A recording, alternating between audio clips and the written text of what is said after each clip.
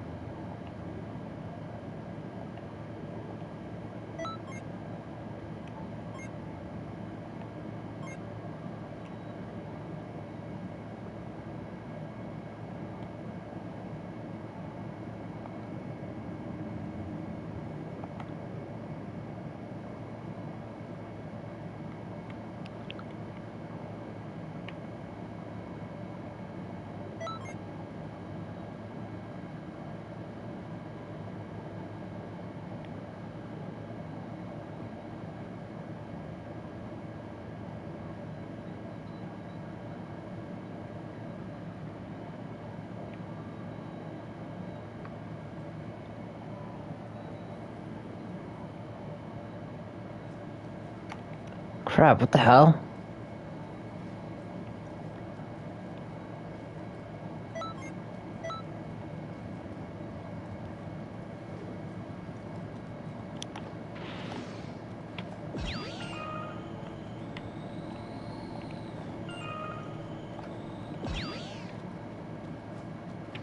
Sir.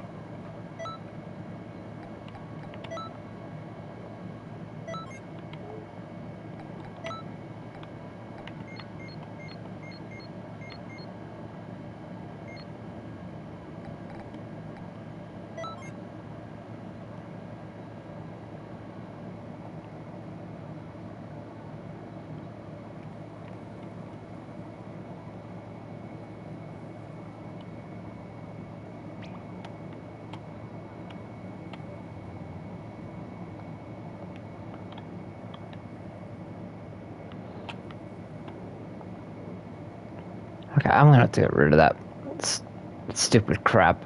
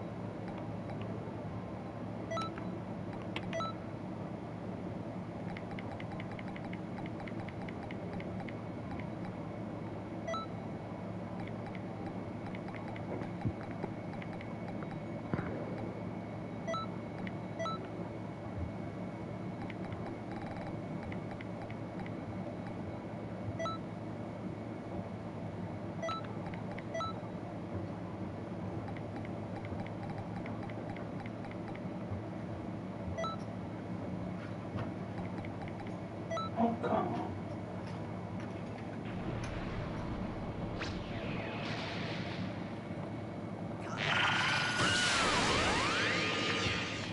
Ouch.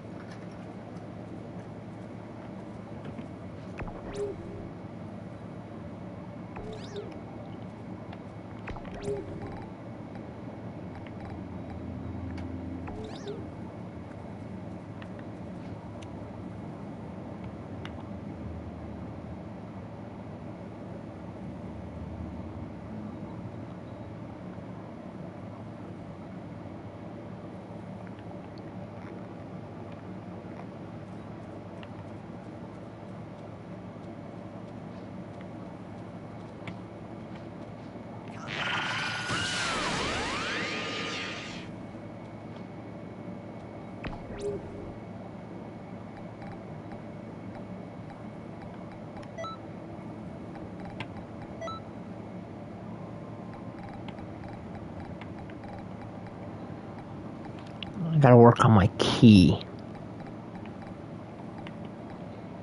Stamina.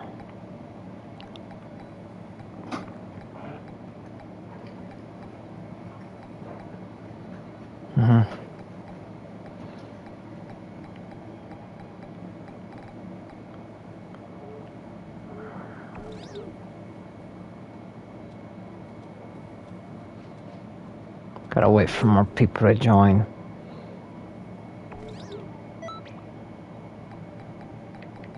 Alright, I'll return to the lobby.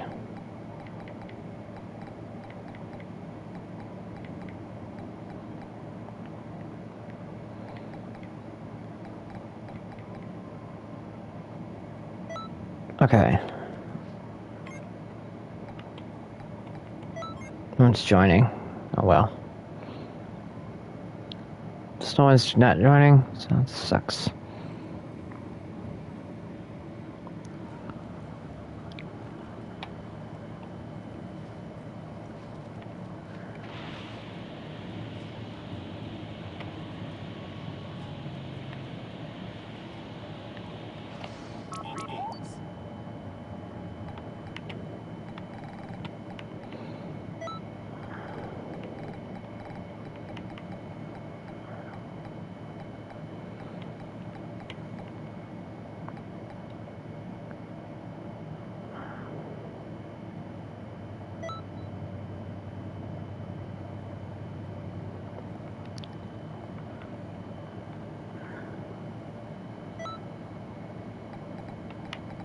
All right!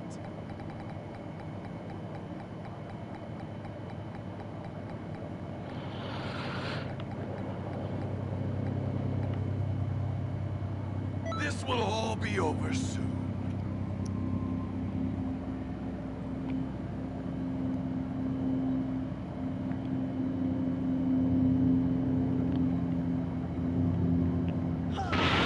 Try not to get yourself killed.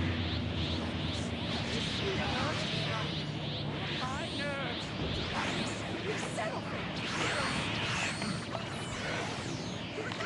1,000 years ago, my elder sister was here. She learned which one of us is stronger now. I just want to make one thing clear. Universe 6 has much better food than this stupid junk. very funny. If you're telling jokes, I can make a few about that body of yours. Anyway, that's not what you said when you inhaled that cup of instant noodles. Shut up! Get the shady assholes here! God damn it, I'm the Universe 7 customer! I deserve an arc! What are you rambling on about? Didn't your Earth destroy itself? You didn't even have to help. This certainly isn't something I'm scared to death. Maybe we should pour more often. I'm quite enjoying this.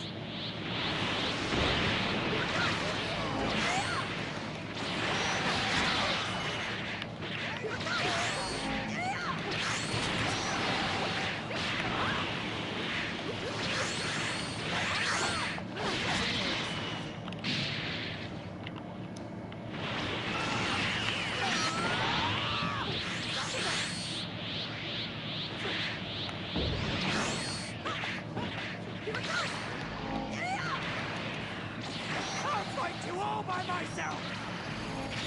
Did you think you could do that? To a god of destruction and get away with it? You're starting to destroy. Time to hate! Well, there is a thing every time you talk about it. Well, why not? He's the one who started it. Lord Champagne, Shut up! but you haven't heard what I have to say. I don't have to shut up!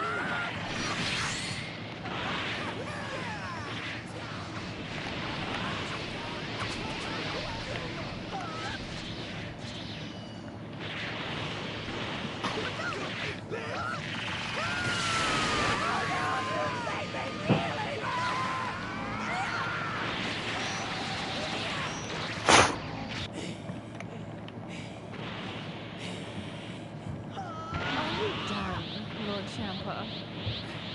That's enough for today. I'll be back. You mark my words. Yeah, whatever. Aren't you leaving or something?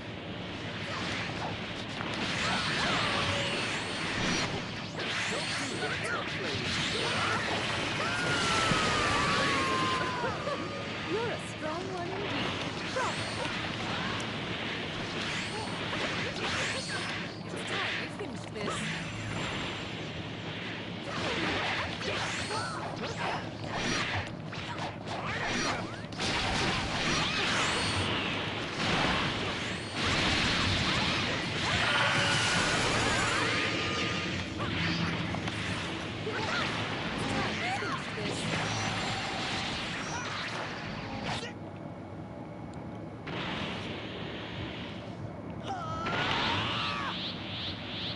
I think it's high time we left too. Is something wrong? I'm feeling rather annoyed for some reason. Let's destroy this place and get out of here. This is neutral ground, Lord Beerus. It neither belongs to Universe 6 or 7. Perhaps it's better left in one piece, don't you think? Fine. Maybe I'll vent my frustrations on this tag-along. Do what you want, if that's what it takes.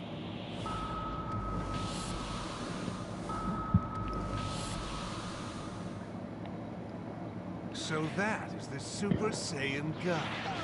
Very interesting. It's just as the seer promises. Cool! Now I get to fight Lord Beerus! Super Saiyan God. I wonder how powerful you are. Heard you're Lord Beerus' teacher. You must be strong. Are you?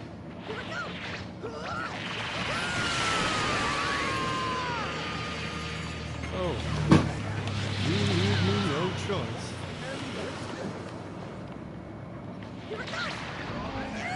Not bad. You surprised me.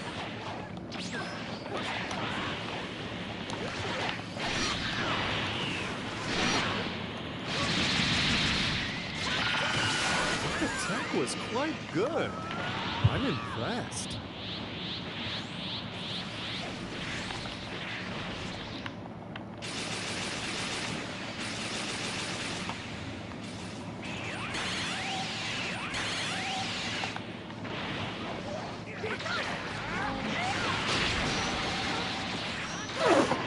Oh, you're quite strong for someone of the lower worlds.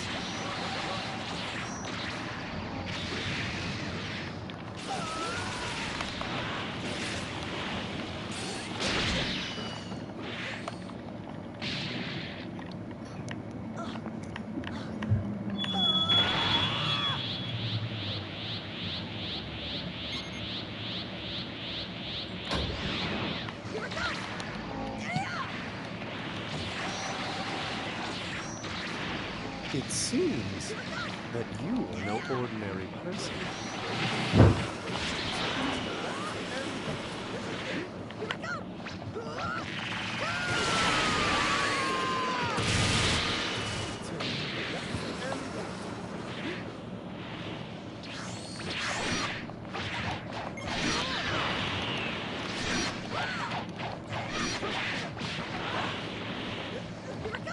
Wow! How will you give me some fun? Don't do that.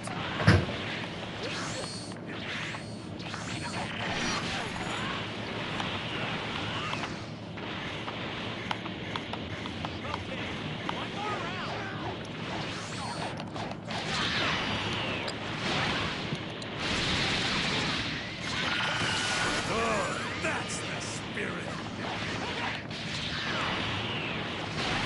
Even with this power, I still don't have what it takes! What's the matter? Is that the best you can do?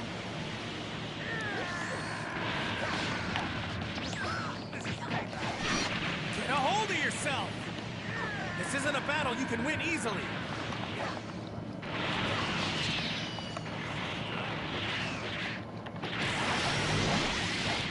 Is that the best you can do?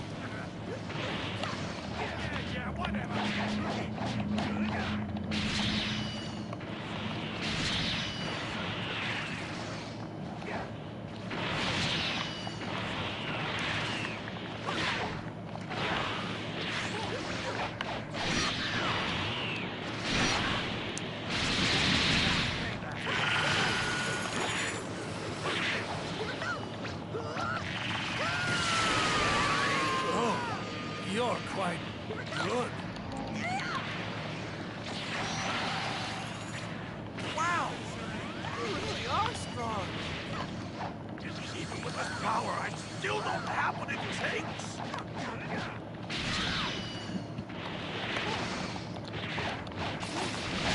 Oh, come on. That's bullshit.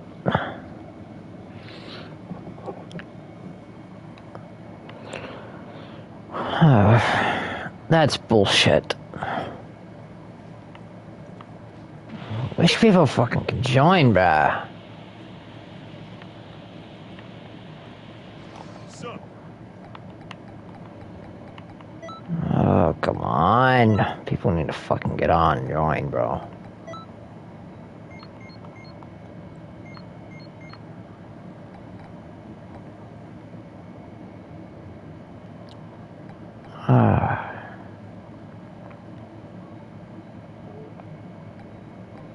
That's it. I'm just gonna search.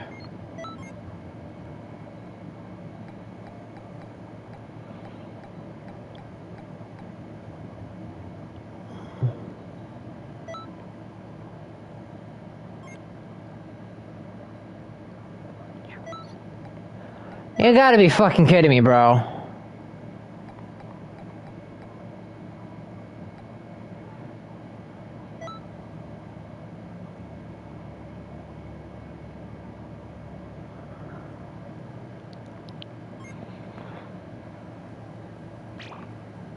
There we go.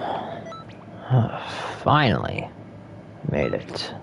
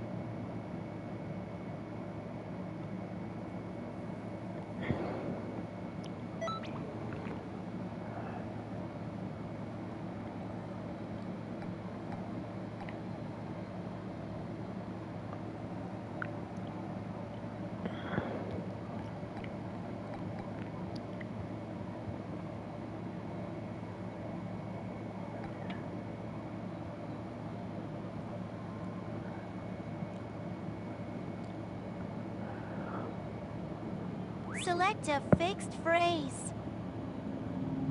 Thanks. What?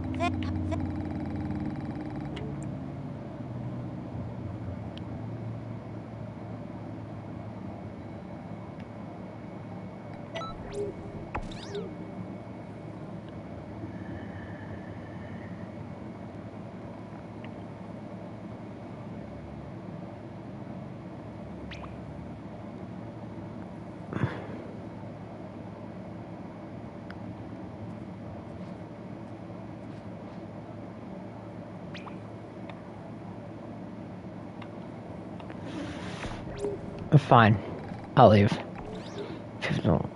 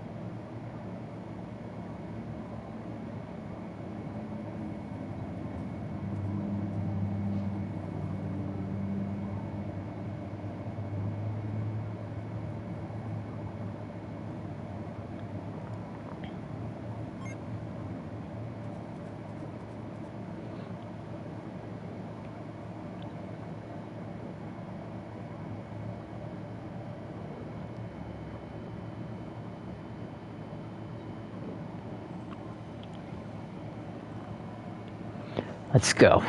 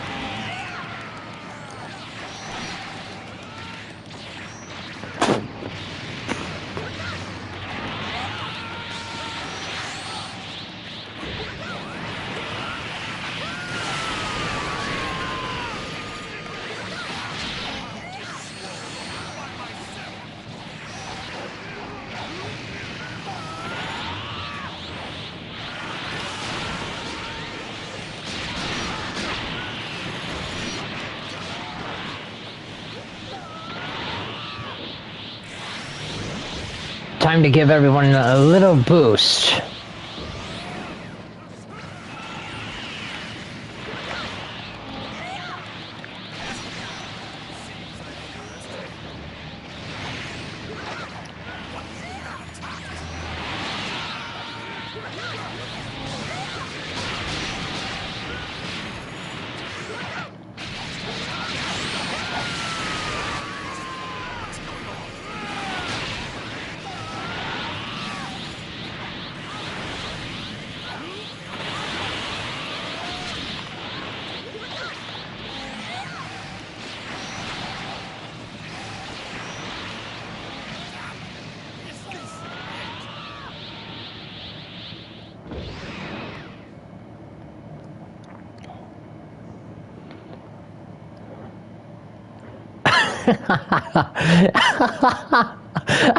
I'm showing off.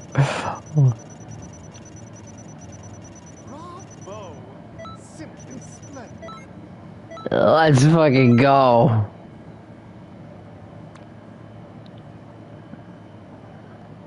Bro.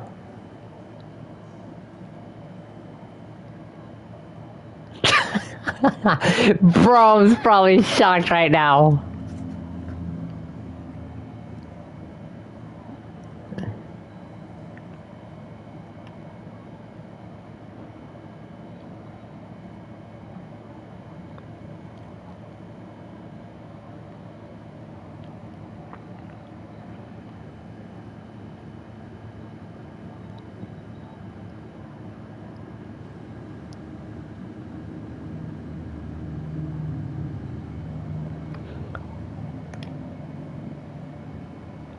Let's go. Yes! Let's go.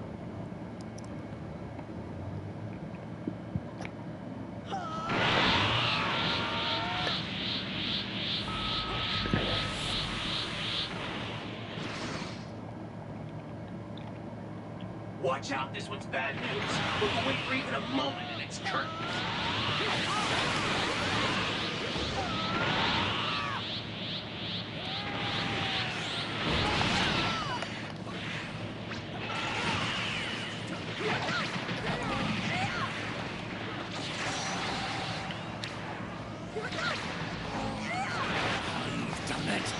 come on, bro!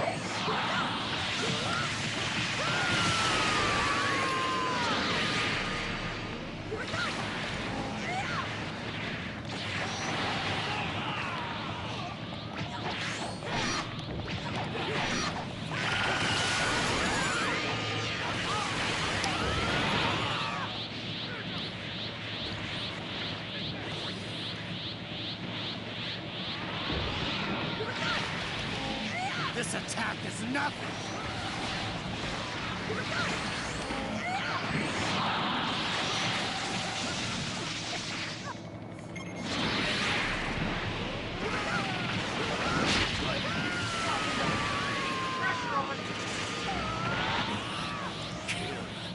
I'll kill you!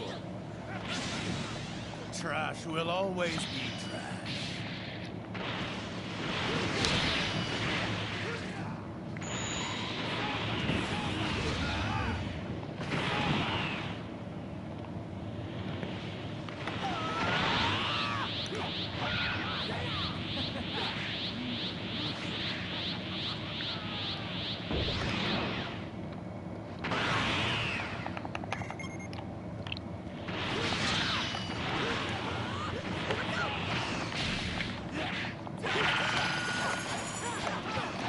I can't even...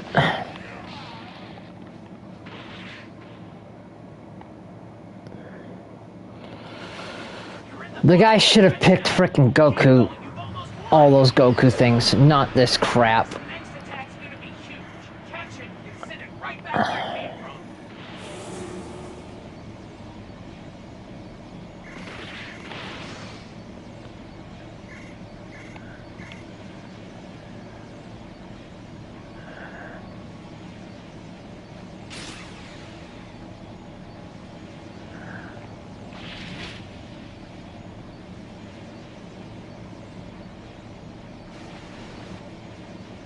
I won't die. I will kill you someday!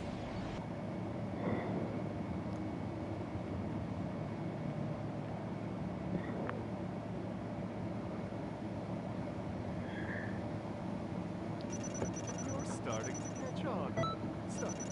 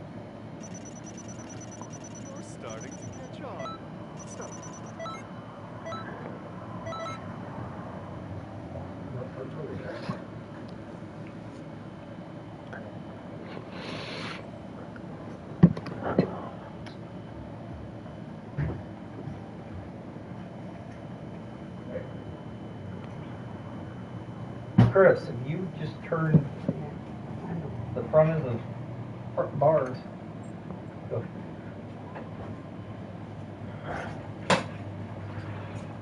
Maybe if you upgrade the damn porch, maybe you won't have that problem, Dad.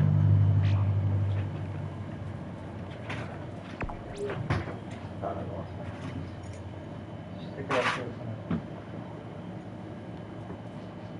There's 20 over there for you. I had to go cut your mom's grass.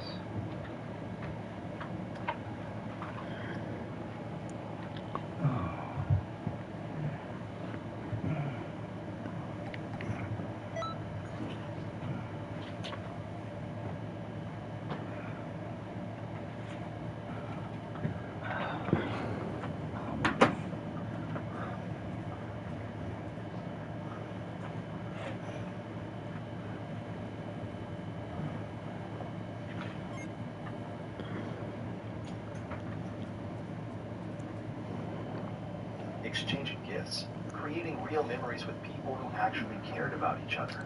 I had spent years wishing for that kind of family, but now I realized I didn't need them. That night, I decided to take things a step further. I gathered every text, every message, every passive-aggressive guilt trip my family had ever sent me and compiled them into one final post, except this time, it wasn't for Facebook. I sent it directly to every extended family member, every family friend, every mutual connection my mom had cultivated over the years to maintain. No caption, no explanation, just the raw, ugly truth that I knew exactly what would happen next. My mom would scramble to do damage control. She would spin the story to make herself the victim, how I had lashed out, how I had ruined Christmas, how I had driven away from the house. But it didn't matter. The people who mattered would see through it. And once it did, my phone was flooded with responses. Some were shocked. Some apologized for not realizing how bad it was. Some defended my mom, saying she was just trying her best. But the best message came from an unexpected source, goddamn white cousin Emily. Emily, I had never been particularly close. She had always been the golden child, the one who got everything. But her message was short and to the point. I had no idea. I'm so sorry. You don't understand this. If you ever need family, God, that's all I do. I replied with a simple thank you. And then, I blocked my mother, God. I blocked my sister, God. I blocked every single person who had chosen to side with me. And just like that, it was free. The silence was deafening at first, but then I realized it wasn't silence. It was peace that I made myself breakfast, plates of music, and started looking up lights. I had always wanted to be so much for someone, somewhere inside me. Maybe good, maybe solitary. It didn't matter. For the first time in my life, I was making choices. And I wasn't looking back. Update, hey, I thought I'd drop a quick update since it's getting here. Long story short, I've never been happier. Cutting them off was the best decision I've ever made. I spent the past year traveling, meeting people, and actually enjoying life without the constant stress of global drama. I've now been able to take this place, make it into real friends. What's to actually learn about the idea of life? Well, I hope the word is. Turns out, without me around in this situation, we started turning on each other. My sister and mom had massive following. No surprise there. But from what I've heard through the grapevine, a lot of extended family members don't trust them anymore after seeing the receipts I posted last year. Mom tried to play the victim, but people weren't buying it. They reached out a few times, empty apologies, guilt tripping, the usual. But I never responded. They made their choice. This Christmas, I'm spending it with people who actually want me around. And for the first time, it really is the best Christmas ever. No regrets. So this all started about a week before Christmas. I-24F was looking for... Alberta just threatened to leave Canada and become the 51st state of the United States of America. And Donald Trump is already saying he'll welcome them with open arms. This is not a rumor. This is not a political theory. This is actually happening. In October, the Canadian province of Alberta is holding a referendum, a real official vote, asking its 5 million residents one very serious question. Should we quit Canada? And the ripple effects of this vote could reshape the entire North American map. Let's break down exactly what is going on here, because most people are missing the full picture. Alberta is not just any Canadian province. It is an economic giant quietly sitting in the shadow of its eastern neighbors. We're talking about the fourth largest oil reserve on the entire planet, roughly 160 billion barrels of oil. To put that in perspective, that is about 3 times the total oil reserves of the entire United States. Alberta is not struggling. Alberta is rich. Alberta is powerful. And Alberta is angry. Here's what's really happening. For decades, Alberta has been pumping enormous amounts of money into the Canadian federal budget, far more than any other province relative to what it receives back. The oil industry has given Albertans unemployment, above average incomes, and one of the youngest, most economic populations in all of Canada. Let yourself be defeated. You wouldn't have to suffer. Sound familiar? Because this exact same story is playing out on the other side of the planet, in Western Australia. A resource-rich region feeling overshadowed and undervalued by a distant federal government. These tensions are not new. But what makes Alberta different, what makes this story explosive, is the timing, and the man sitting in the White House right now. Let's go back to where this all started, because the roots of this movement are deeper than most people realize. It was 1980. Canadian Prime Minister Pierre Trudeau, yes, the father of Justin Trudeau, made a decision that many Albertans still talk about today with bitterness. He took control of local oil prices and raised export taxes on Alberta's energy industry. The multinational oil companies did not sit around and debate it. They took their business elsewhere, to tax havens, to friendlier ground. Alberta's economy collapsed. Unemployment soared. Revenues dried up. It took 5 years before Ottawa reversed course and lifted those controls. 5 years of economic pain that many Albertans never forgot. And now many of those same Albertans are looking at the current political climate and saying, Not really. Besides the back, double the harvest. Tomato plants don't need multiple flowers to touch. Each flower pollinates itself. So the vibrations of the electric toothbrush shake the pollen inside the flower, so you have a higher percentage of pollination. My brother destroyed my relationship of 3 years, saying things just happened. Everyone told me to let it go, so I let go of the family business that I'd been keeping together for years and watched it crumble. I'm 32 male sitting here in my new apartment 3 months removed from the nuclear bomb that went off in my family, and I figured it was time to get this off my chest. Some of you might think I went too far. Most of you will probably say I didn't go far enough. Either way, here's how I systematically destroyed my family's finances after discovering my brother had been screwing. Got good grades without being asked, helped around the house, had a part-time job by 15. Standard older sibling stuff. Ethan, though, different rules entirely. Failed classes in high school. He's just not challenged enough. Got caught shoplifting. Just a phase. Boys will be boys. Crashed dad's car. Accidents happen. That's what insurance is for. Meanwhile, I got a 2-week grounding for coming home an hour past curfew because I was helping a friend whose car broke down. The real kicker is how this followed us into adulthood. I worked my ass off to get through college, graduated with a finance degree, and landed a solid job as a financial analyst. Nothing glamorous, but I made decent money and was climbing the ladder. Bought my own place at 26 and paid off my car and had actual savings. Had dropped out of college after 1 year, found an expenses that never panned out, and lived in mom and dad's basement until I was 25. Every failed business was bad timing. Every job was a win because his boss couldn't handle motivated by kids. But here's where it gets relevant to the story. 3 years ago, Dad asked me to help him restructure his construction company's finances. He built a decent business over 30 years, but was old school about money management. Everything was in his head or on paper. No real systems in place. I spent 6 months setting up proper bookkeeping, creating spreadsheets for project tracking, and establishing relationships with better suppliers. I saved him probably $80,000 that first year, just by streamlining operations. His thing was successful. Despite my brother having exactly 0 experience in construction project management or running a business, I'd been helping manage the finances for free this whole time. But Ethan got the actual title, the salary, and Dad put his name on half the business ownership. When I pointed out that I'd basically been doing the CFO job without pay for 3 years, Dad said, "You have your own career. Ethan needs this more than you do, Ryan. Because that's how business succession should work. Give it to the person who needs it most, not the person who's actually qualified." But I let it slide because I'm a goddamn doormat who kept thinking family should mean something. Now let's talk about my girlfriend. Well, ex-school friends at a barbecue.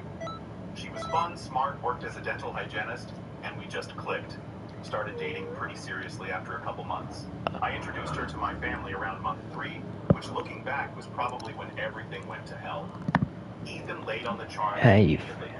This is his specialty, being the charismatic, funny life of the party guy, while I'm the boring one who talks about spreadsheets and retirement accounts.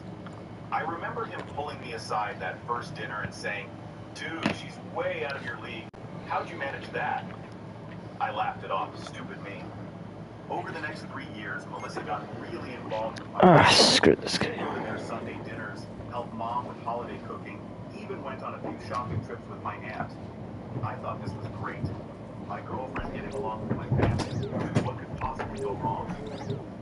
She and Ethan became particularly friendly. They followed each other on social media. She'd laugh extra hard at his jokes, and he'd always find reasons to chat with her at family gatherings. But I trusted her, so I never thought anything of it. My best friend Marcus tried warning me about 6 months ago. We were at a bar watching the game, and he brought it up casually. "Hey man, not trying to start shit, but has Melissa been acting weird lately? I thought about it.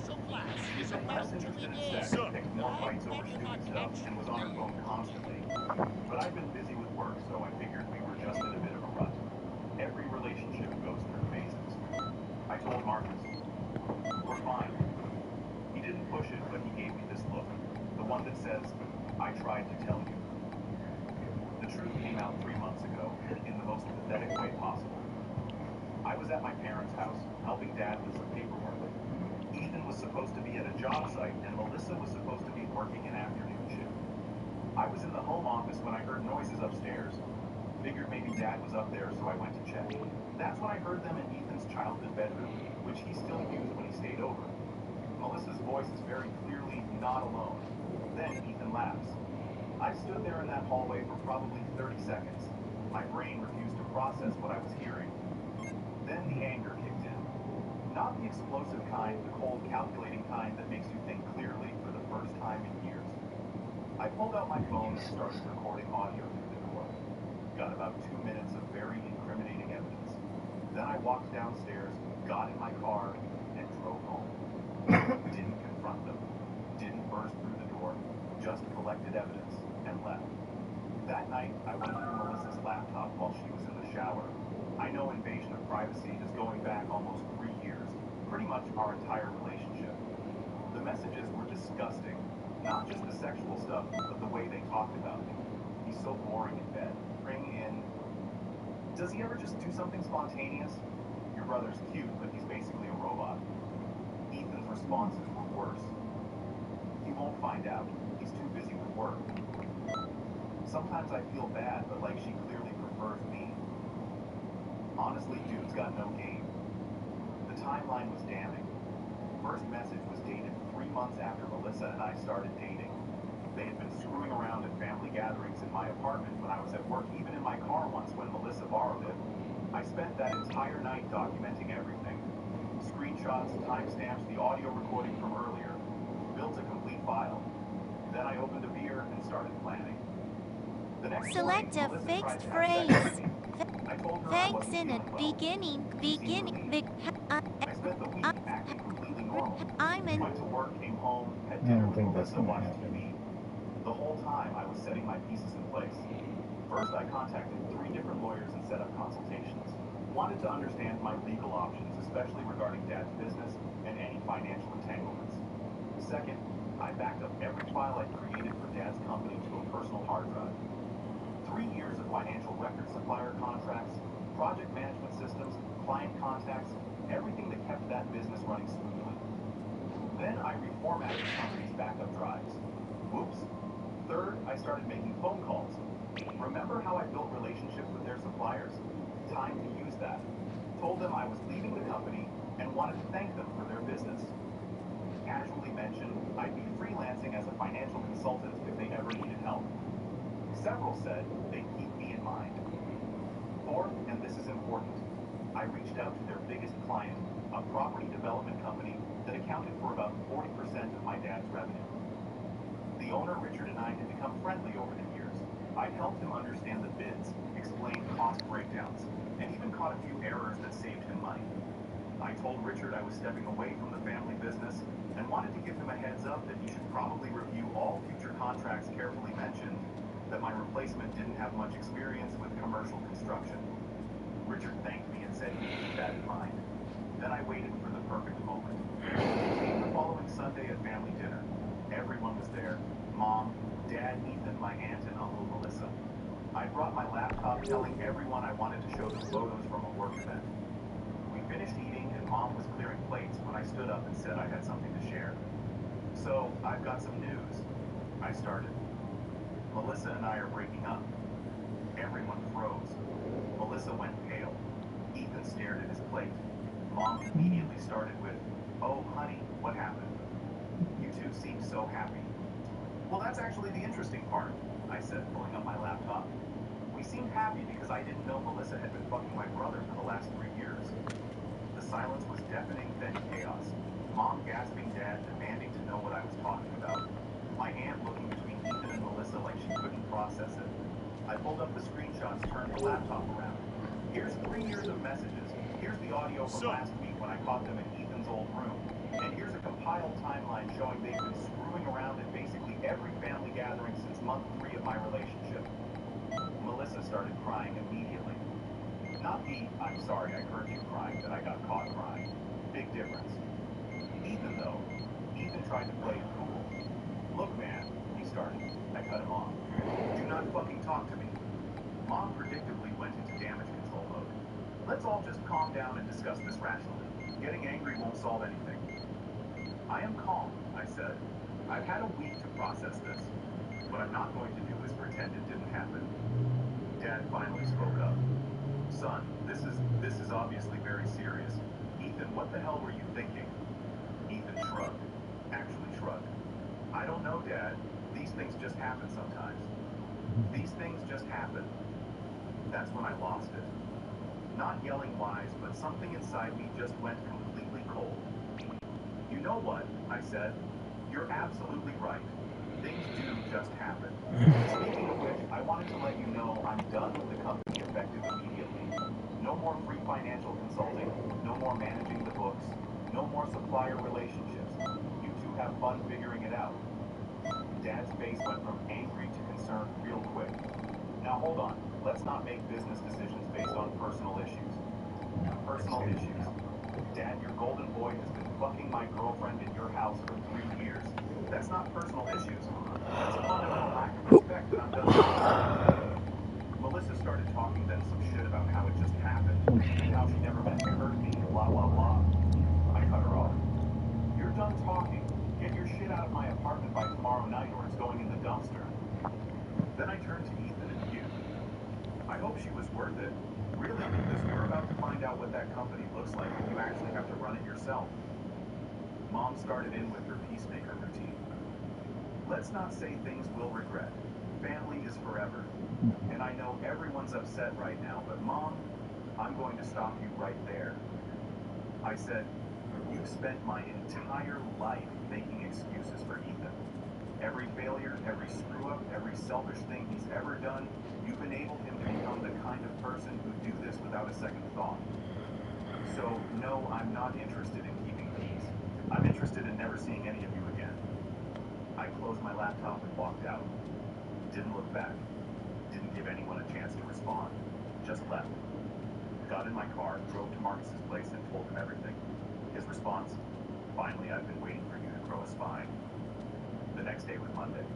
I went into Dad's office early before anyone else arrived, packed up my personal items, deleted my login credentials from all the company systems, and left my keys on the desk. Then I sent an email to Dad and Ethan. "I'm officially resigning from any involvement with the company, paid or unpaid. All financial records, project files, and supplier contracts are backed up on the system. The login credentials credentials are with your IT.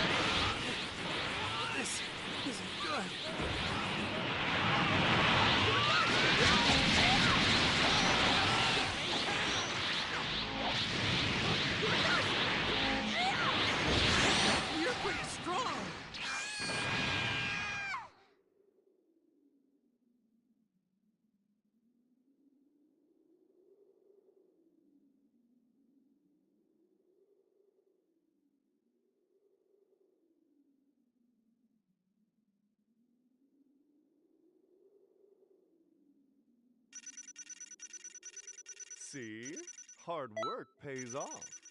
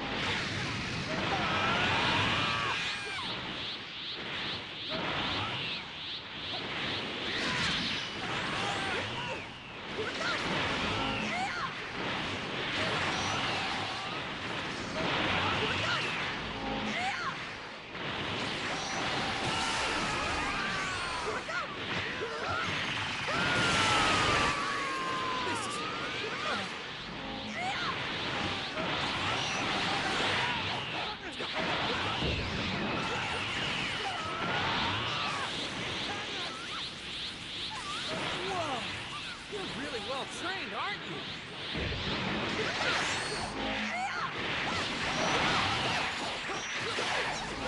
You're pretty strong.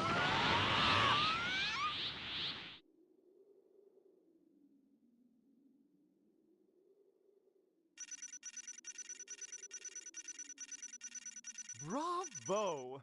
Simply splendid.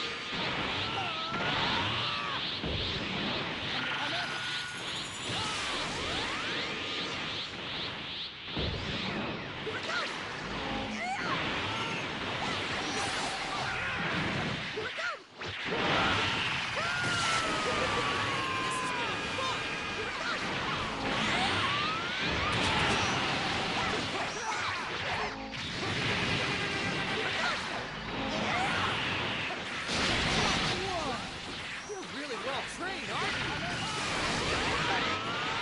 This isn't looking good.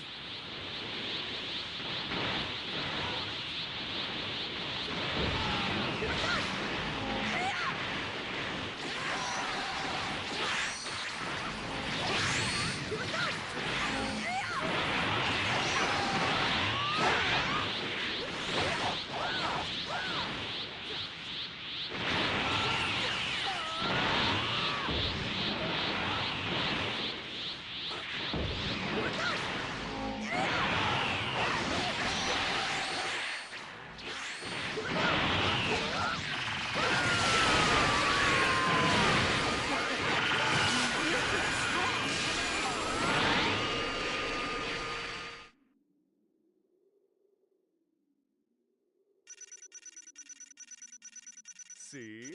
Hard work pays off.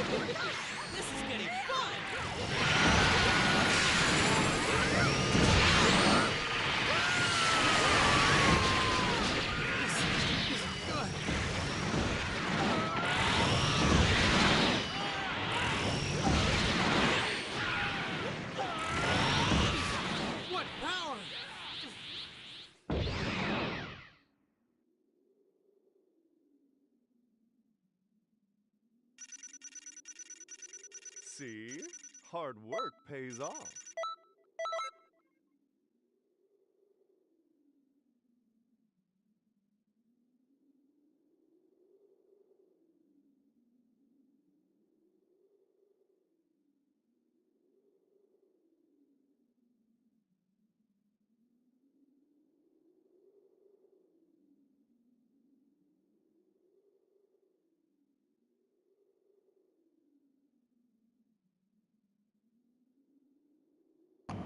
Hey, Miner. I ran out of resin, so notifications didn't work. Yeah, YouTube can be like that sometimes. I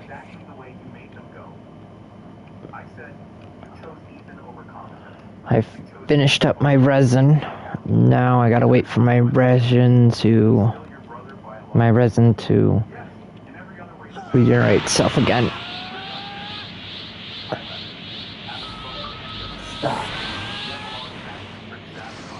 My consulting business is thriving. I'm making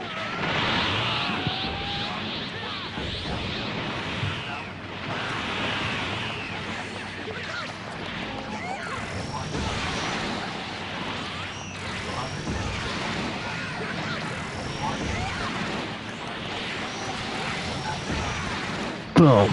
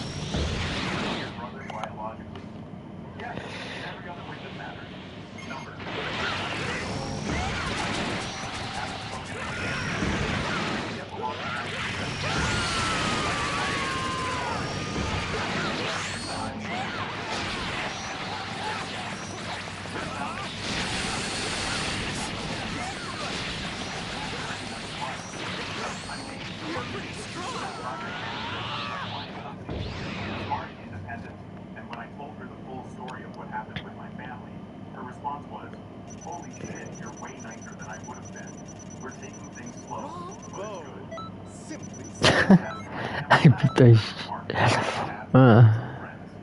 Things are not great. Dad and Mom sold their house and downsized. The retirement money is going faster than helping me with rent. Yes, even with rent. Turns out when you lose your cushy fake job because the business gets sold and you have no actual skills or work history, you struggle to find employment. Alright, give me a sec. Alright.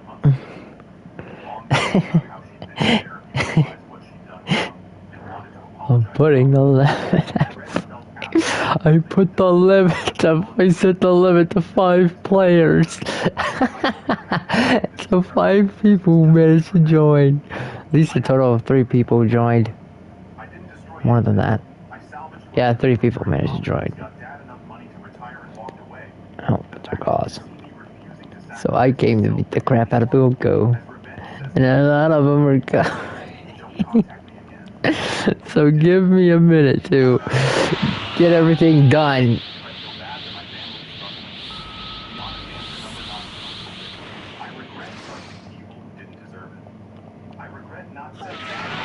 Get this shit done.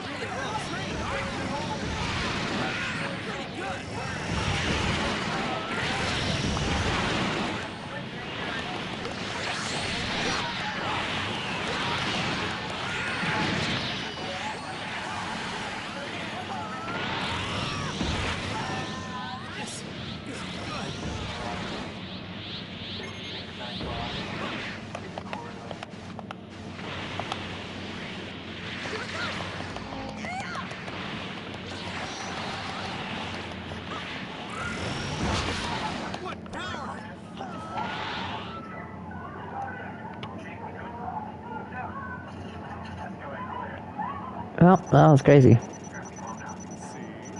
hard work pays off. Alright. Coming. I guess you're coming already.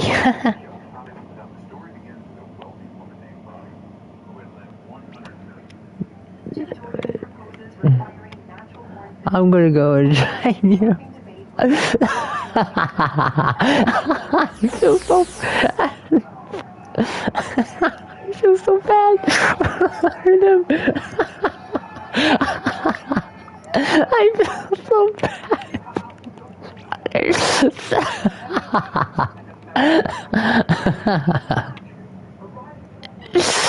That's funny. That's funny. That's funny. That's funny.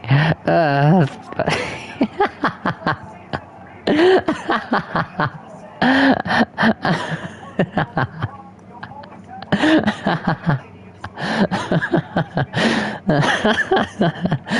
Damn.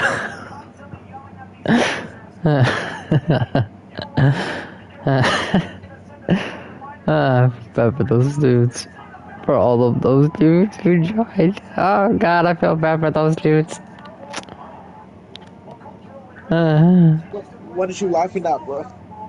That shit was funny. As soon as you invited me, I joined. I'm like, I feel bad for all those dudes.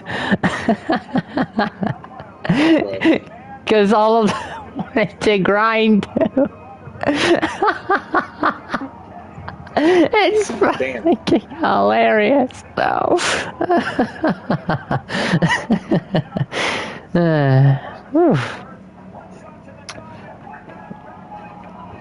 Yeah, it was manageable to use my resin and my stuff. So. Well, we're back grinding again. Yeah, we are back to grinding, and let's get it. Oh, that shit. People work so damn hard for it.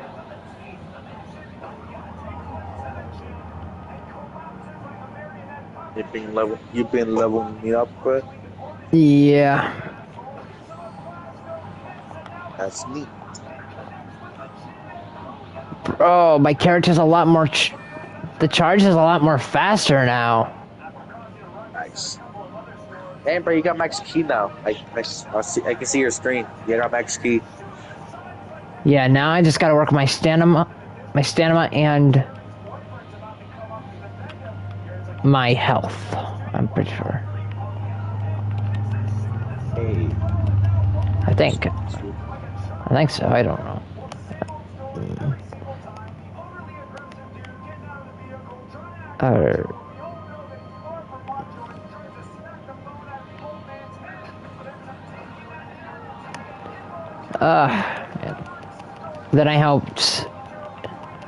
Then I helped Ada now on GTA for a bit. Yeah, Big Brandon on GTA. Yeah, I've been helping him on GTA for a bit.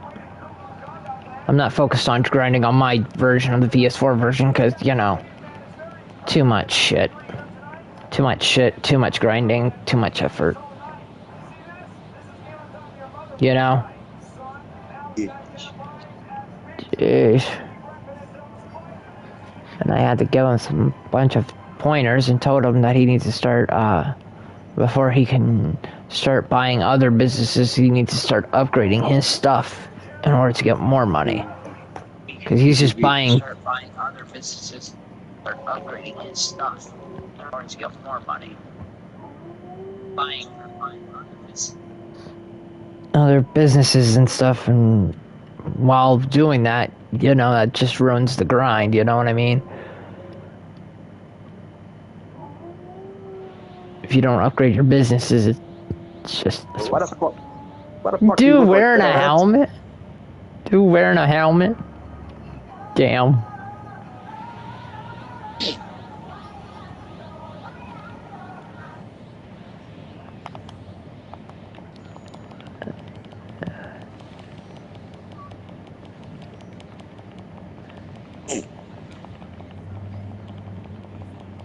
Watch out, bro. Yeah, yeah, he's doing Damn. stuff. Wee. Oh shit. No. Support America when we ask for their help. Too many will. All he said was that our jets need to take off from bases in Europe or our ships. Ooh. Ooh.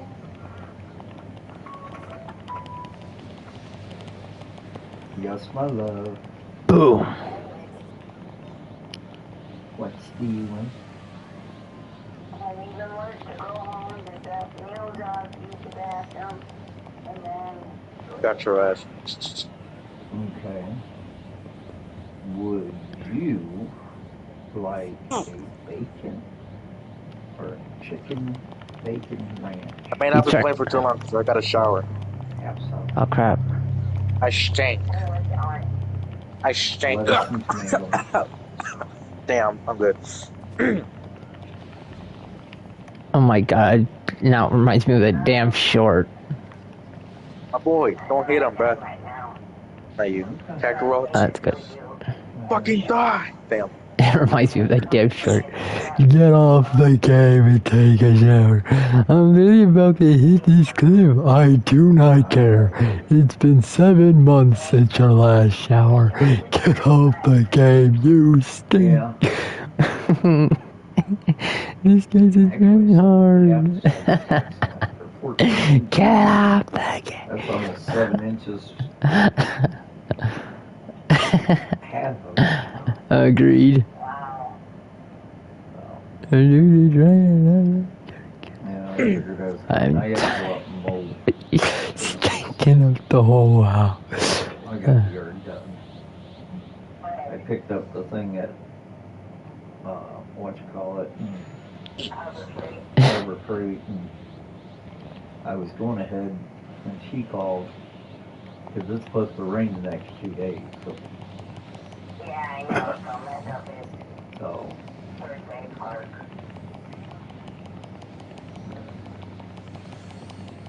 so what time's this thing on Saturday for your sister? Excuse me.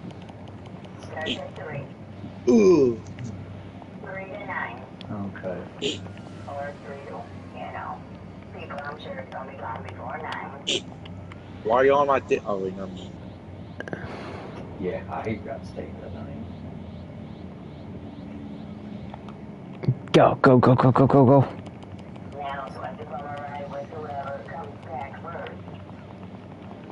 Why is that? God damn it. Because of the cat. Being fed again. Well, that'll probably be me. Stop using that cheesy ass basic, bro.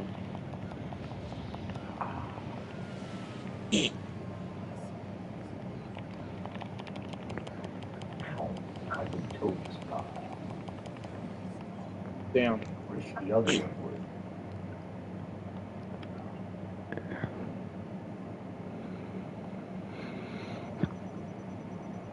Tomorrow morning at 8 o'clock, I gotta be at Brady's office to get a cortisone shot in my shoulder.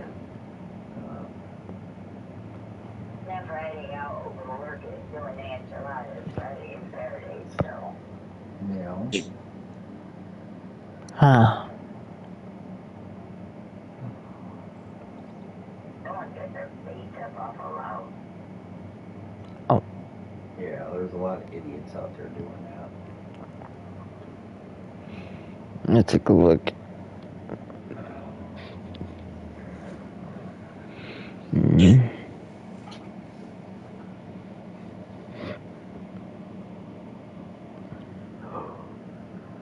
I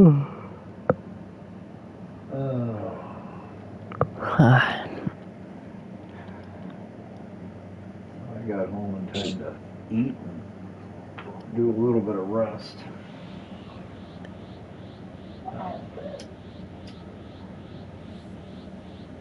Tomorrow I got IEP meeting at 10:30. I ate, so. Right? I was never trained.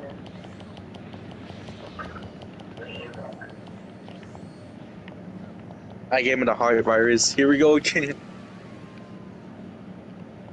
Nice.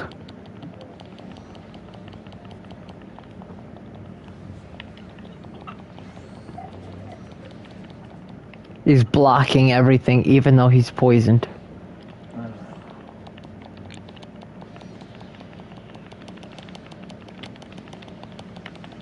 Ooh.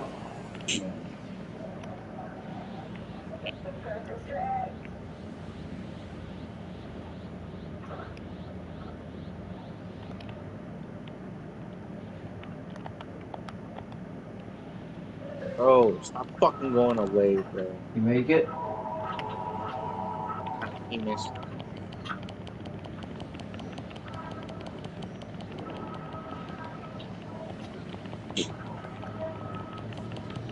Did you make it? In this body, this is where we killed you. Oh, good.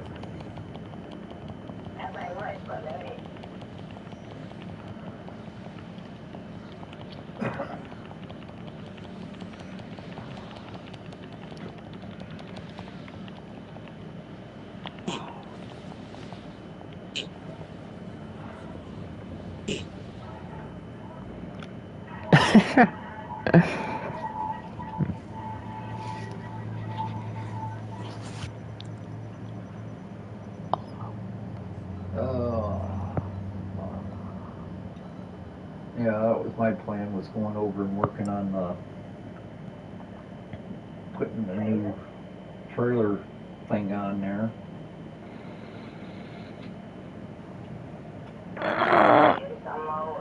Yeah. She reminded me that it's gonna it's gonna rain all weekend, or for the next couple of days. So that back has to be mowed while it's actually dry enough. There was a patch about the size of the living room I couldn't get because of the mud.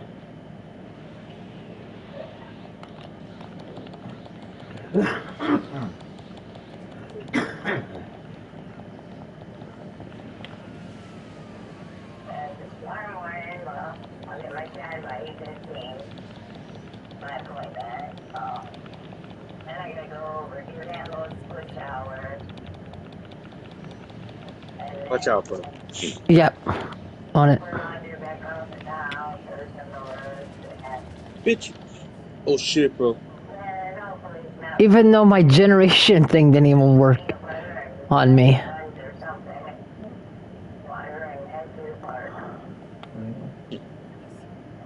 Yeah.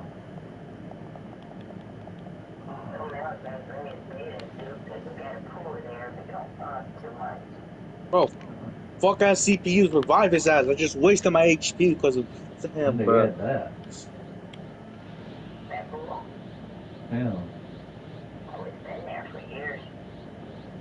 I thought you were going to the park out there by Fort Clinton. Oh. Damn.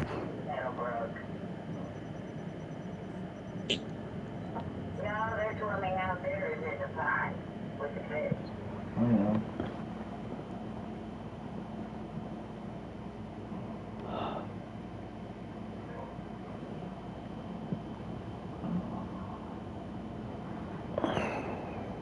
Ask him.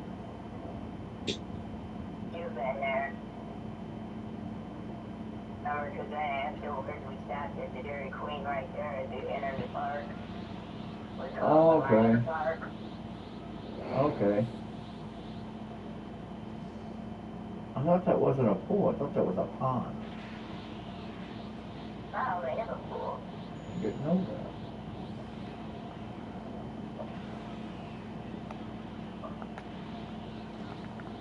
That's off of 631, I think it is. 6 something, yeah. Ooh. Yeah. If you take 12 and then you take a left. Yeah, outside town there. This?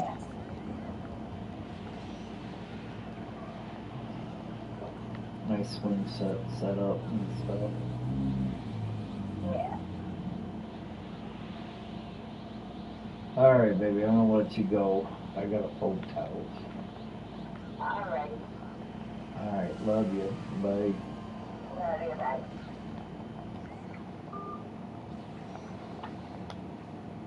Day after.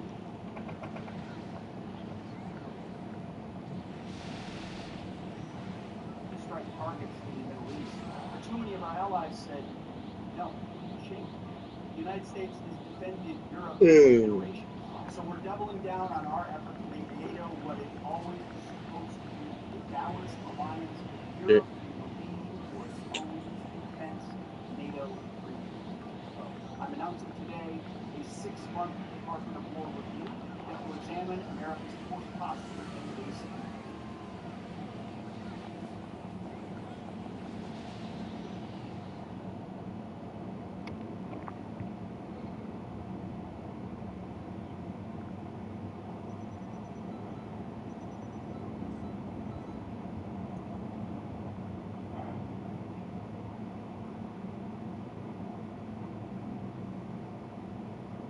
I'm changing this shit.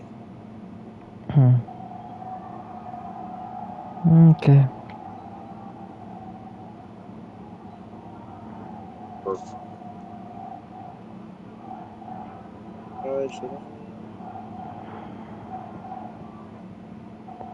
The hardest.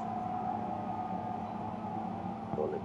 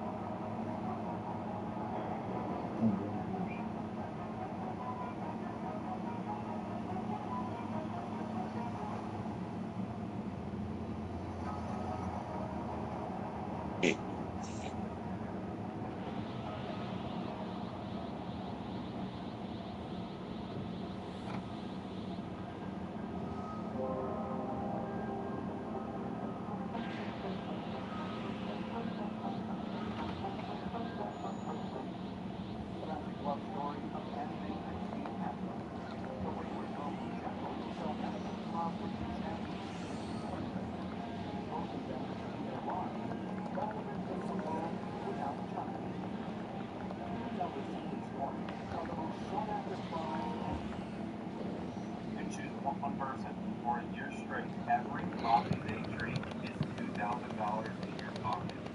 Who are you choosing? You can choose one person for a year straight. Why on my ass, bro? Drink is $2,000 in your pocket. Who are you choosing? Where the hell did you guys go? Damn, they're pushing them all over the place. I know.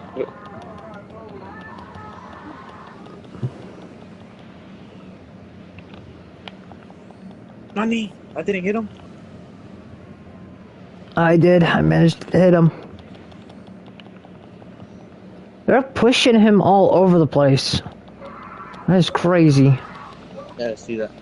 Nobody in America, especially as crystal color, is exactly the color they decide. You know? Like, this is not exactly yellow. It's kind of blue.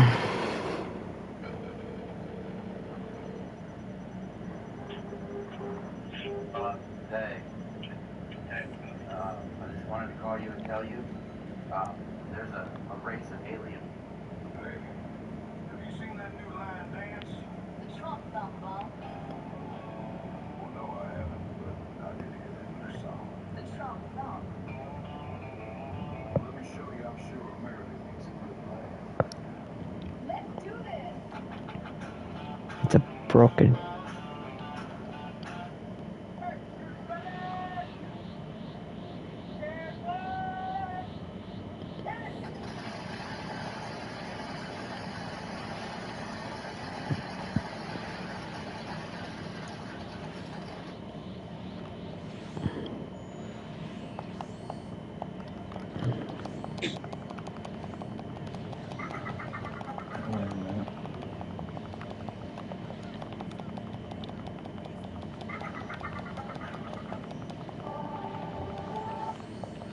Chapter 1.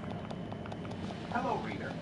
Everything in this story has been translated for your convenience. All time. Happy Monday, my car is not starting. Actually, I've got this cute little thing, right? So you take the cords and you put them into this thing, and then you plug that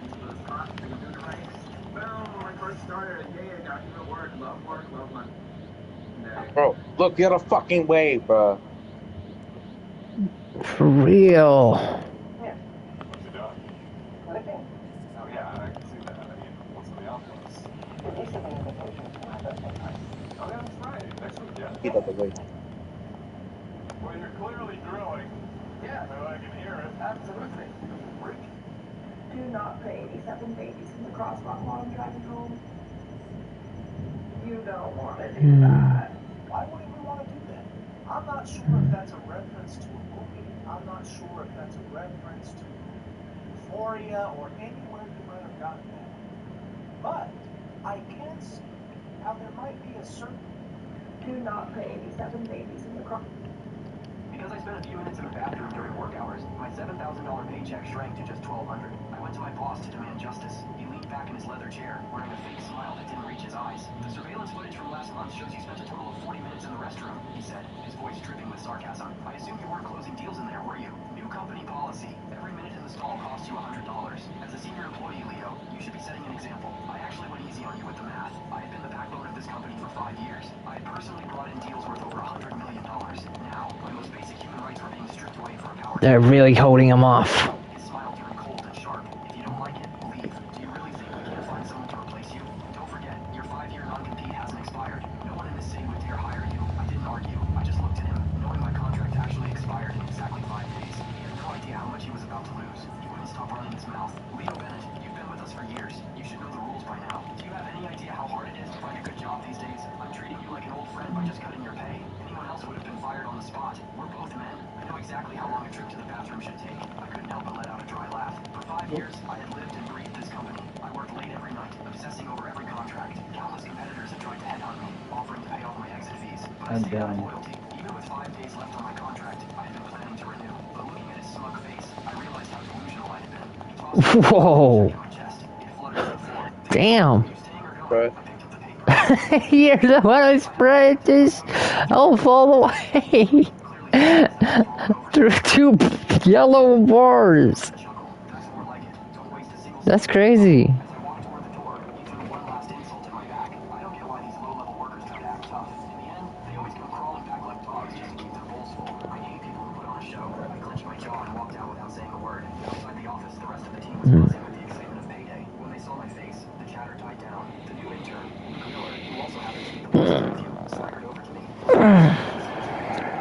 Whoa, Leo, only $1,200? He shouted, faking shock. That's less than my new sneakers cost. I thought you were the MVP of this place. Man, you've really hit rock bottom. He paraded the slip of paper around the office, mocking me. Did you screw up a big account, Leo? Did Silas finally get tired of your attitude? One of the senior admins, Brenda, put a hand on my shoulder. Leo, what happened? There has to be a mistake. I forced a tight smile. New company policy. $100 for every minute spent in the bathroom. The room went silent. Brenda looked confused. What are you talking about? I've never heard of that rule. My heart sank. My suspicions were confirmed. All right, everyone, listen up. Silas Miller shouted as he stepped out of his office. He looked around the room with mock authority. We have a new policy. $100 fine for every minute spent in the restroom. We tested it out on our team lead Leo this month. The results were great for productivity, so we're rolling it out to everyone starting next month. Also, Actually, some I people quit. shouldn't think they can boss others around just because they've been here a while. Follow the rules and do your own work. He patted my shoulder with a heavy hand. Leo is a team player. He's taking one for the team, right? I stood there, paralyzed by the sheer audacity of it. He was targeting me specifically. He only talked my pay, and then used me as a scapegoat to intimidate everyone else. But Silas had a very short memory.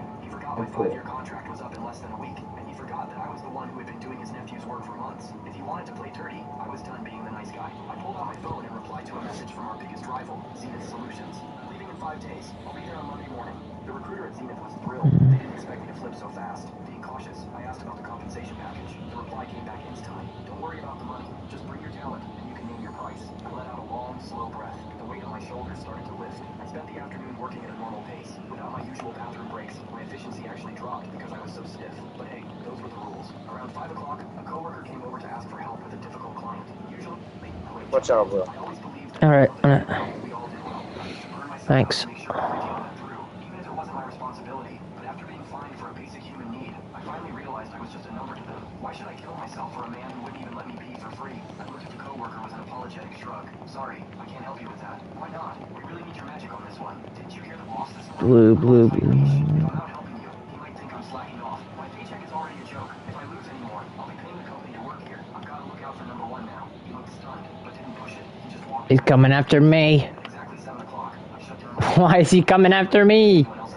Got a Jash. I got a Jash. For the first time in years, it was amazing how much stress disappeared when I stopped caring. I walked out of the building with a spring in my step. The evening breeze felt incredible. I didn't even call an Uber. I just grabbed a city bike and headed toward the grocery store. For 5 years, I had barely seen the sunset from outside my office window. I had been living in a cage I built for myself. I got home, cooked a real meal, took a long, hot shower. No prepackaged salads, no cold takeout. I had developed chronic stomach issues from years of stress Lock that shit. for clients. That ended today. I was going to take care of myself. Come here, I bitch. some recipes for tomorrow when my phone started vibrating like crazy. Missed calls, Slack notifications, group texts. Everything was blowing up. I opened the group chat. It was a sea of red notifications. Leo, answer your phone. It's an emergency. Silas is losing his mind. Where are you? Right on cue. Silas Miller's name flashed on my screen. I waited a few seconds, then answered. The screaming started before I even got the phone to my ear. Leo Bennett, where the hell are you? You left before finishing the report. That's another $1,000 deduction. I kept my voice calm and steady. Check your facts, Silas. My assigned work was finished. I sent the files to the whole team before I left. Actually, out of respect for you, I stayed 5 minutes past 7. But don't worry about paying me for that overtime. I'll consider it a gift. We're both men. I know how hard it is to run a business. I'm a very reasonable guy, Silas. You know that. I hung up before he could respond. It felt better than any bonus I'd ever received. The silence on the other end of the line was like the calm before a hurricane. While I waited for the next explosion, Yeah, through the office group chat, you'll be talking to my lawyer from now on. the big deal they were working on fell apart. The company lost a massive contract, and the CEO had personally called Silas to rip him a new one. Since I wasn't there to handle the overflow, everyone else's workload had doubled. They couldn't handle the pressure. The entire office was in a state of total chaos. They only realized how much I actually did when I stopped doing it. I set my phone to Do Not Disturb and went to bed. The next morning, I walked into the office at exactly 9 o'clock, not a second early. Silas was waiting for me. He put on a fake, friendly face. Leo, we aren't running a prison here. No need to run out the door the second the clock strikes 7. You've never left before 9 p.m. in 5 years. What changed yesterday? Be honest with me. If you have a problem with my leadership, we can talk about it. I just didn't realize a grown man could be so sensitive about a little pay cut. I felt a cold smirk forming in my mind. He was finally feeling the heat. He didn't want to fire me because I was too valuable, but he wanted to keep me under his thumb. He thought he could bully me into staying because he forgot my contract was expiring. I kept my face neutral. I don't have any problem at all, Silas. We've worked together for years. Why would I hold a grudge? He seemed relieved, but then he immediately pivoted. He took a pen and marked another $200 off my tally on his clipboard. Sorry, Leo. I told everyone yesterday that we had to be in early today. You weren't here, so you're late. I opened my mouth to argue, but he cut me off. That's okay, my lawyer will be in contact. I got you, my boy. Yep. Giving you your stamina recovery and health recovery. Yep. I'm telling you right now, you need to put it back on, or I'm going to sue this company for stealing my hours. Watch out, bro. Yep, on it. Oh shit! Oh shit! Nope. No! I got his bag. Yep, good. Ooh! Revenge. Kill.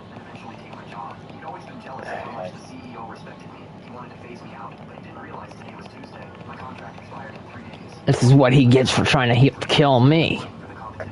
I'm shooting him. Still shooting him. Nice. I'll be at that bidding meeting, Silas. I whispered to the empty air, but I won't be sitting at your table. Luke Miller walked into my cubicle and grabbed the folder. I followed him out, and he immediately got defensive, thinking I was trying to take charge. Look, Leo, this is a big deal, he said, puffing out his chest. My uncle said I'm the lead on this. You're just the assistant. So, stay in your lane. I felt a massive weight lifted off my heart. I had been trying to figure out how to distance myself from this project. It just wouldn't work for me. Later that afternoon, I started planting seeds around the office. Brenda, I said loudly enough for Luke to hear. I heard this new contract is the biggest one of the year. The CEO is watching it personally. Whoever closes this is basically guaranteed a massive promotion and a huge bonus. Brenda nodded along. Luke didn't say anything, but I saw his eyes light up with greed. Right before the end of the day, he came to my desk. Leo, since I'm the lead on this, I've decided I don't need your help, he said arrogantly. I'll tell my uncle I handled it solo. I pretended to be furious. Luke, what the hell? You're freezing me out? If this goes south, are you going to blame me? He got flustered. Fine. What do you want? I smiled. Sign this. It's a formal statement saying that I had zero involvement in the bidding, the pricing, or the strategy for this project. That way, if you win, the glory is all yours. And if you lose, it's not on me. He hesitated for a second, then scribbled his name and stamped it with his official seal. I tucked the paper safely into my bag, my golden ticket out. For the next few days, I watched Luke and his little team of sycophants struggle with the bid. You're my ass, bro. Quietly packing my personal items and documenting everything. I made sure to take screenshots of the group chats proving I was excluded from the project. Fuck you, bitch.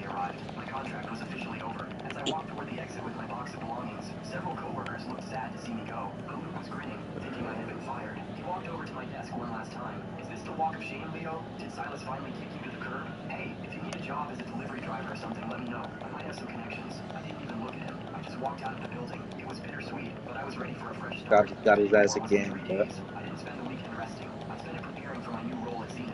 I wasn't just doing this for revenge. I was doing it to prove my Nice. secure my future. Monday morning arrived. I walked into I'm getting him again. the bidding was held, flanked by the team from Zenith Solutions. Luke and his team were right behind us. Before the meeting started, I felt a nervous cramp in my stomach and slipped into the restroom. Because of that, I didn't see Silas and the CEO arrive. By the time I walked into the conference room, the meeting was already starting. I could see the panic on Luke's face from across the room. There were 3 companies competing. The first one finished quickly, then it was Luke's turn. Silas Miller and the CEO of his company were sitting in the back. Silas spotted me standing with the Zenith team. "Leo Bennett, what the hell are you doing over there?" he hissed, loud enough for half the room to hear. "Get up here and help your team." Because I spent a few minutes in the bathroom during work hours, my $7,000... They never thanked me, never saw me. So one day, I left. No drama, no goodbye. Years later, when everything fell apart, they came looking. But I was no longer theirs to find.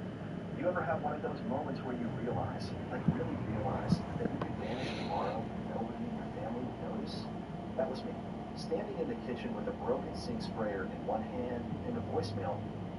My friend tried speaking an unknown language while I was asleep. We were on a bus when I woke up with my cheek stuck to the cold window, and the whole back of the bus already turned around looking at me. For a second, I had no idea where I was, only that the engine was rumbling under my feet, and somebody nearby was laughing way too hard. Then Brody, in the seat next to mine, clapped me on the shoulder like we were old friends, which we definitely were not. "Bro, you have got to hear yourself," he said, grinning down at his phone. "You talked the entire ride, like 2 straight hours, in some freaky made-up language nobody could even understand." I told him I do not even talk in my sleep, and he just held the phone up higher so the kids around us could see me. He had a few seconds of me on there. My head tipped back against the glass, my mouth moving, low strange words spilling out that did not sound like English at all. By the time we pulled into the museum lot, half the grade already had a good name for me. Brody had spent the rest of the ride playing his clip for fucking anyone blocks who walks down everything, the bro. aisle, doing his own dumb impression of the sound, calling it speaking in tongues, calling me the possessed kid, soaking up every laugh like he had earned it. I asked him to delete it. "Why would I ever do that?" he said, like the question itself was stupid. "This is the funniest thing that has happened all year. You are famous now. Honestly, you should be thanking me." That was the part that crawled under my skin, how completely sure he was that he had the right to do this. He had already slapped a name on the clip and was telling people he would send it to the Boom. later. Here's the thing he did not know. I had heard those words before. Before Brody yanked the phone back out of reach, I had played the clip once myself, and under all the laughing I caught, what sleeping me had actually been mumbling. It was my grandmother's language, the one she speaks to me on the phone every Sunday, the one I grew up hearing at her tiny dining table, the one I Bro, answered her stop in, even though fucking I told people at blocking. school I barely know it. I had not been speaking in tongues. What I had really been doing was half dreaming about her, asking if dinner was ready,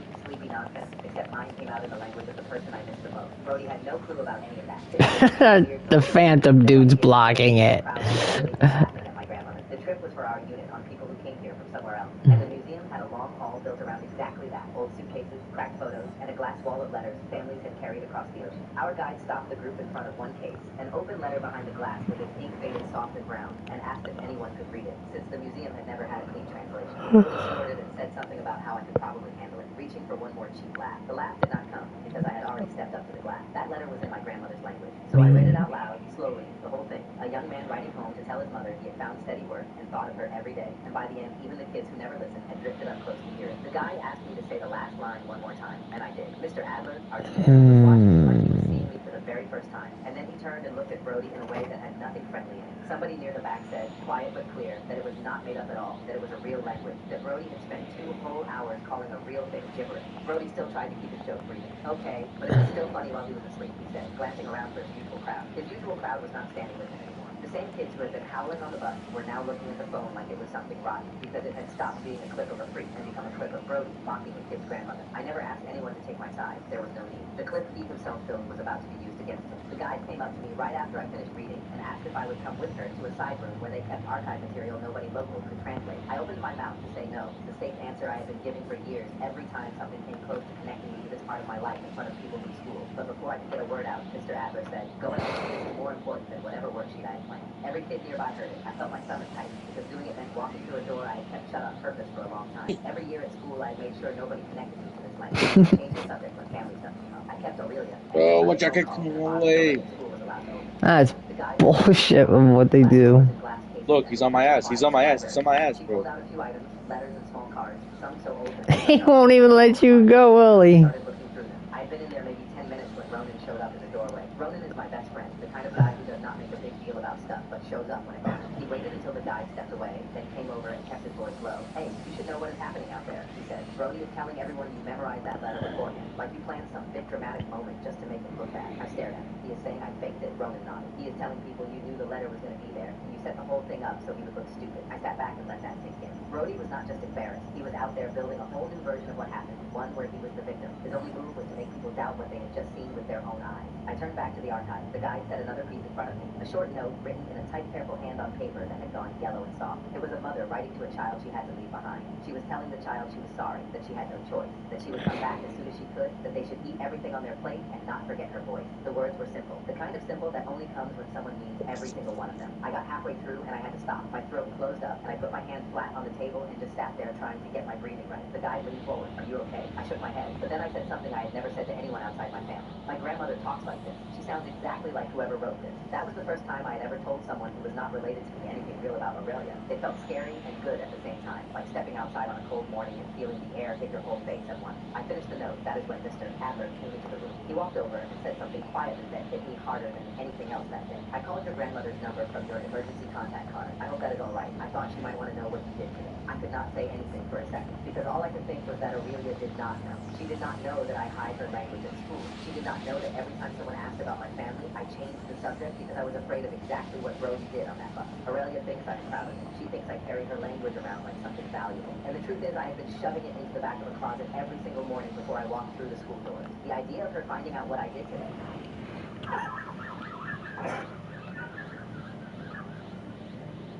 Imagine this. The same people who... Breaking news, ex-judge Hannah Dugan got 10 years for aiding undocumented migrants fleeing from ICE, FBI, and court. Proper punishment for shocking crime fit inside the room is pinned below. You have the new book on how to deport illegal immigrants? Get the fuck out of here and don't come back! Look, damn, bruh. Do you have it in paperback? Oh, shit. Fuck. I used my ability on him. Oh, days. Bro, let me log on to you, bruh. Fuck ass long range game.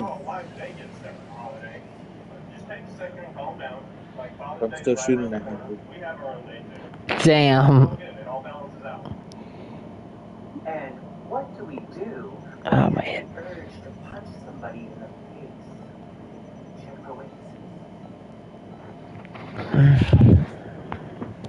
And what do we do when we have the urge to punch somebody? Mesh 4077. It's Henry Blake, a reluctant and affectionate farewell.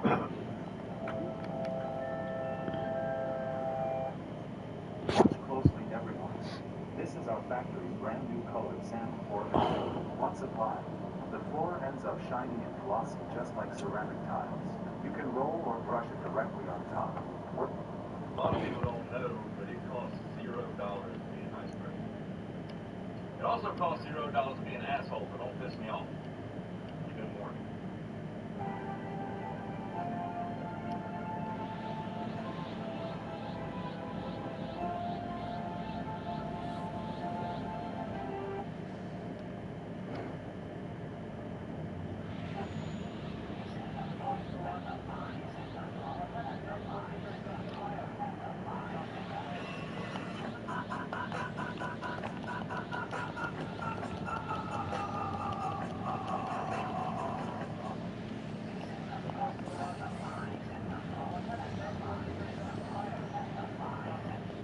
My husband was just accused of molesting a girl in the elevator. There's only one problem. He hasn't had hands for 5 years. The day I moved into Riverfront Residences, I became public enemy #1 in the entire community. It all started with my neighbor, the influencer Sexy Innocent Yvonne, who had over 1 million followers on TikTok.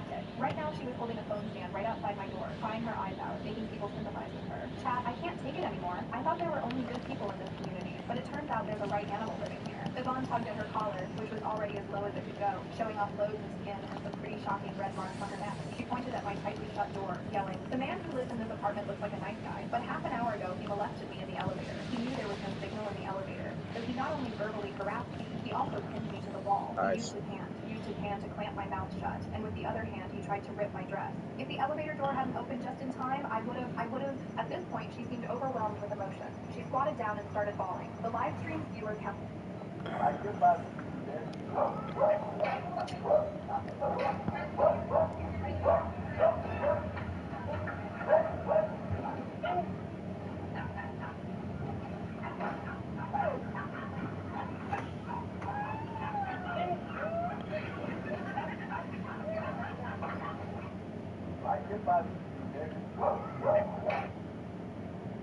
And I want to say something clearly and unequivocally.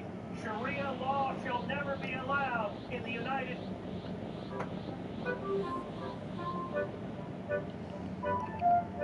Give me a second. Okay.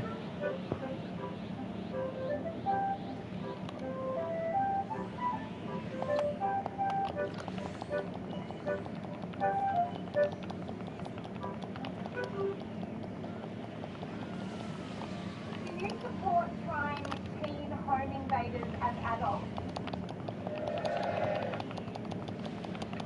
Do you support trying? I mean that shit. Don't the fuck out of my house. I will. Fuck. You will when I'm putting down my weapon, guys.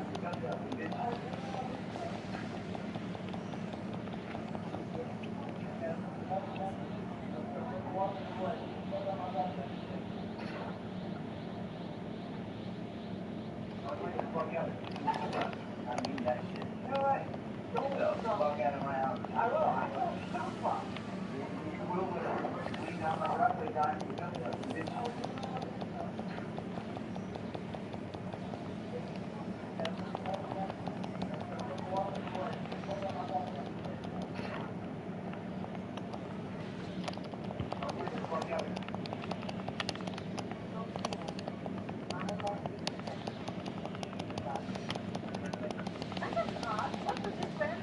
Good shit.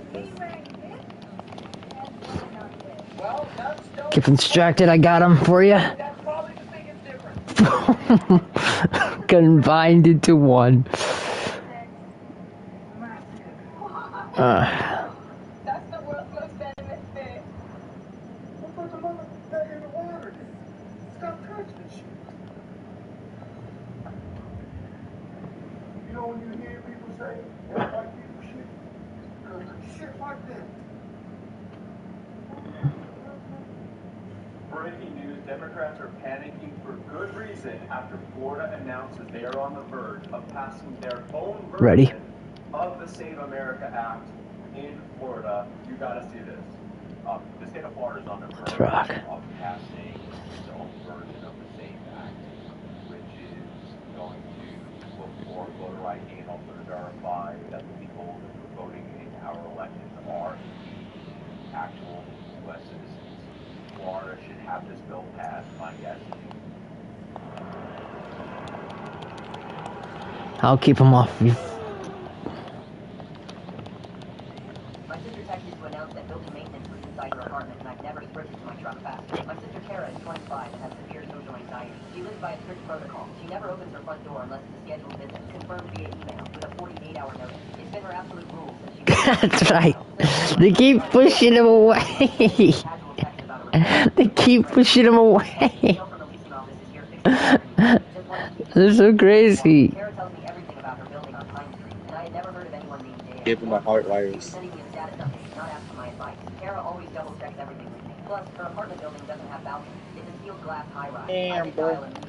Damn. She said, her voice completely flat. Yeah, you just got here. I didn't know you put in a work order, I said. My heart's hammering against my ribs. And they sent a day. Combined our blast. It was a Sunday. The Sovereign Building Management didn't do weekend repairs unless the pipe burst. Thorough with what exactly? Just checking the ventilation grates. There are only 2 of us up here anyway. 2 people, Dale and Tara. The building policy explicitly required a minimum of 2. There are no limits. I bolted out of my kitchen and grabbed my keys. Just ultimate power.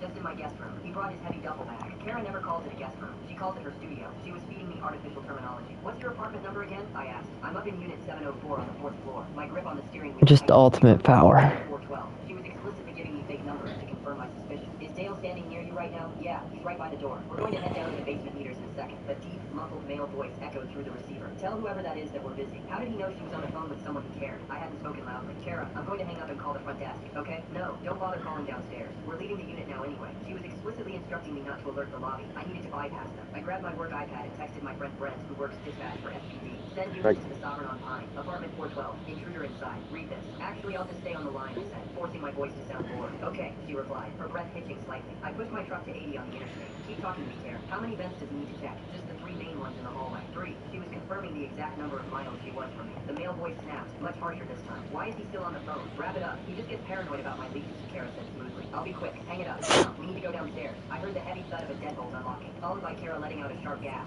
Kara, are you hurt? No. Watch I out, dropped bro. my keys. We're heading to the service elevator. The service elevator. It opens directly into On the it. ground parking garage. If he got her into a vehicle down there, the cameras wouldn't catch the plate. Tell me what company logo is on his shirt. It's blank, but he has a dark green jacket. I was 5 minutes away. Boom. Texted back. Cruisers en route. 5 minutes out. Do not engage alone. Kara, are you actually walking to the elevator? Yeah. Dale says the basement check is mandatory. If those doors closed, she was gone. Kara, I'm pulling into your parking garage right now. I wasn't. I was still hitting every red light on 4th Avenue, but I desperately needed them to freeze. The man's voice erupted.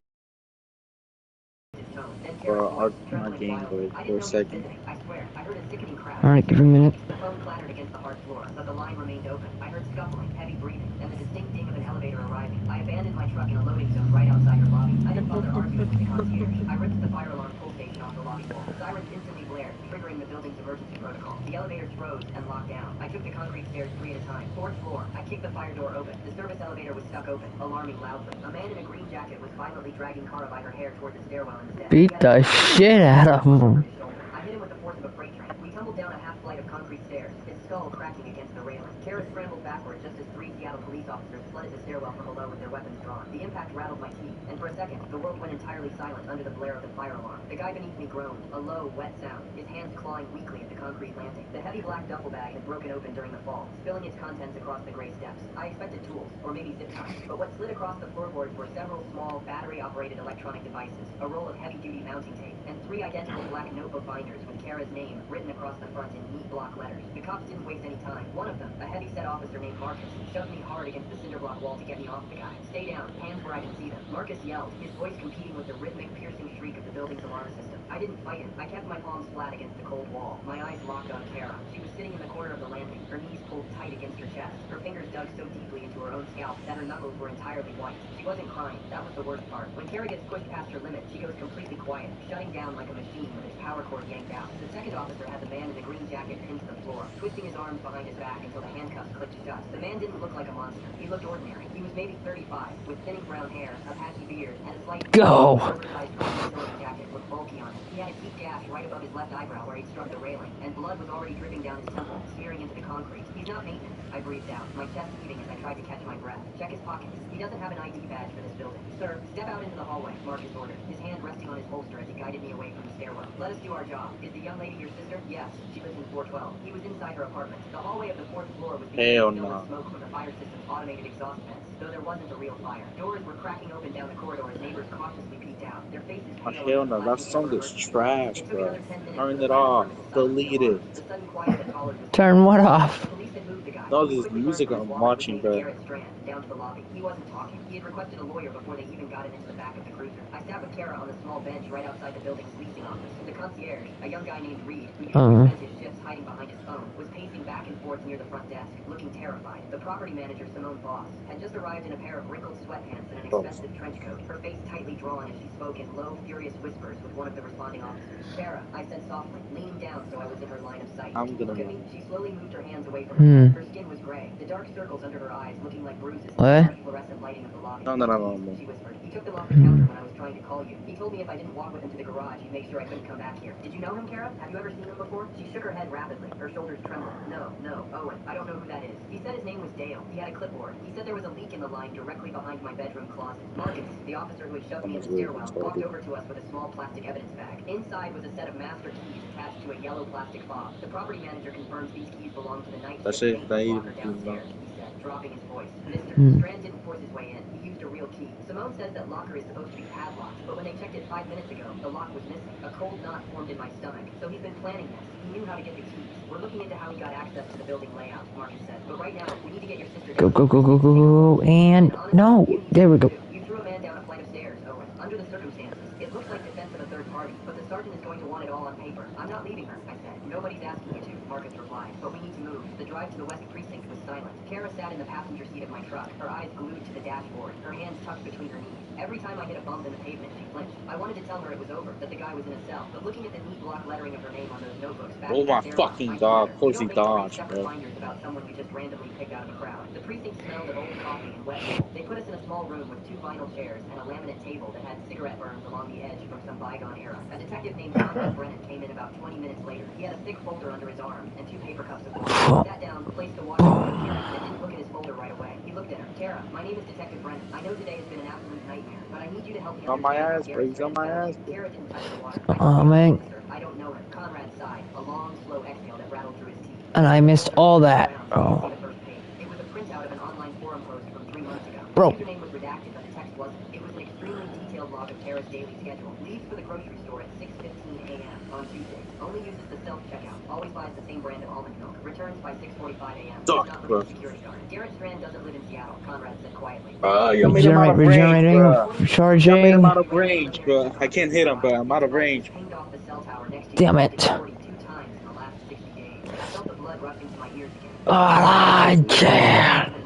That's what we're working on, Conrad said, turning his gaze to me. Oh, and we found something else in his bag. It wasn't just notebooks. Because these idiots keep pushing him all over the place. The kind that run on internal lithium batteries and stream via a Wait, Wi-Fi look, hotspot. they canceled your ultimate. We think he was planning to put them in the ventilation shaft today while she thought he was working. Kara let out a small, choked sound and covered her face with her hands. Did he touch you, Kara? Conrad asked, his voice steady but gentle. Before your brother arrived, did he do anything else? He grabbed her arm. She whispered through her fingers. When I tried to reach for the door handle, he told me that if I screamed, he'd tell the landlord I was keeping an unauthorized dog in the apartment and get me evicted. He said he knew I couldn't handle moving again. The precision of it was sickening. He knew exactly what leverage to use. He knew her triggers. He knew that the threat of losing her safe space would paralyze her more than a physical threat. We're holding him on felony burglary, stalking, and attempted kidnapping, Conrad said, closing the folder with a sharp snap. But here's the reality of the situation. Strand has no prior criminal record. He's an IT consultant for a logistics company down in Pierce County. He has a clean background, a permanent address, and a steady income. His lawyer is already downstairs, and they're pushing...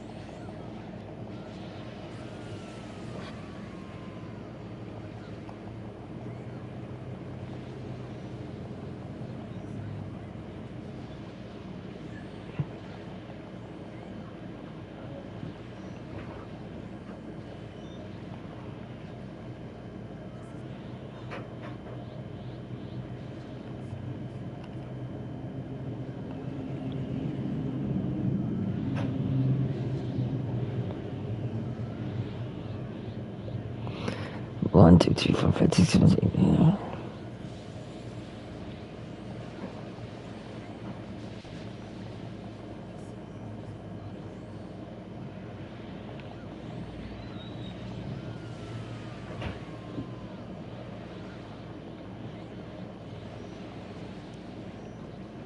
Hey, Aiden.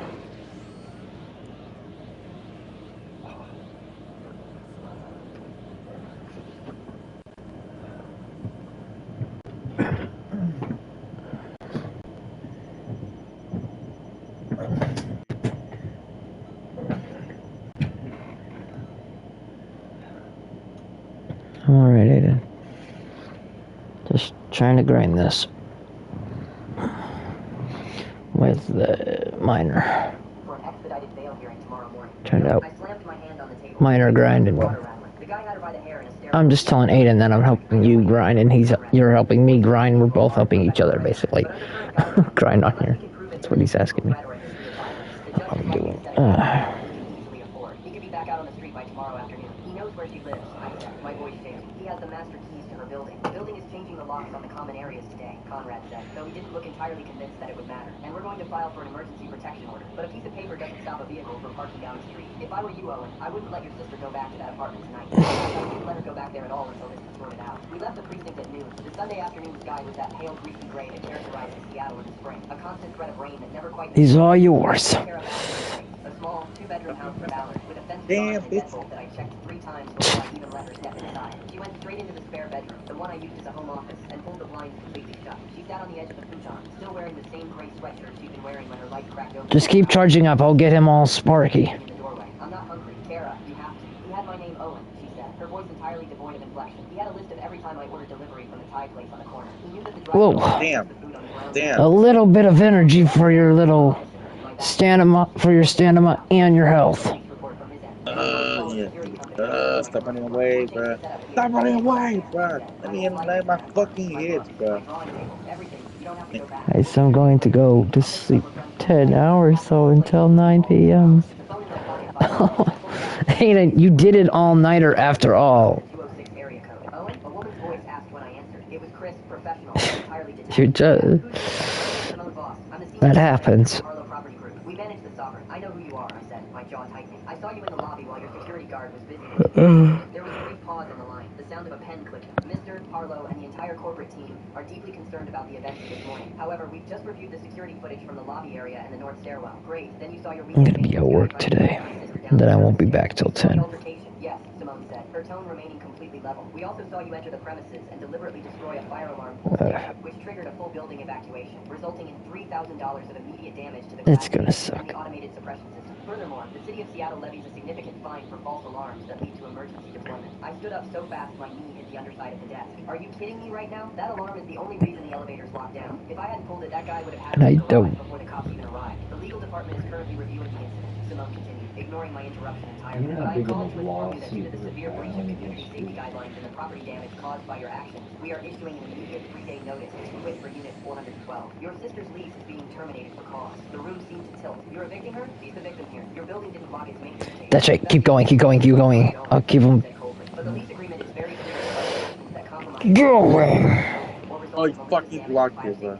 the notice will be posted on her door within the hour. We expect the unit to be Who? room clean by Wednesday at midnight, or we will file for formal unlawful detainer. She hung up One of the comm dudes. I stood there in the dim light of the home office. CPUs. Pressed to my ear, listening to the dead tone. $90 billion Fuck CPUs, bro. They're throwing me out? She whispered. No, I said, though the lie tasted like copper in my mouth. No care, they're just trying to cover their own tracks because they know they're liable for that guy getting inside. I'm going to handle it. I walked out to the kitchen, my hands shaking so badly I could barely find breath. When he answered, the background noise was loud. Radios clicking, people talking over each other in the dispatch center. Brent, I need a favor, I said, leaning over the kitchen sink. Damn it. That's gonna change. They're evicting Kara because I pulled the fire alarm. But chill.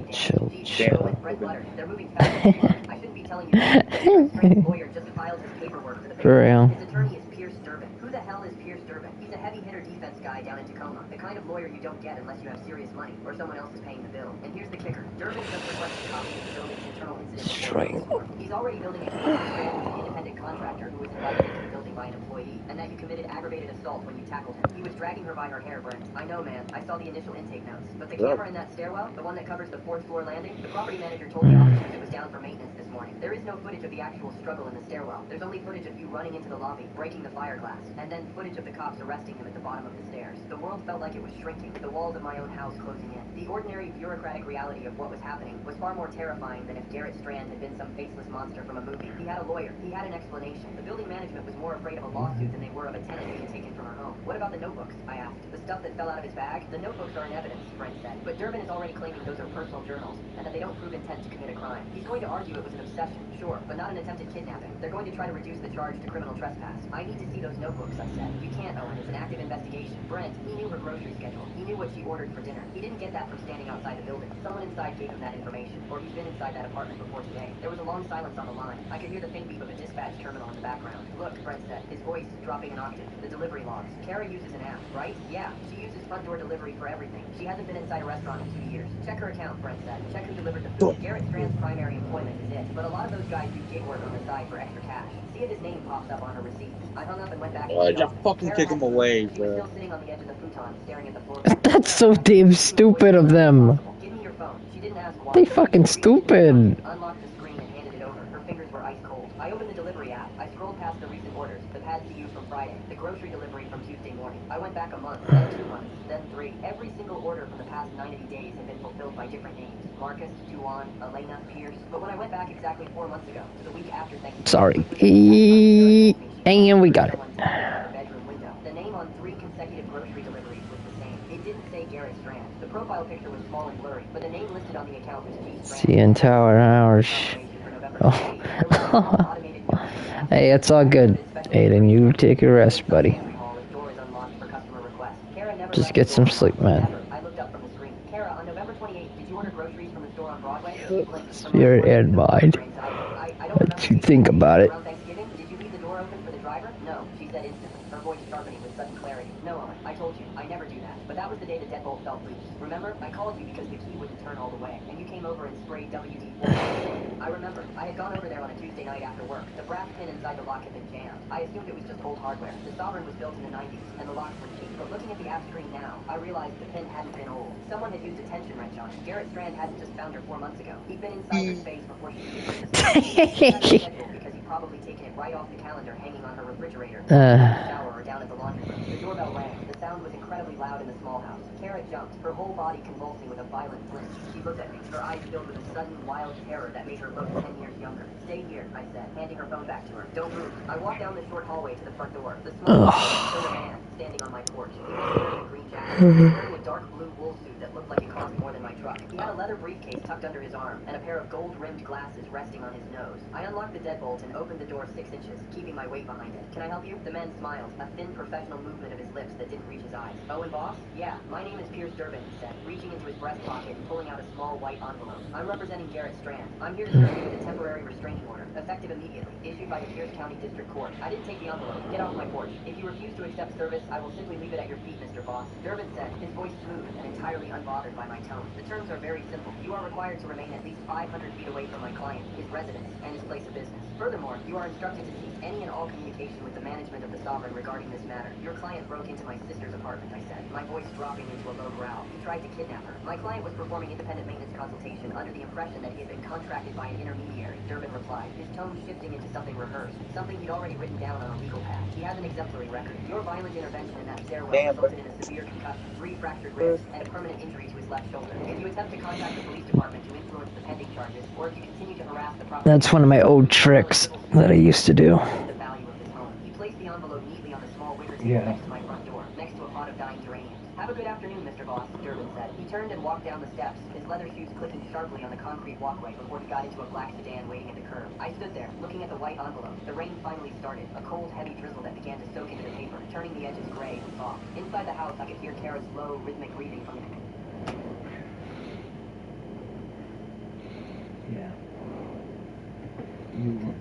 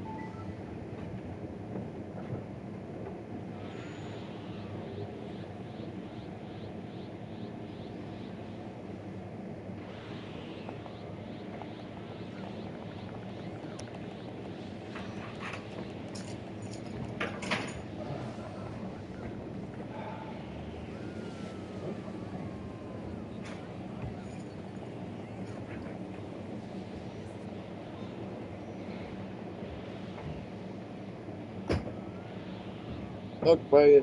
Look, bro, he's on my ass, bro. He's on my ass, bro. What the fuck did you do for Damn! me? Damn! I got him. I got you.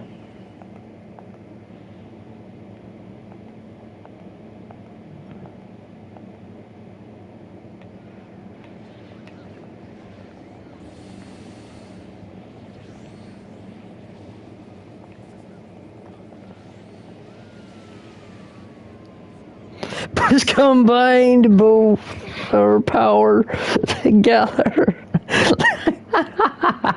We just combined our both power together. Stupid.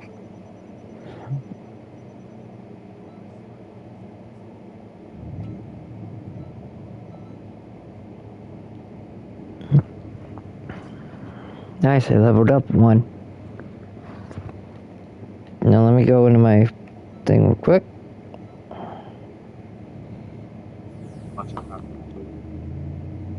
Okay.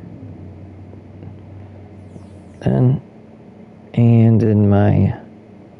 Let's improve my Sky Supers.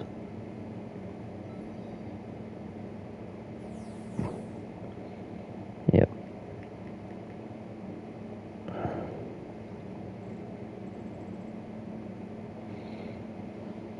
Might keep Supers. That'll make my shit even more better. Okay, let me see.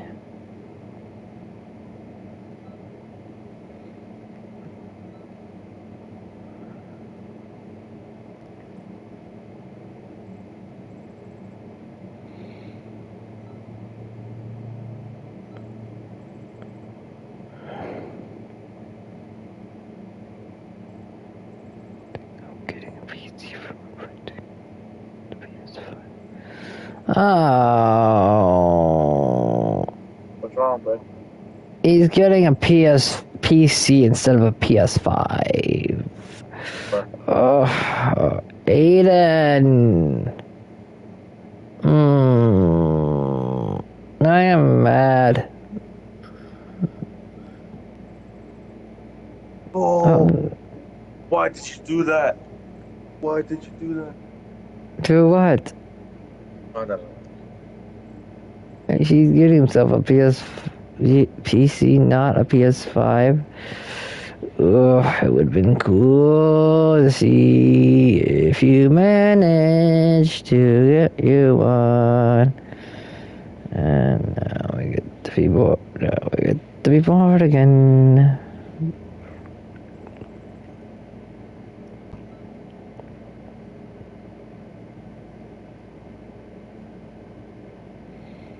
Made a decision, but I don't know what to choose.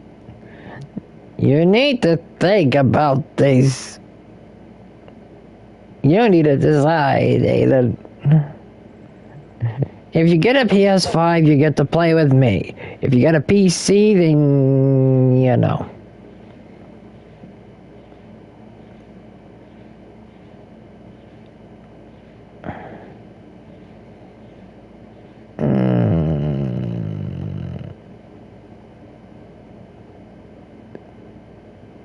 Choice is yours.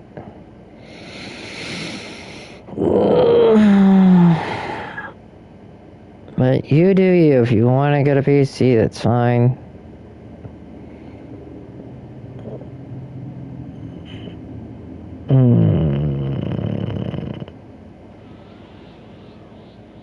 Hey. I connect the PC to my PlayStation.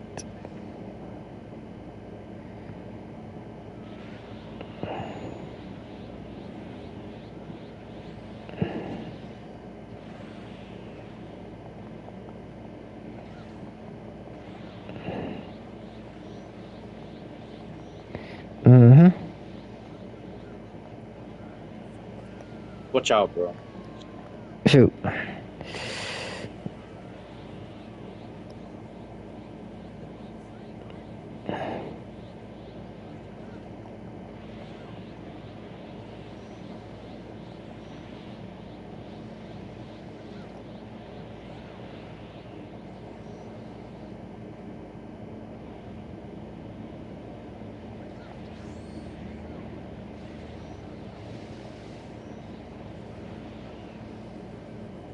Where the fuck am I shooting at, bro? Oh, just... I'm shooting at the fucking ground. Okay, Those that's good. fuckers pushed him off. This is Loki starting to piss me off. He can literally hear me. Yeah, I can see that.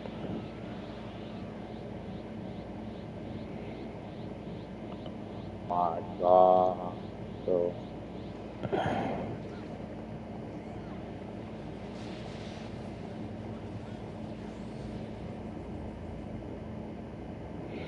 These damn fucking CPUs. Yeah.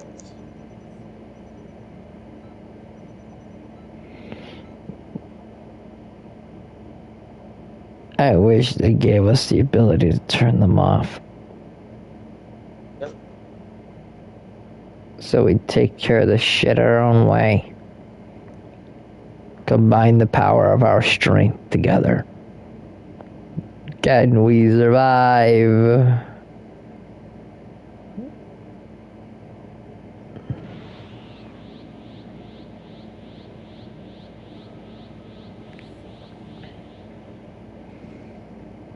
We stand together, or we stand against me. Or together, can we survive?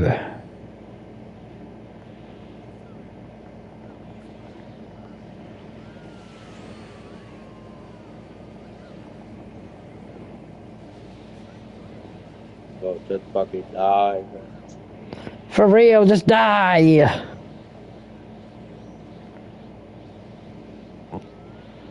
Do me a favor.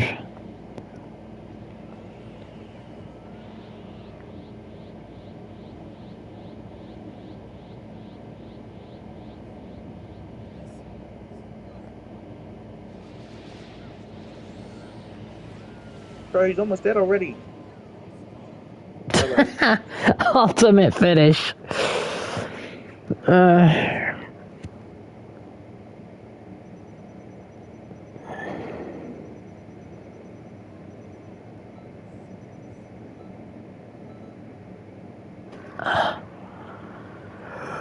Oh my God. Oh.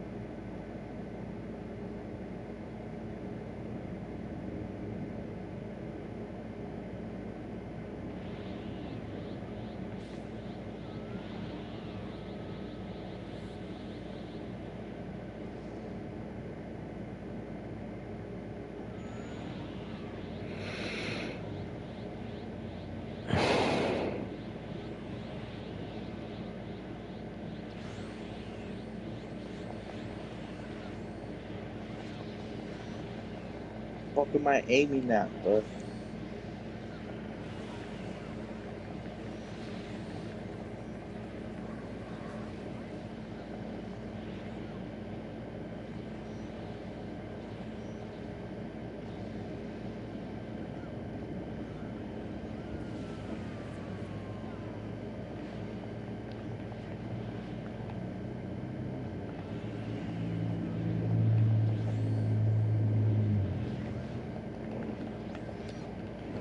Oh, Kakarot, get off his dick, bro. Targeting you.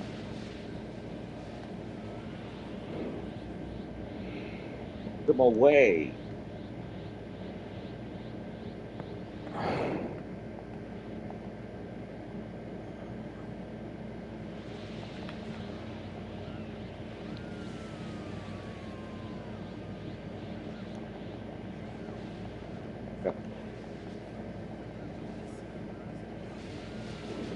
Oh, good boy.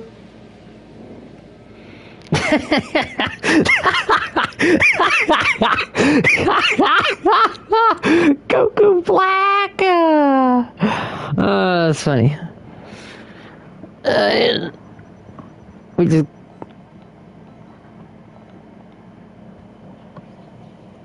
It's like, Goku Black!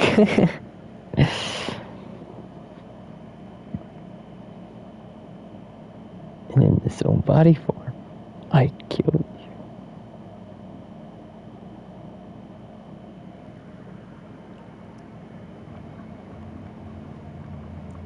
You killed him. You killed him. Yeah.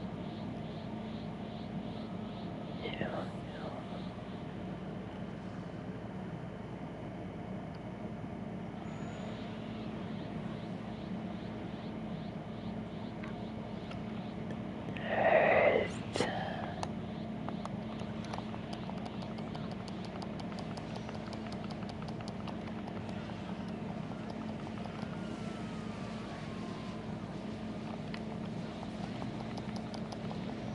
Whoops, sorry. That was my fault. It's not very glad. Okay.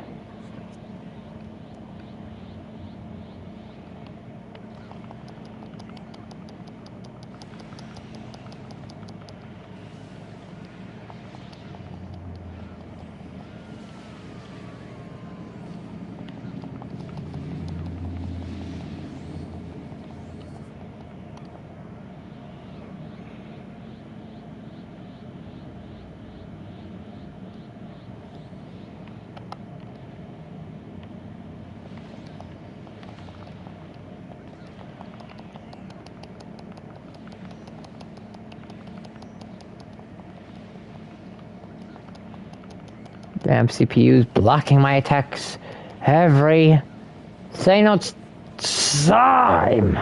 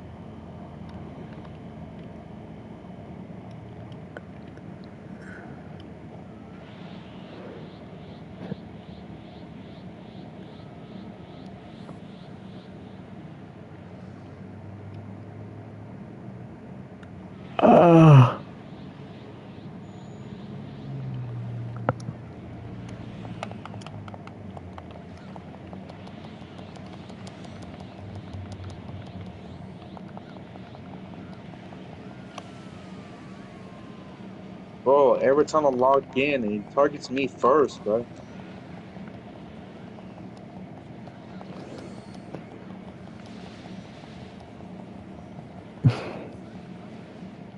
You think you're some kind? I think you must think that you're special or something. Nah, bro. He keeps thinking I'm Frieza. Bro, that's even worse. Damn. Watch out.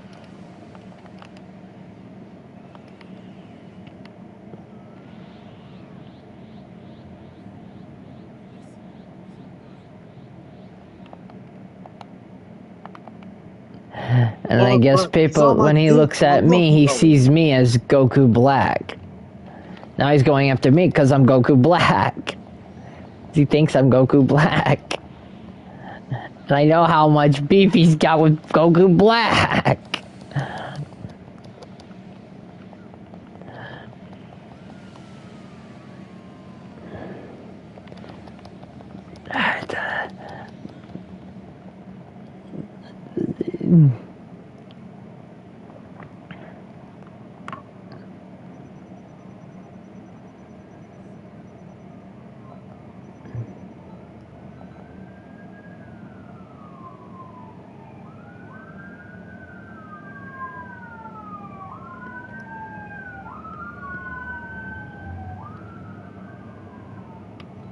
Oh.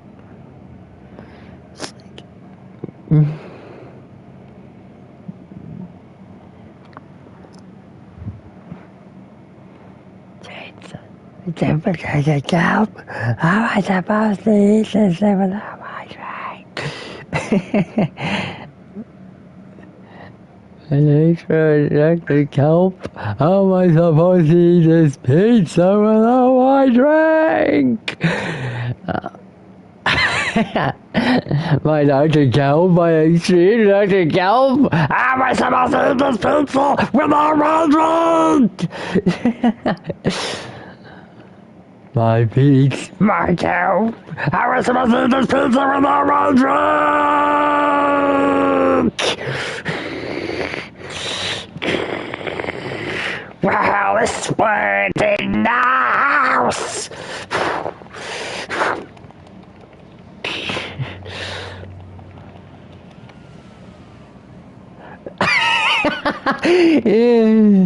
Damn.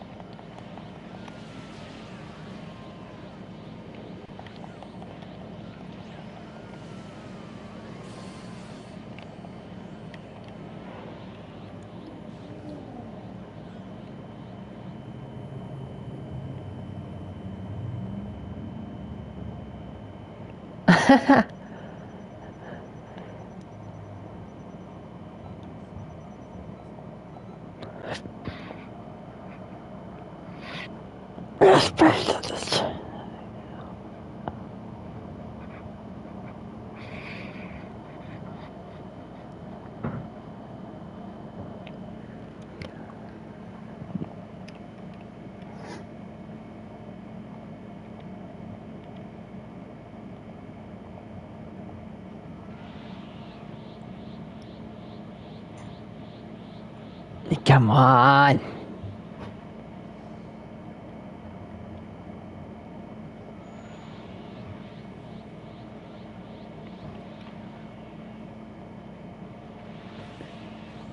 Chris, is that you?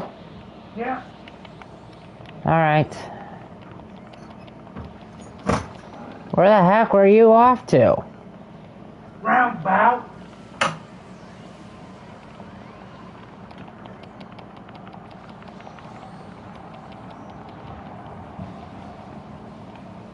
I got him.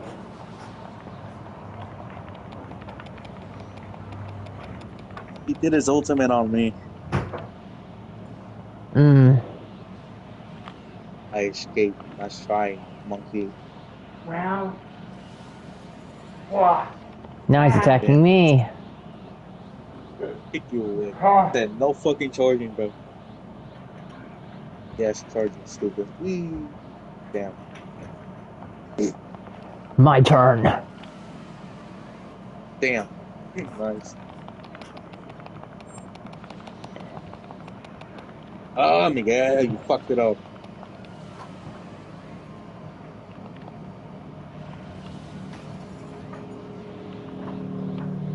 Jesus Christ.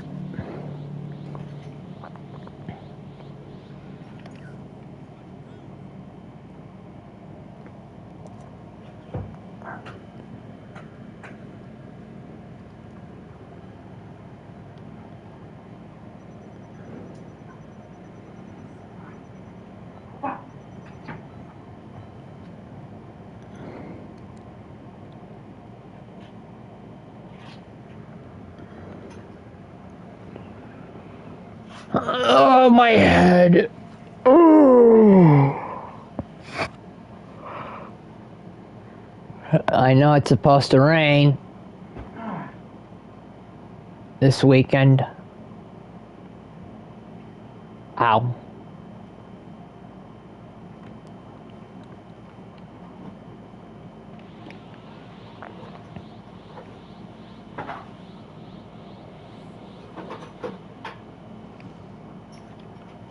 Good.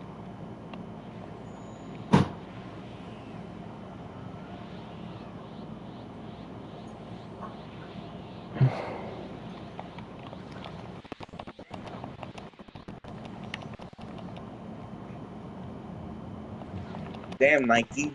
Why's your name? Why do you name yourself on a fucking shoe company? What the fuck? Why did they do that? Well, the name is literal Nike, a shoe company. Give me Bro, those they shoes, named bro. themselves after a shoe company? That is the most stupidest fucking thing I've ever seen someone do.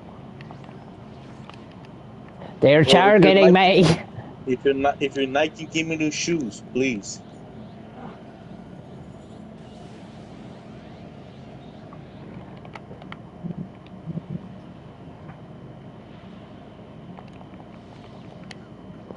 Time to finish this. Damn, he got out of the way. Are you serious? Yeah, but he recovered quickly. Oh shit. My turn. Oh my god, it pushed him off, bro. Bro, what the fuck?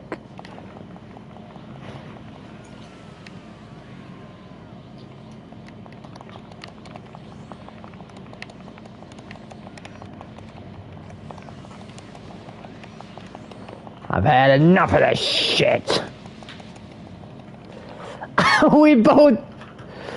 I was beating the shit out of him while you're just doing the beam. The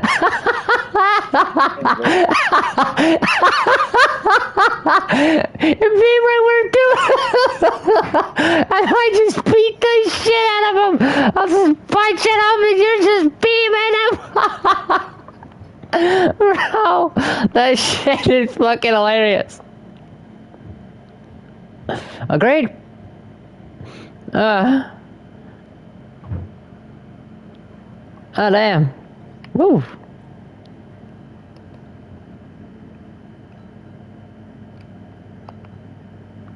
We were just beating the shit out of him.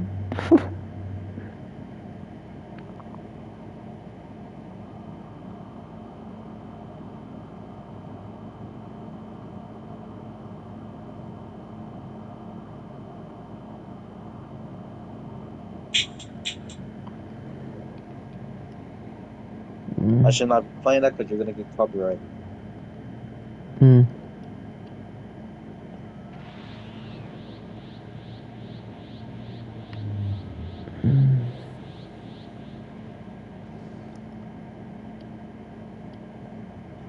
People are crazy though.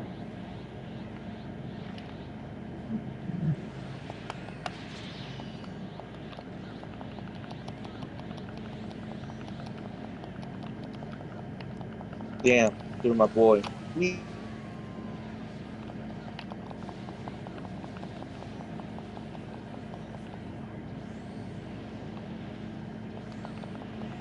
Bitch, why on my dick, bro? I'm not Frieza.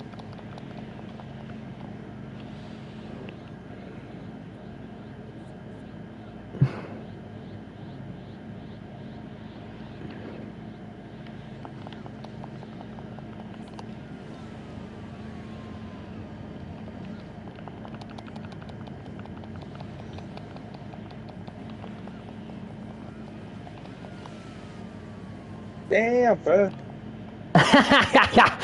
You're welcome. Oh, he's on me, he's on me, he's on me, he's on me, he's on me. On it, on it, on it. Don't worry. I got something a Fuck, that's little. evasive, bro.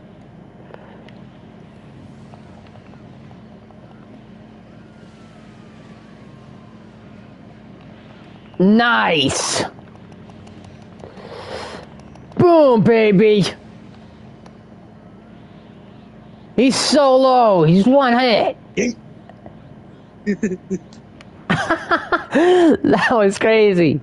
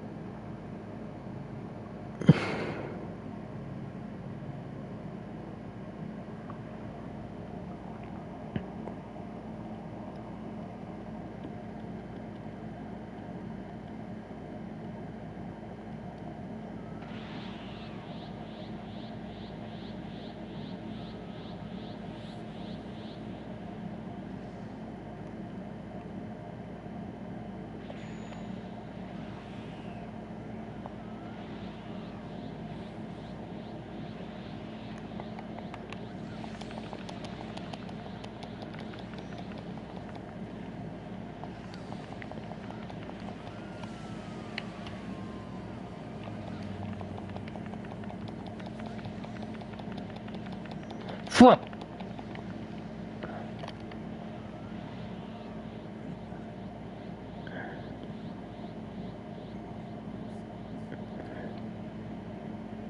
Damn, bro. Oh, shit. Okay, that's it. You want to go after me? Bro wanted to come after me because he thinks I'm Goku Black. Oh, fuck. I thought I broke his stamina. Fuck.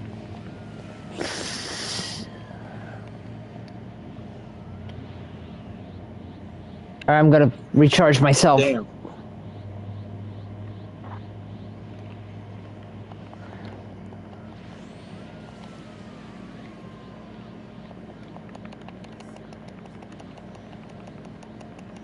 Boom. Easy as evasive, bro. Oh my god, character, it ain't the fucking correct direction. Pinche pendejo, bro. I just see you go right all in. Damn.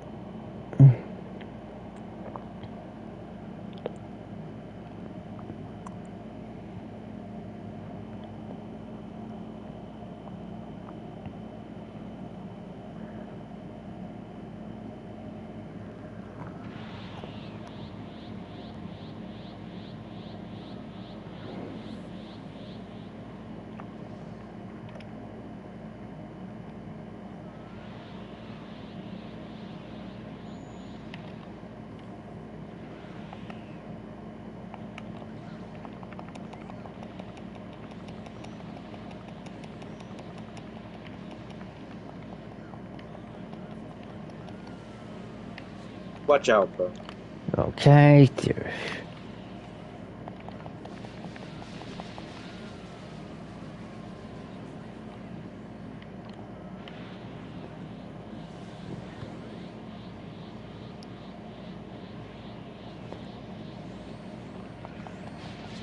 Bro, chillax.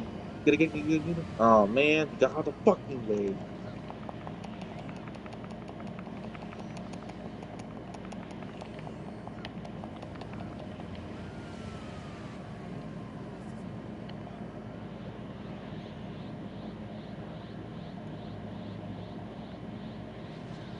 He's coming after me now. What the fuck?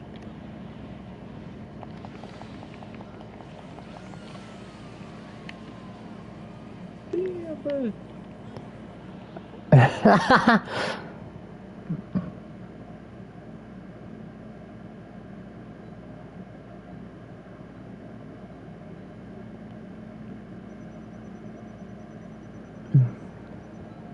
all the other damn CPU's been pushing them around. That's all they've been doing.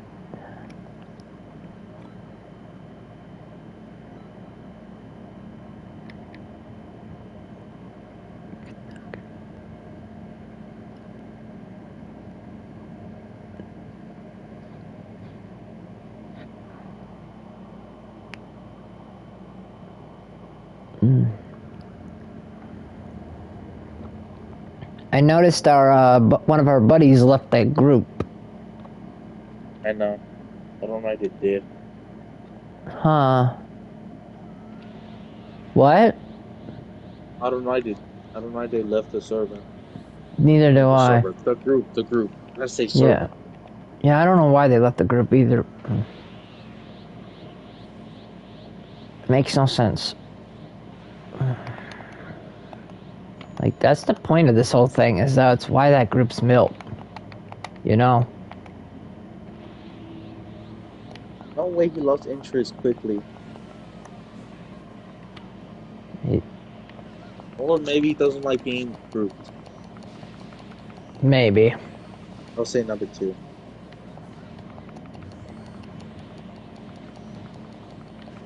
Oh shit! Oh shit. Yeah. He's trying to interfere with me. Is he mad because I destroyed the greatest thing in front of him, or that damn building? All the time, Shepard, you fucking asshole.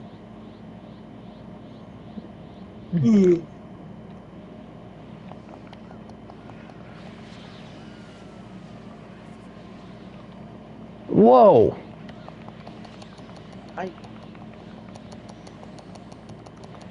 Boom.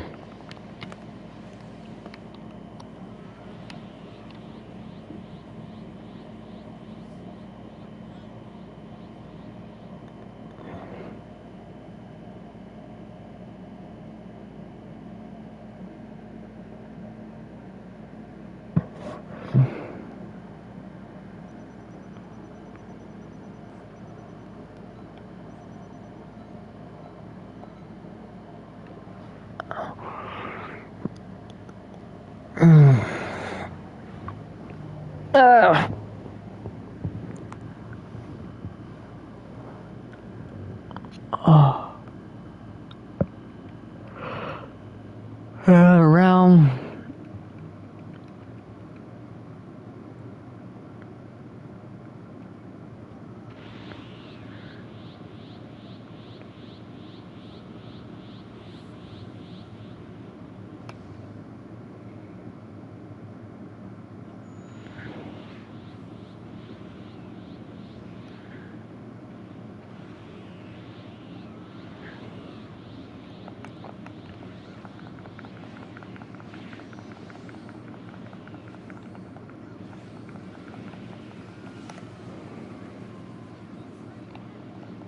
The power of French. For real! Now he's going after me because he thinks I'm Goku Black. Guy is black. Wait. I'll do what Trunks said. This guy isn't black. For real.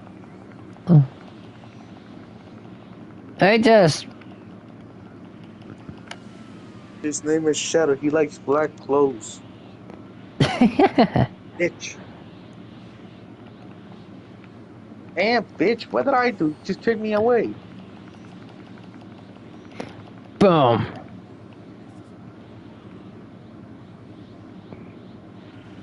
To be honest, I think my controller's being worn out. Huh? My controller's being worn out. I think I can tell. I keep holding the X button and the R2. They're getting worn out. Yeah.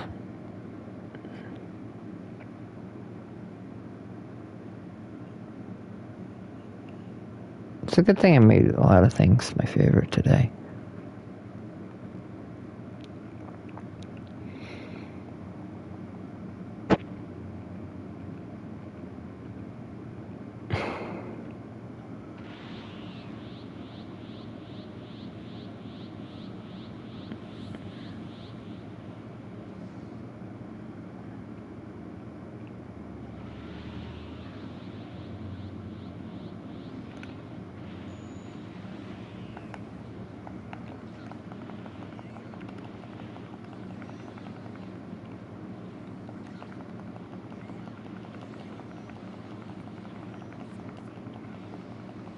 Nice.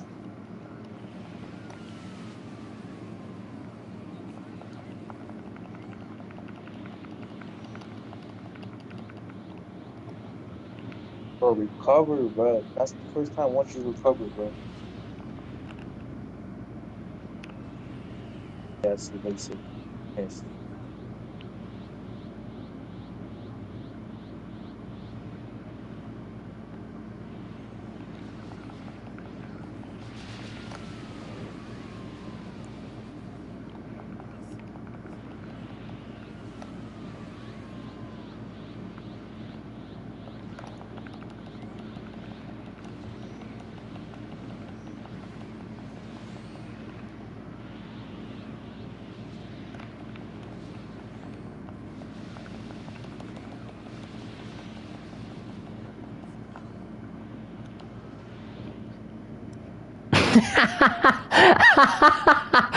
uh, uh,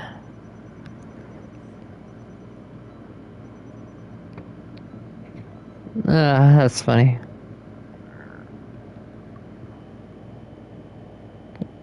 I got my own mind. I can't see the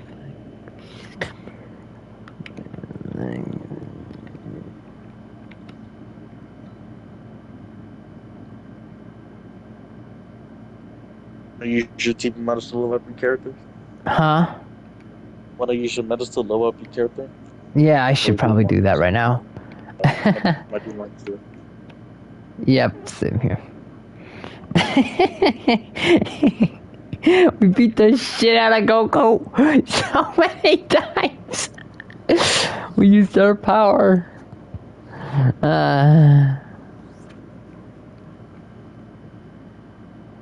And Guru's house is in danger. I'm gonna make sure I get my power up.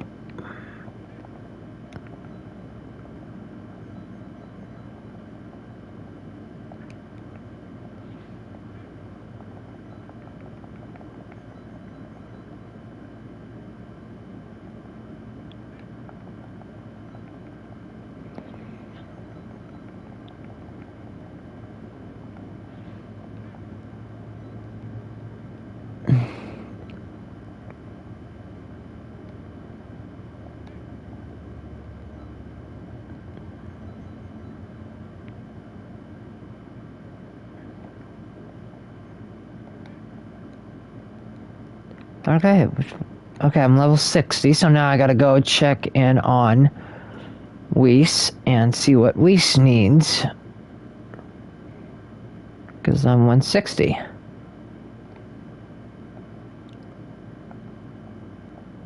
Level 130 on this CAC. Search for octopus ball. Head to the item shop and search for octopus balls.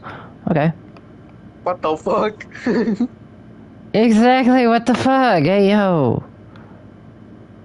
So head to the item shop and look for octopus balls. What the fuck? Hey, fucking yo, bro. Oh, they chopped their dick or what? That's coming! Yeah. Oh my god. Oh, shit. That was a yo. Nah.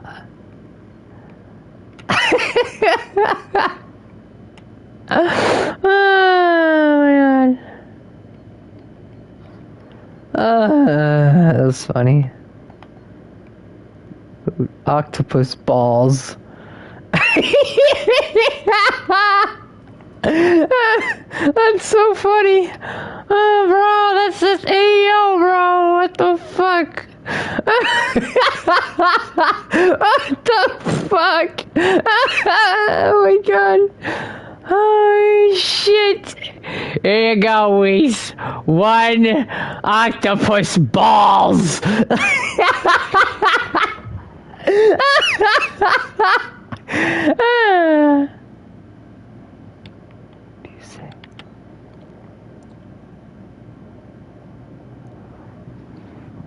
That's funny. It's like, oh, you're good.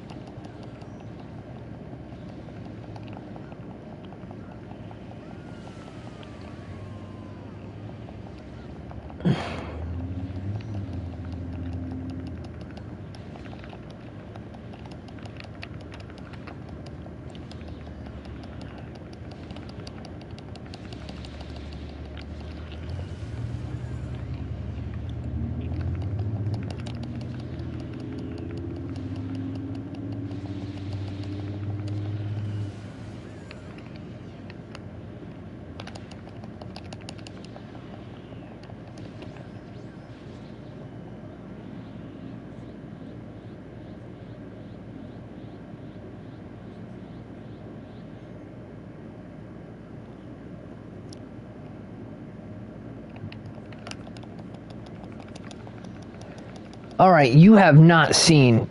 Now you want it? Okay, Traveler, you're asking for it now. You really want it.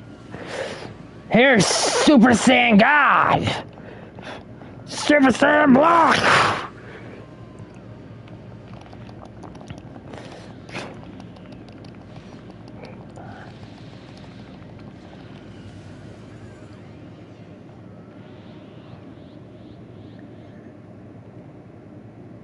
Damn, bitch. Bro, how much is it gonna? How much is it gonna take it?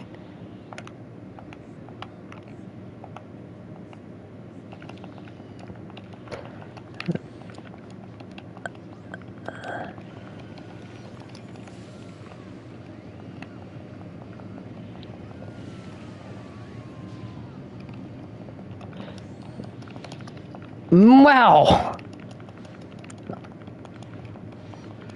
I can't believe I'm defending and fighting this guy. That's a higher freaking rage.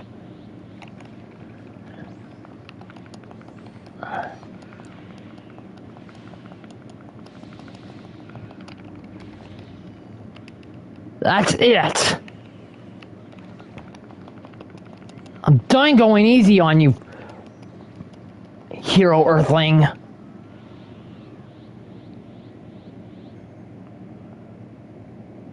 Had enough?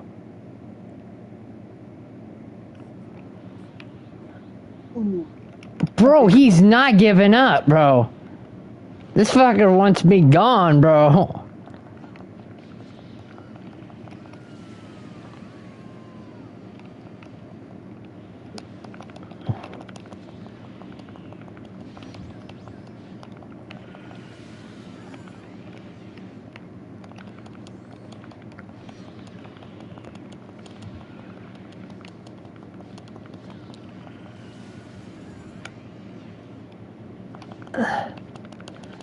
Oh shit!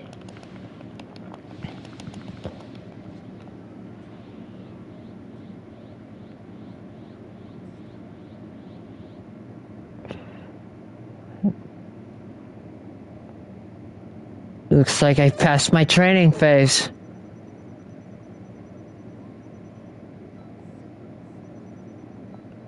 The hero. The hero that you selected when you started this game. Yep.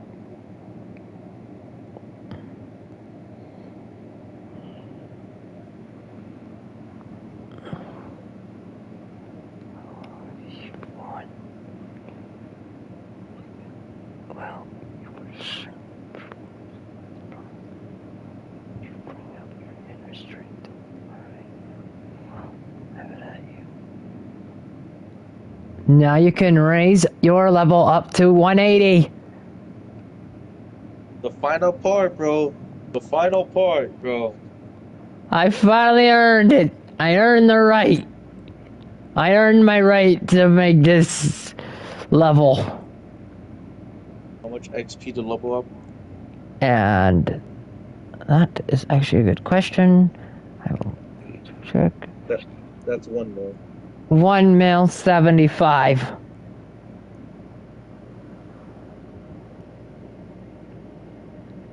I still got 50 levels to go on this CHC. And then I gotta boost that up. Alright. Strike powers. Max health. 4. Turn that to a 4. Turn that to a 4. Turn that to a 5. 5. 5. 5. 5. 86. 86. And confirm.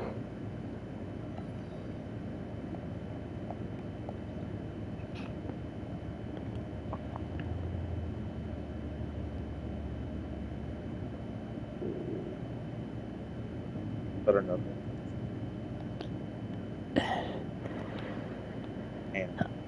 I can't wait. I'm so hyped.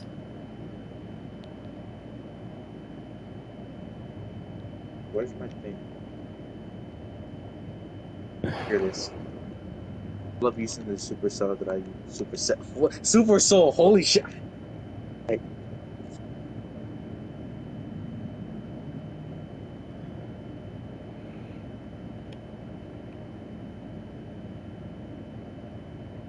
The hero guy just wouldn't give up.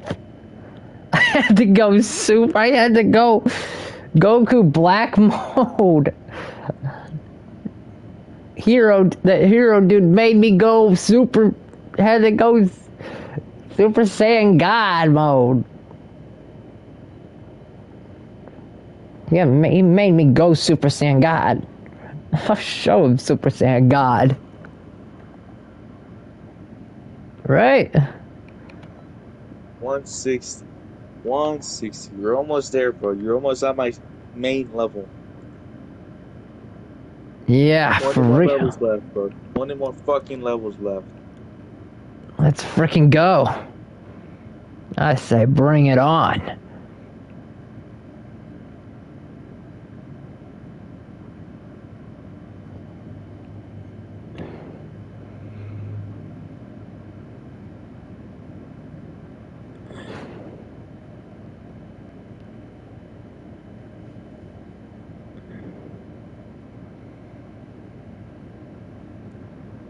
Let's go.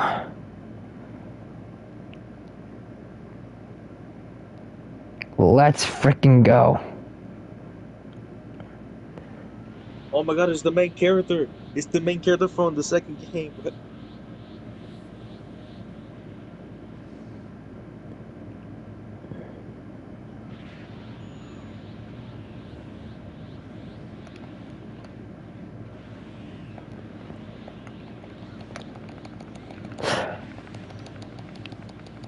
Hey, Goku. Holy shit. That raw power. Jump dash, jump dash.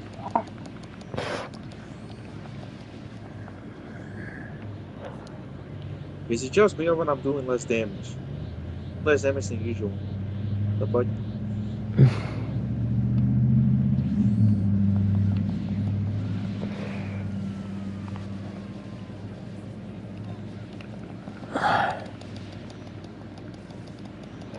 And Gonzalez, what happened? Gonzalez halfway dead.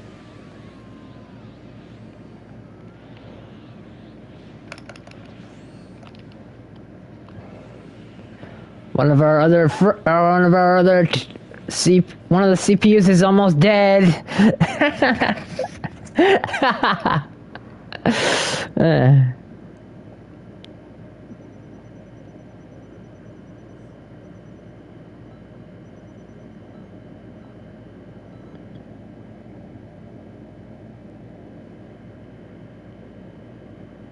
You good? Yeah, hang on. I'm trying to finish.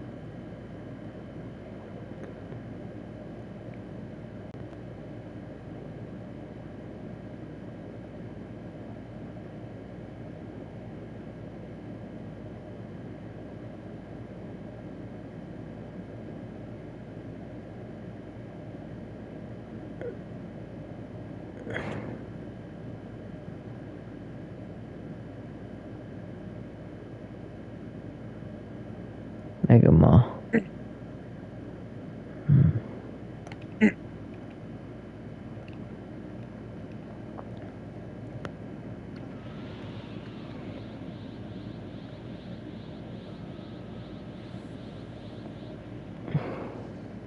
I'm gonna stay muted on a bit. Stay muted for a bit, okay? Okay. I'll still be playing. Yep.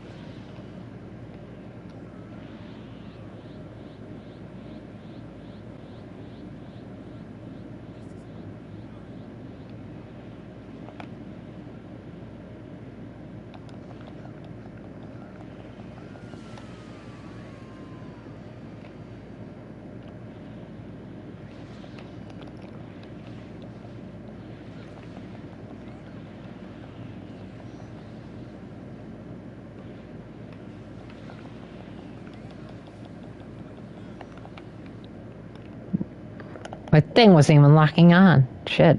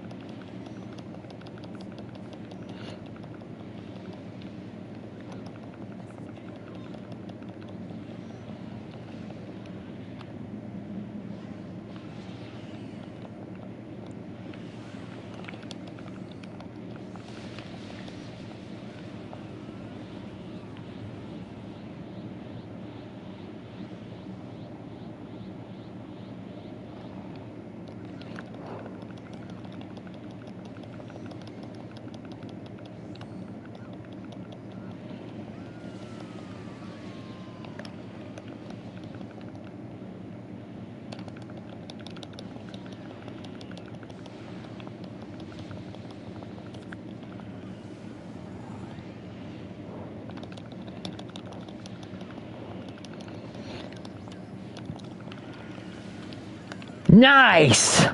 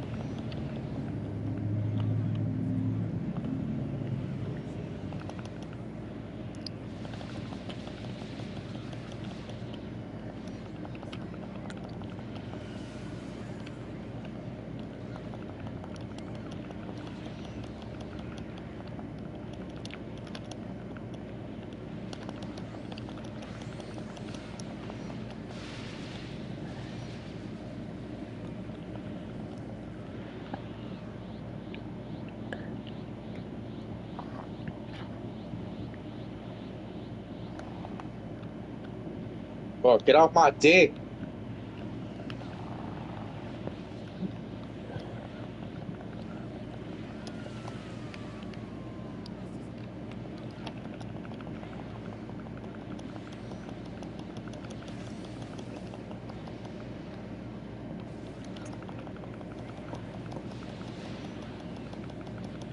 Boom!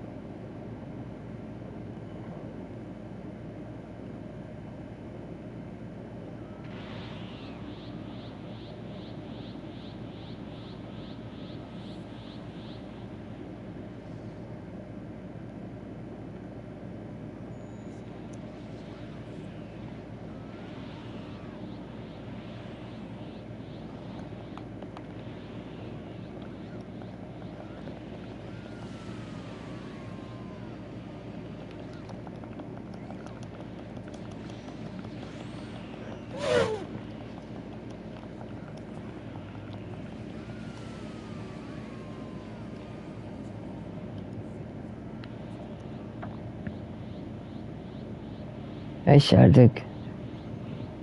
You and next miner. Yeah, you can join us, dude. But we have I have a question. Why did you leave the group chat, buddy? I like to ask that question. I'm just curious.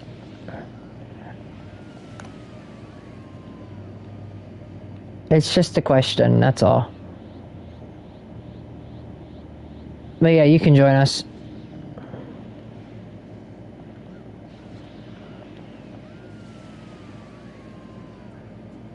Oh shit, I stripped his health!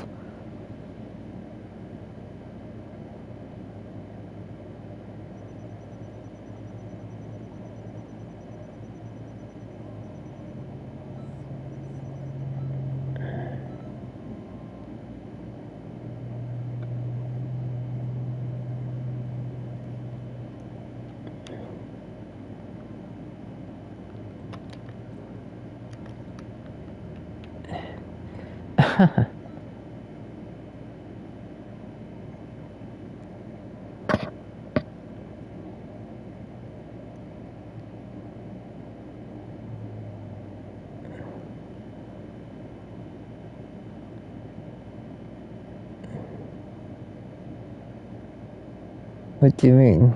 I left the group chat? Yeah. It said that you left. I logged on and it said you left.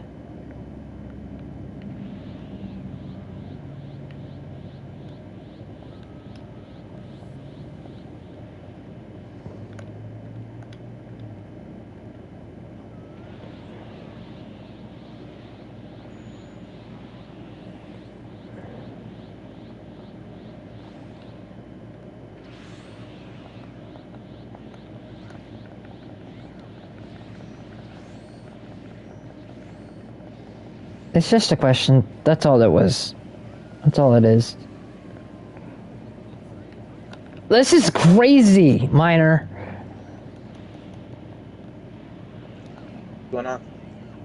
This power! This power! Come on, my boy.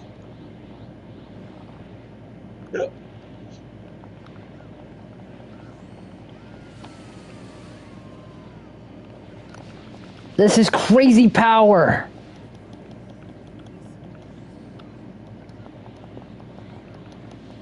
How powerful we...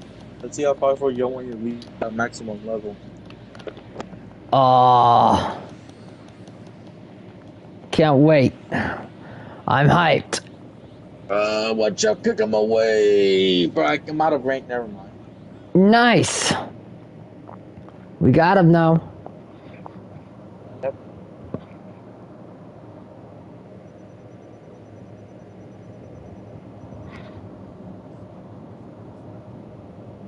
Also, remember the guy from, last stream? Ben? Yeah. He wants to join. I don't know if he's still there or not. Ben. Glad you. Yeah. After this, we'll let him in. I don't mind. I don't see him. Wait, he's not online? Oh. Okay, there you go. There we go. Yeah, we let him in. We let him back in. Alright. Yeah, come join us. Okay. Yeah. You said, what do you mean I left it? Okay. Yeah. I asked him why, and he said that I left, and then he said like a emoji. So.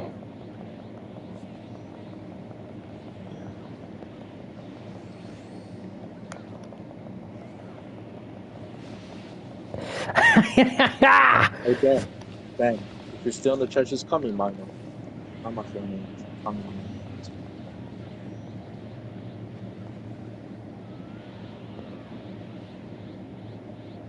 This is crazy, Miner. I am online. It's just my PlayStation 4 is saying I'm offline. Oh. Okay, just give us a... Yeah, he's appearing offline. Oops.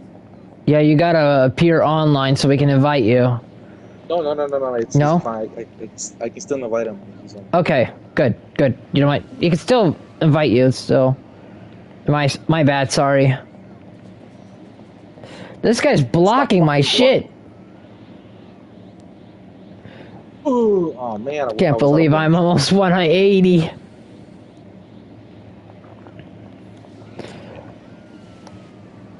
Oh yeah! Final finish!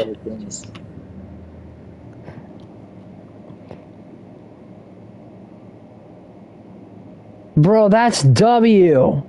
Dramatic finish.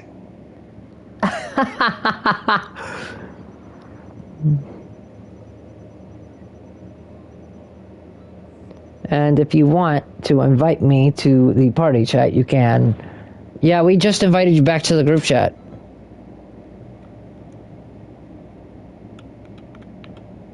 Hang on.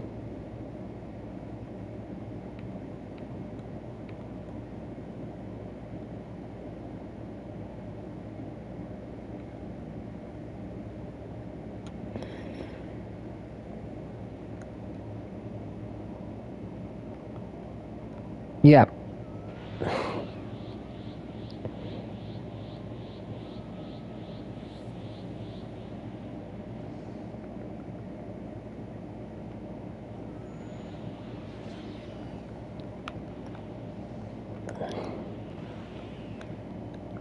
That's it!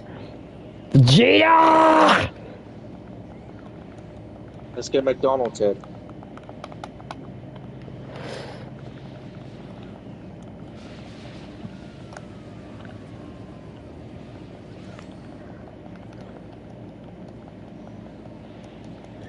Boom!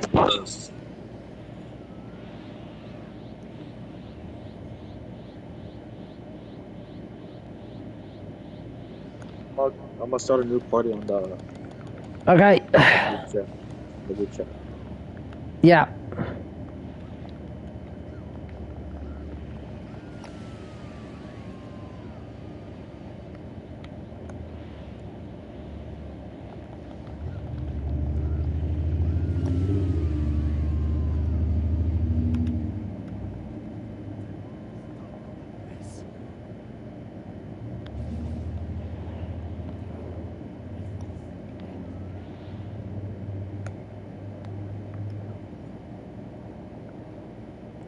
Nice.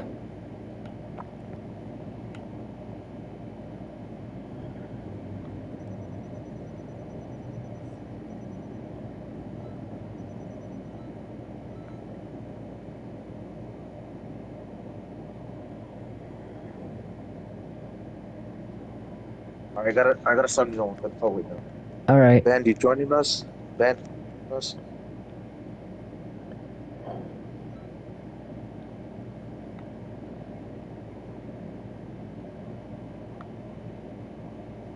Yeah, brother. Huh? Oh, sorry. Did not mean to do that. No, whatever you do. I did not mean to do that. Ben.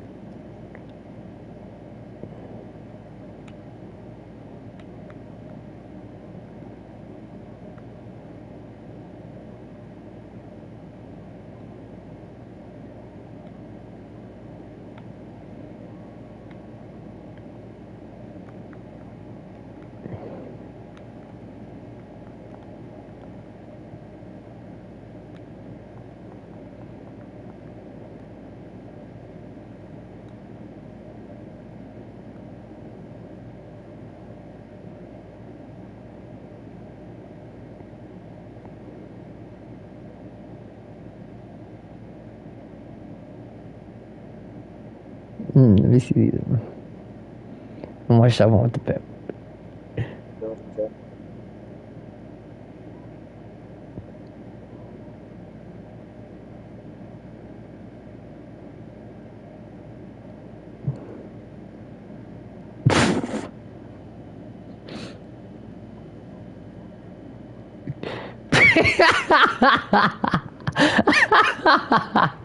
I can't get over that damn thing though. Oh god.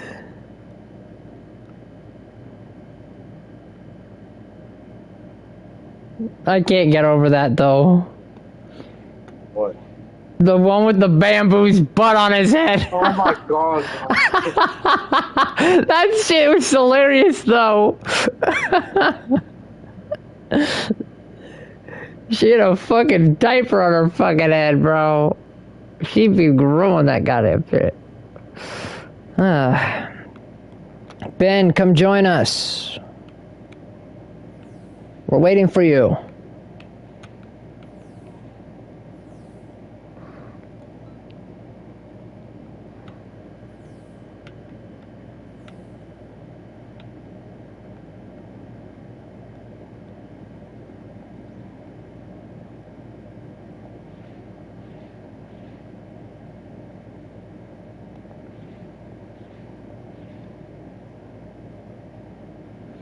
Did you send me an invite? I'm pretty sure he did. Right? Yeah, you sent him an invite. We sent you an invite to the group, and then we sent you an invite to the game.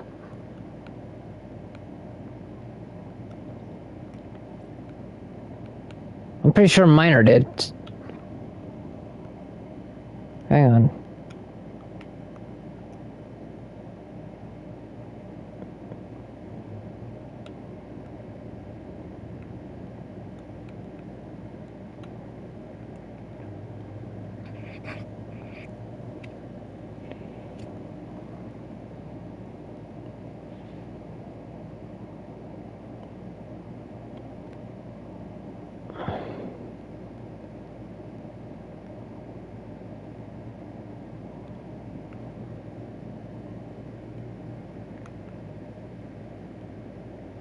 I forget how to sit.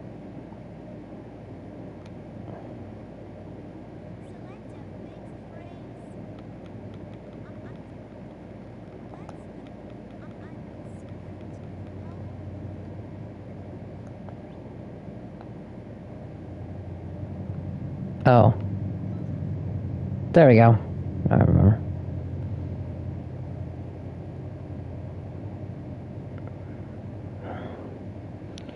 You coming, Ben?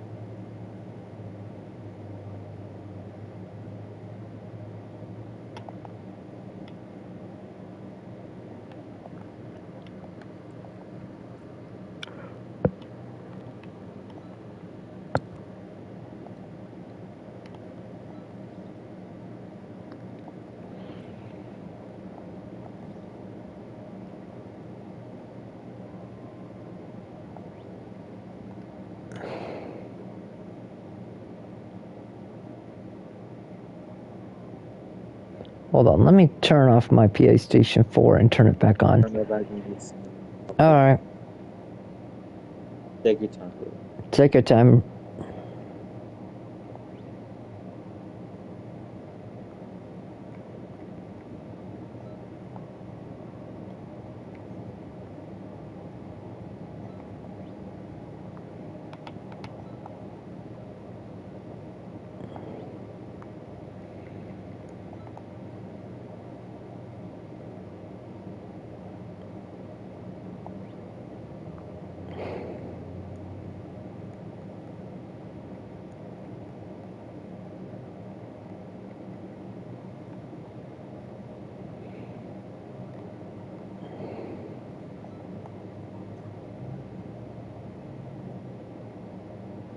Is acting up for some reason, and I don't know why. Could it be your internet?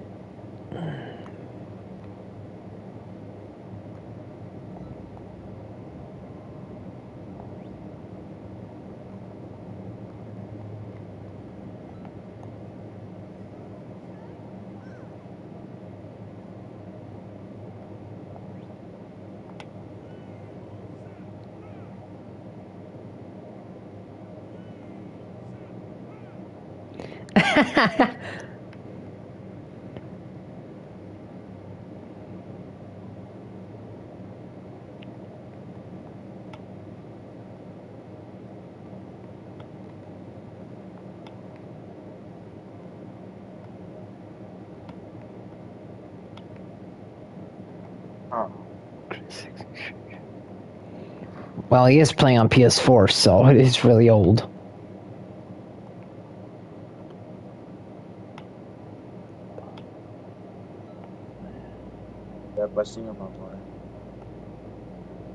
Okay, now I'm online. Alright, let's go.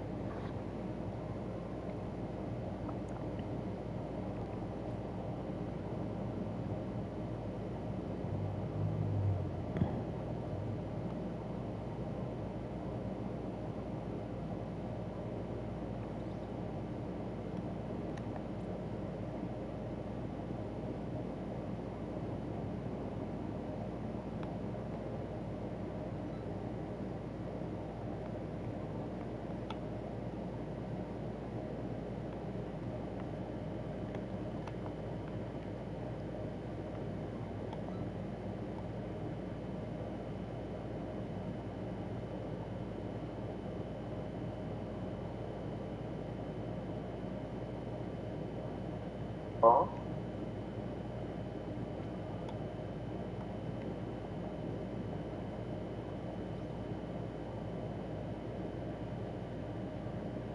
There we go.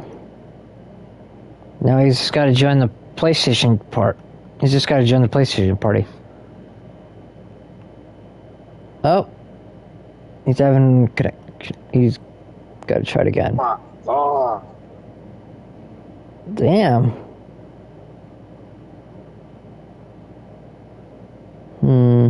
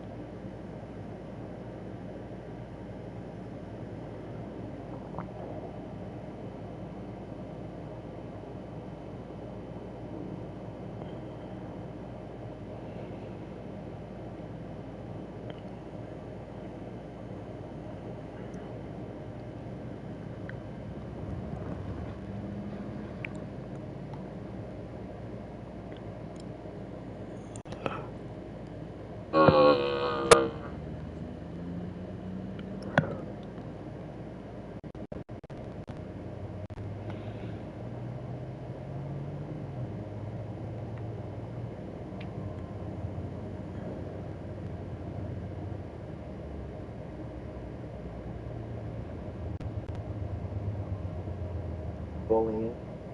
There we go.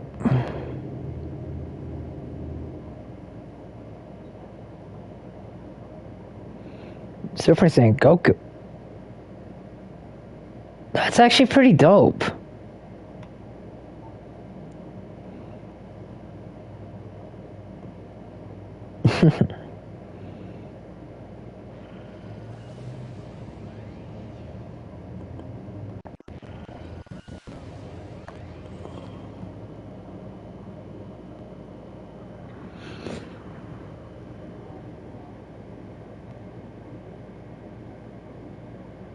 Nice.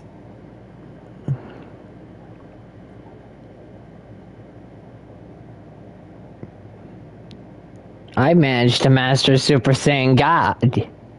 I managed Super Saiyan God, Super Saiyan, Super Saiyan, Super Saiyan, Super Saiyan times 3, Super Saiyans times 2, Beast,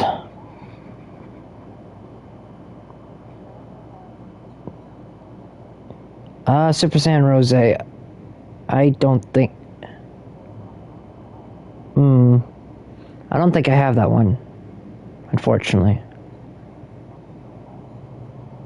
No, I do not.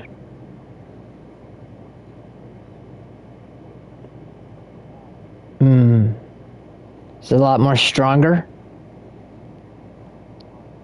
Shit.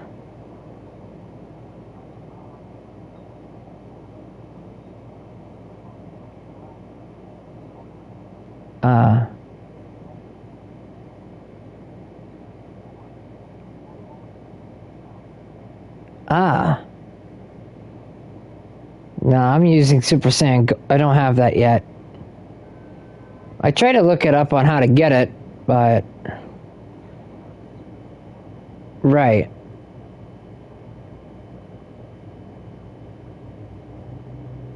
But I couldn't find any results on it on YouTube, so I couldn't find anything. So I gave up on it. Huh.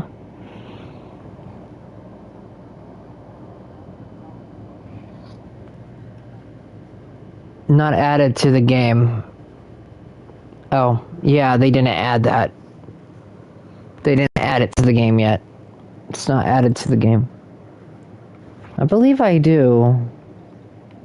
Which pose is that?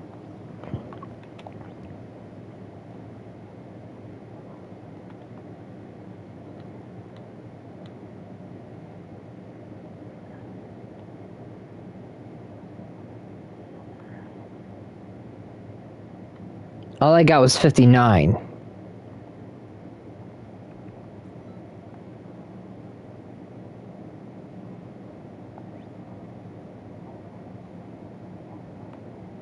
Yeah.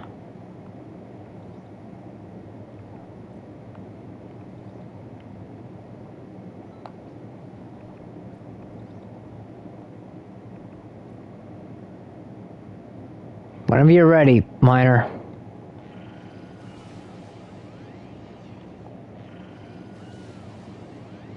And I'm ready to go. I'm on the verge of getting close to 180, maxing myself to 180.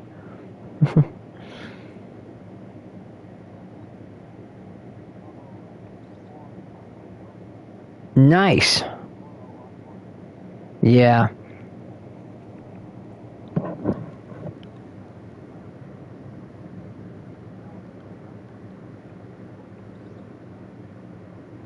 Yeah.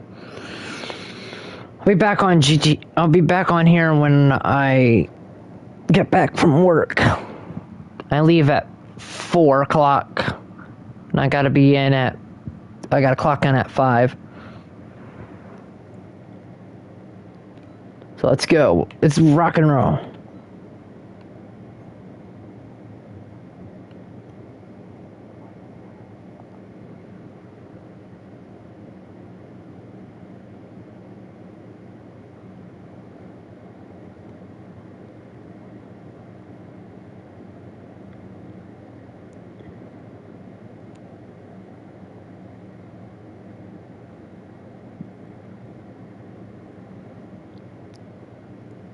But Super Saiyan God, though, is good.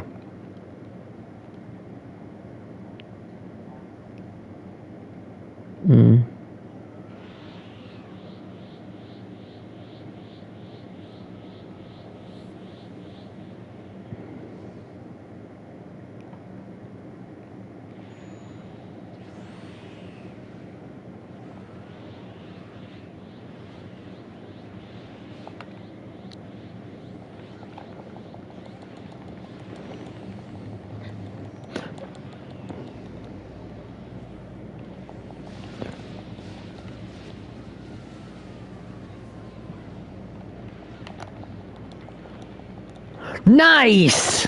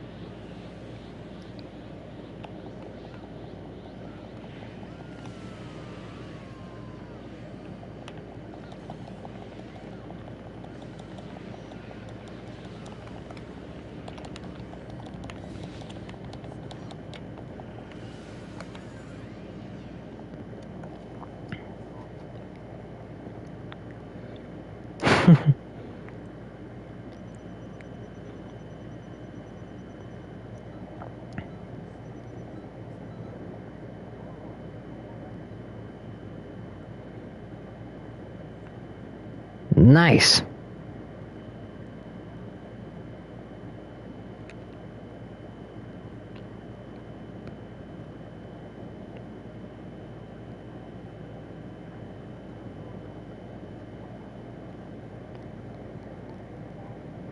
I'm guessing, yeah.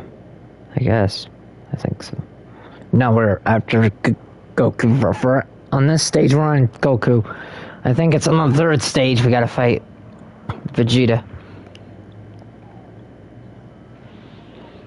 How am I supposed to eat this pizza when I'm on drunk?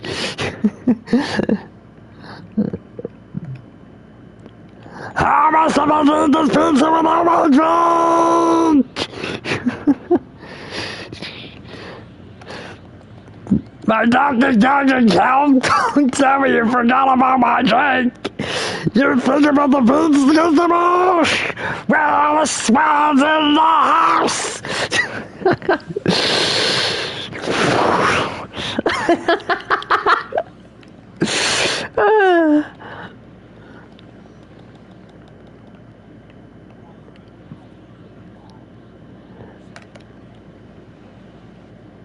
Oh shoot!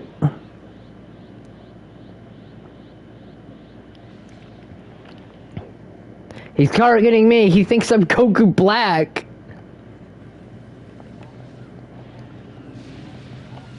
Yeah, he is. Fair.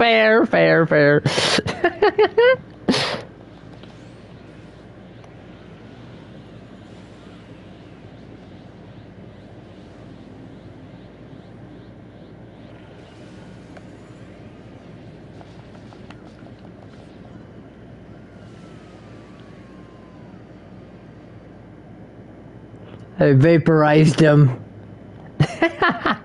No more Goku. No more Goku. I vaporized him.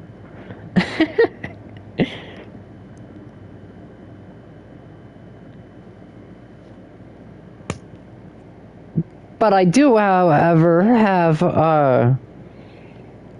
Goku Black Rose's Kamehameha.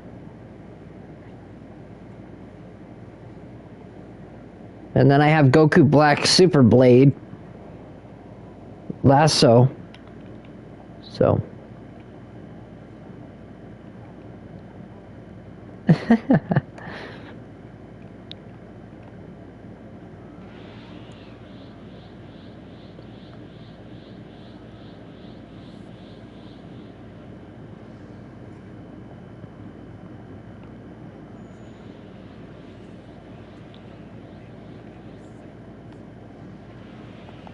Hey, look, it's the guy from Fortnite.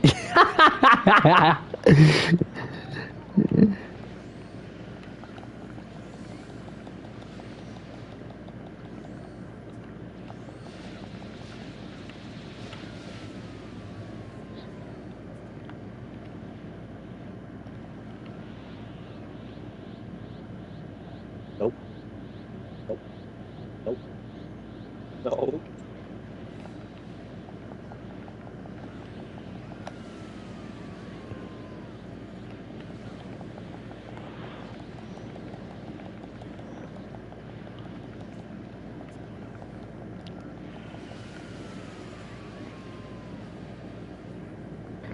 That crazy blast all together.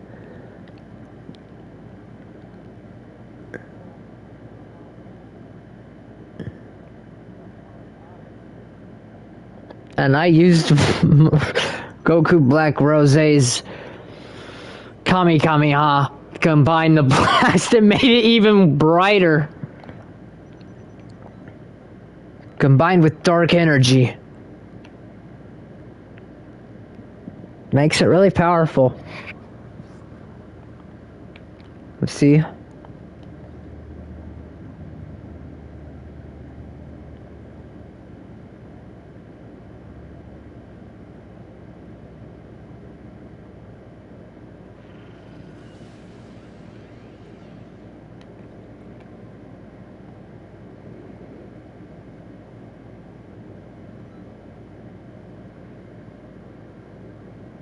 Use of EQ.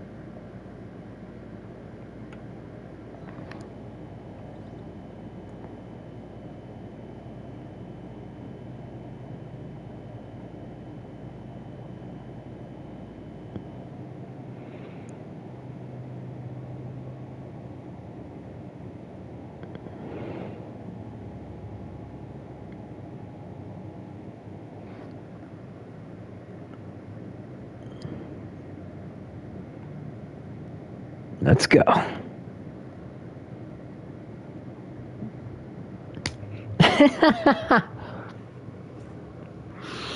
Oh, man. Huh.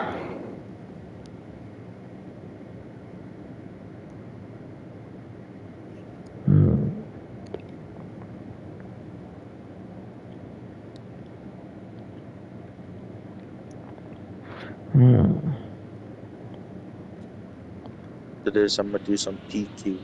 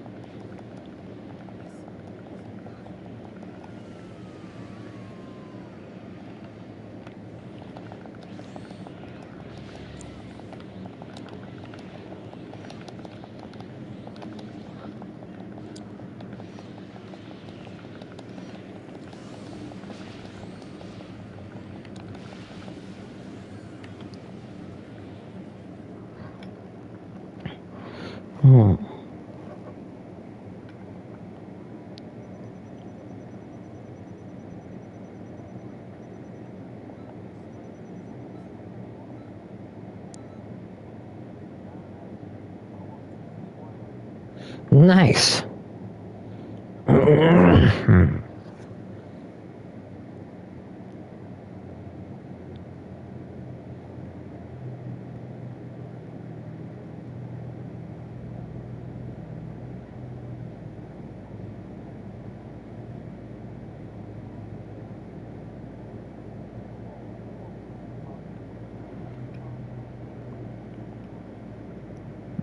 Nice.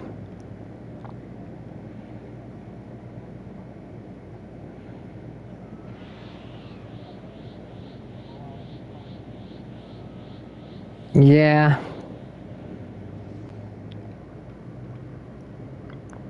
As I was taking a look, I saw a lot of people that were low level. And I feel bad for the ones that are very low level because they just they're just sitting there. Those characters are just sitting there. People who made their characters are just sitting there. Not grinding, not doing anything, bruh. It makes me feel like, you know...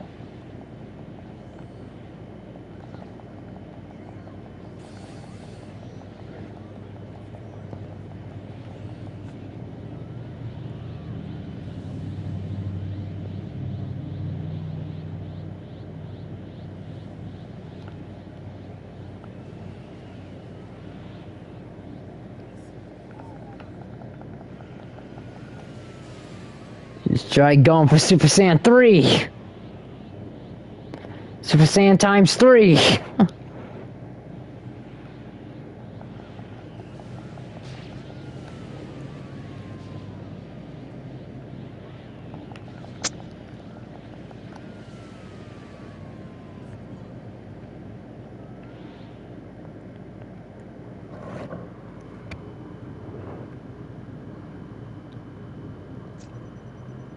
Shadow. Yes. After these 3, I'm gonna go shower. I'm gonna stay in the party, but I'm gonna stay muted. Okay. May take like, I don't know, 30 to 45 minutes, maybe 15. Okay. That's understood. That's a few scraps. Yeah. I'll play together. I'm after this stage because I'm getting sleepy. I don't want to go to sleep. Yeah, I feel it.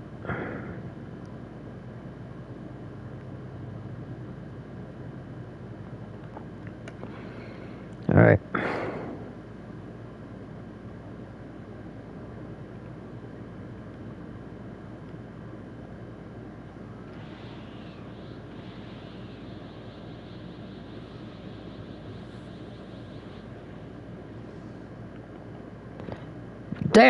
There he is.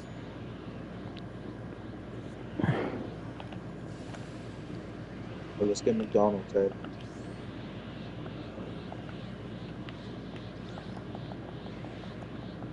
Damn it.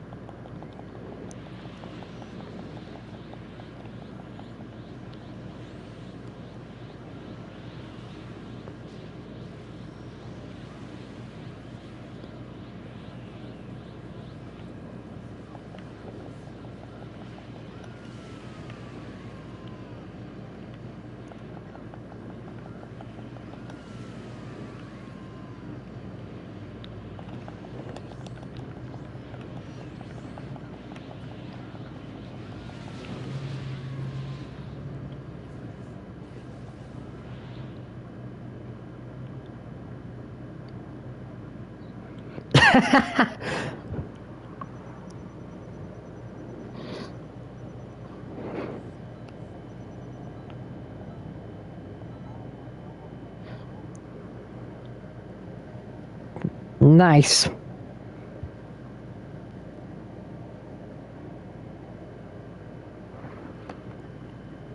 Alright, I'm out. Y'all play together. I'm gonna shower now.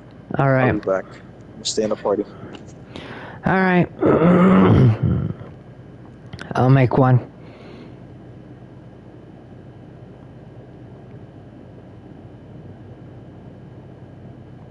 All right. Yep. Let me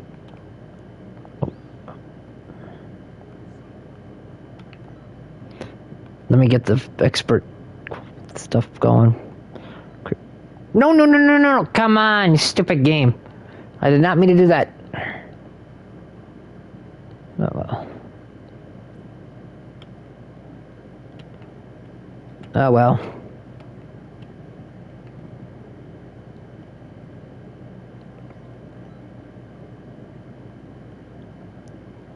Well, it's at least 6 people that can join. Come on and join. It doesn't matter. Yeah. Yeah, I'll kick the people. You know what? I'll just send you the invite. Yeah, I'll give you a moment.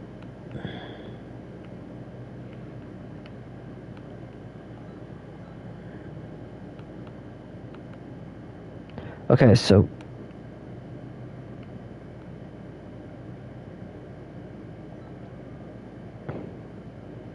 okay, good. Give me a minute to get these quests hooked up.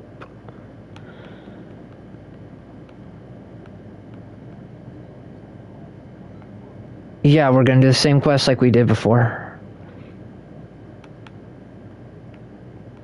Just give me a minute to get... There we go.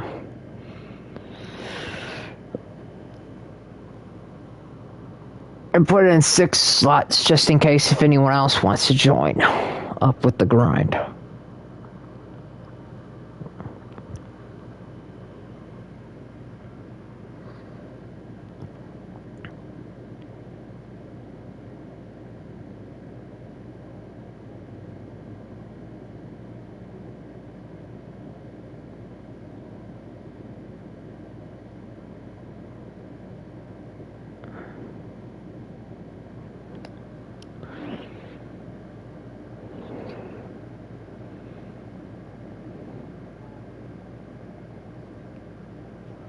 Yeah,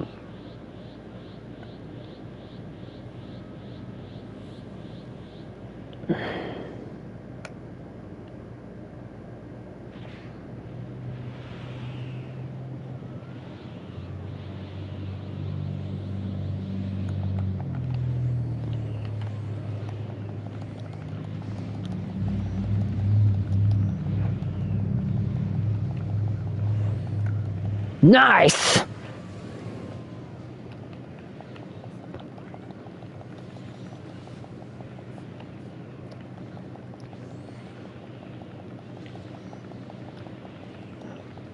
Boom.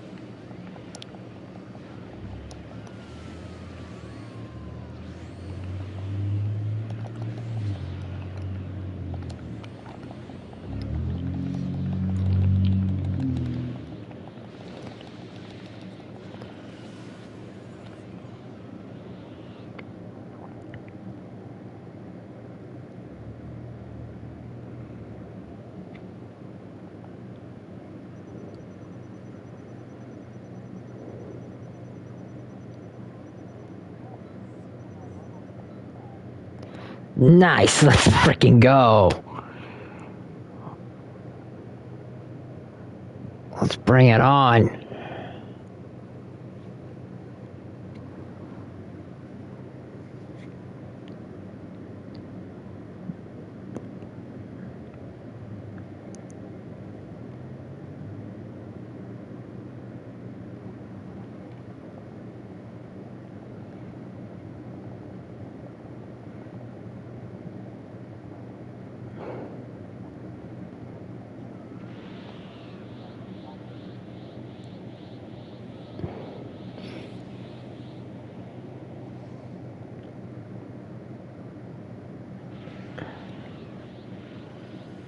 And I'm gonna have to use Super Saiyan God.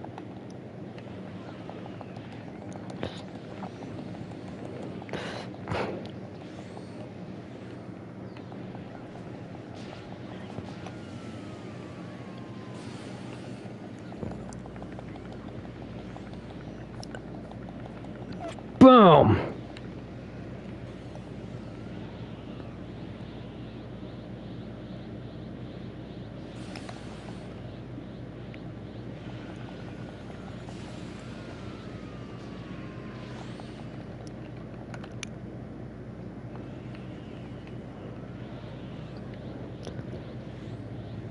Don't worry about your health, it's being regenerated.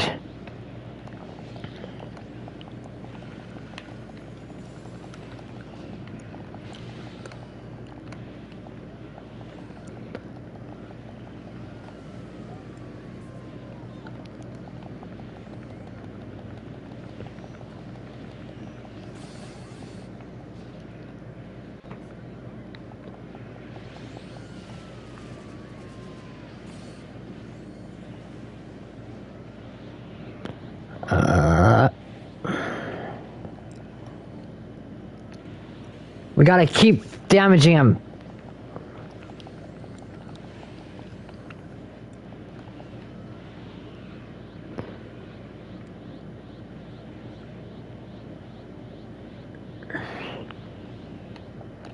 We gotta damage him.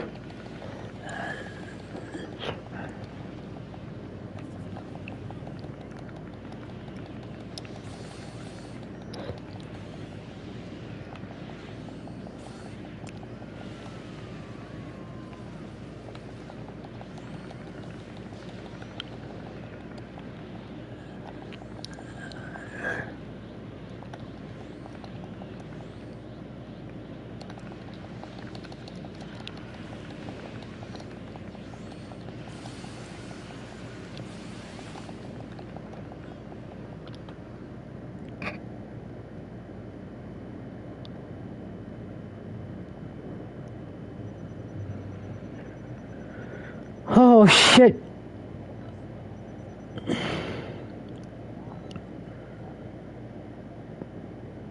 Nice.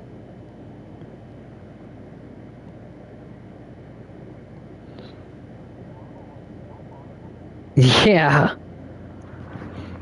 I'm just gonna use my TP metals just to level myself up faster. That's why I'm grinding on this. That's the whole point to all this.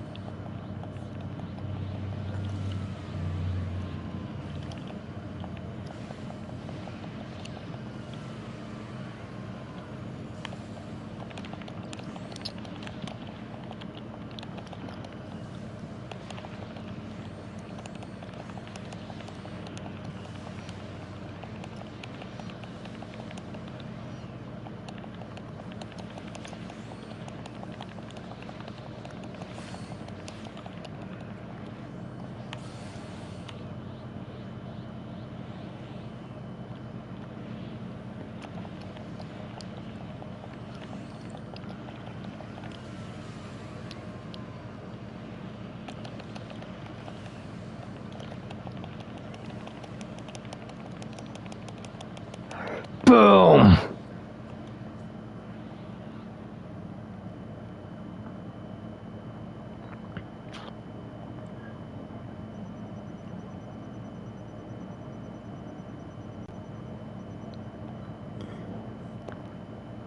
I leveled up to 161.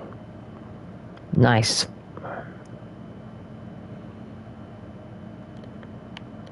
Give me a minute to customize my...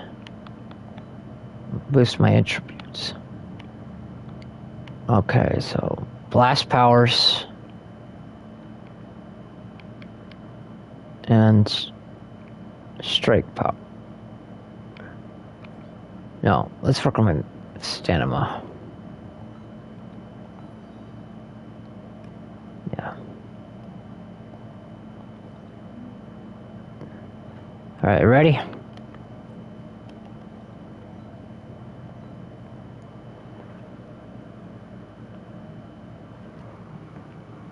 Messages.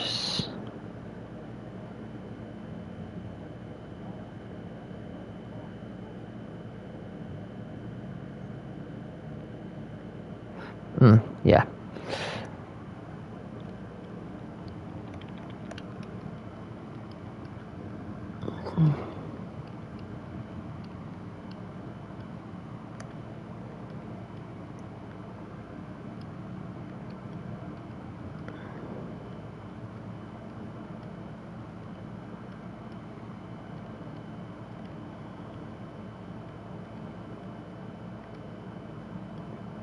Time to power it up.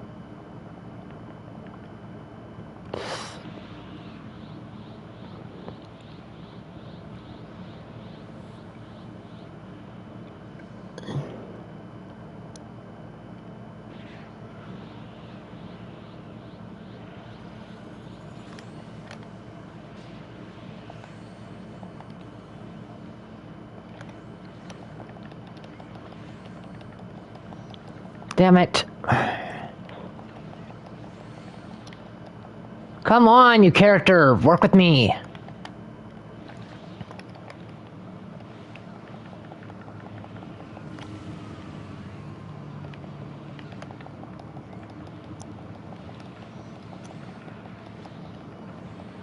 Bro.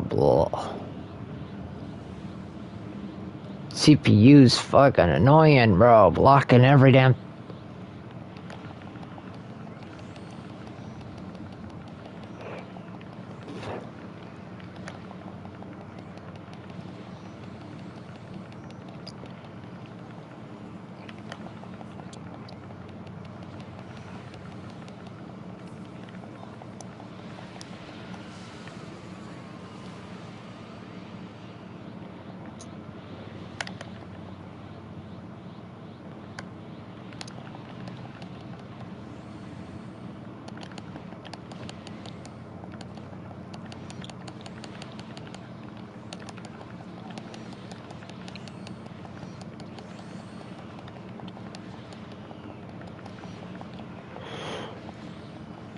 He's in the ball!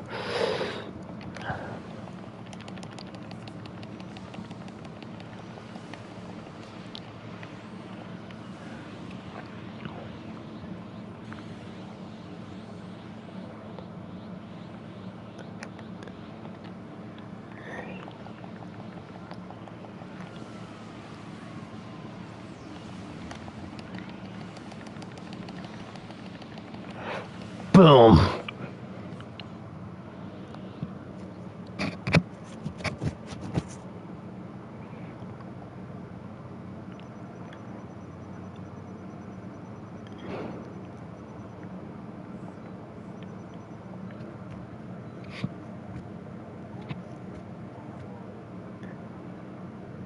Damn.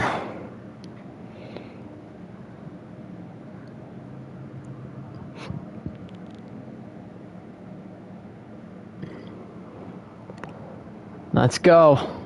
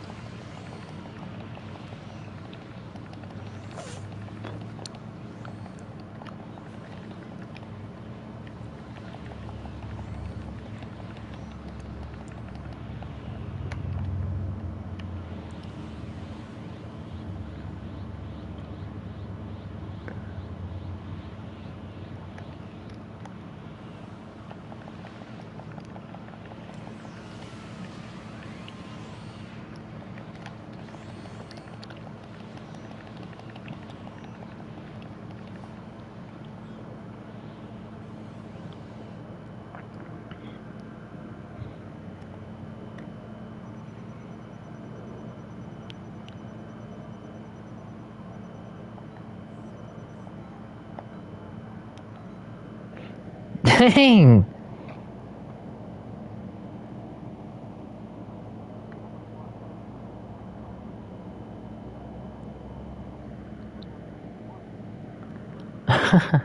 Guess that's a fast way to getting you there. Damn.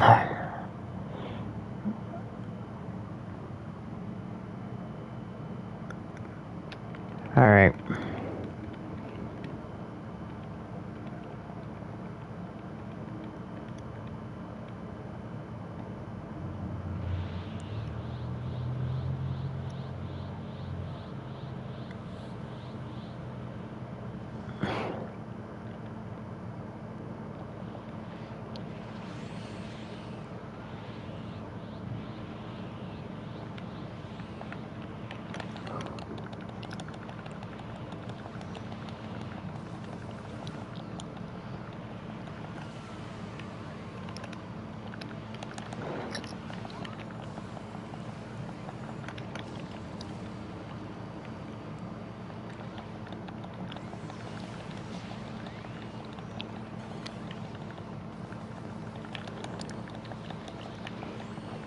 Alright.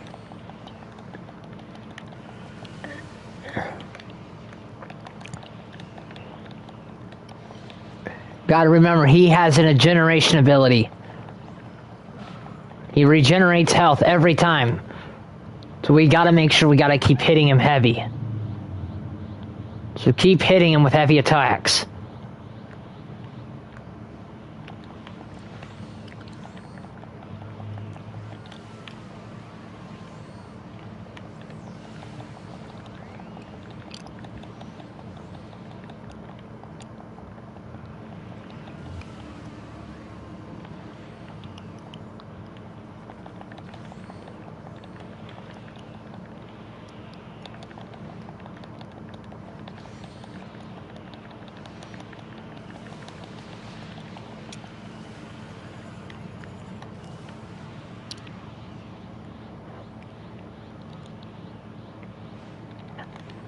Oh, shoot.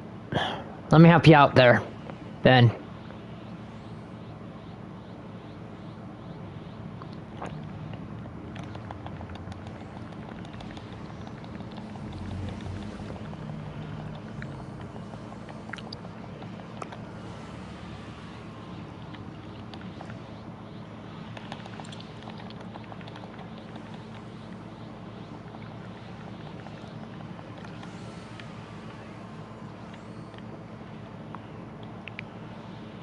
Nice!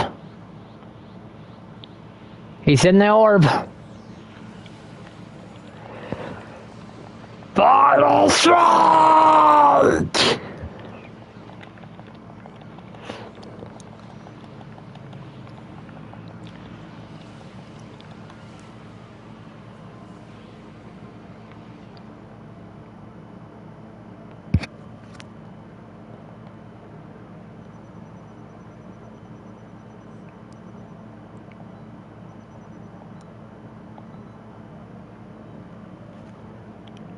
Okay, I gotta see how much TP medals I earned.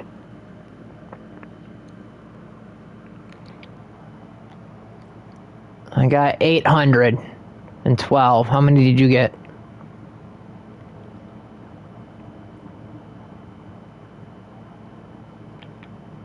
Okay, we need another. We probably will have to do one more round. And then after this round, I have to go. Because I gotta go to work.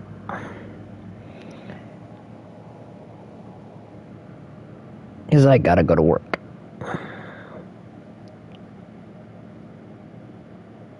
I leave at 4, but then I had to clock in at 5. Good. And they better ready they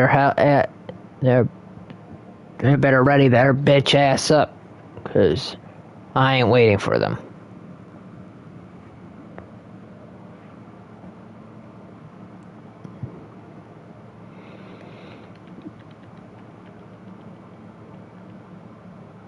Alright. That's done enough.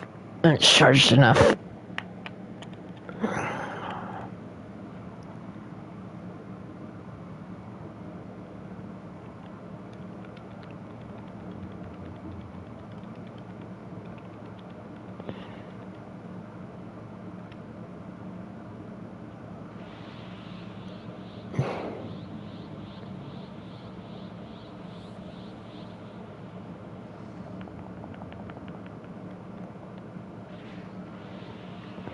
Keep.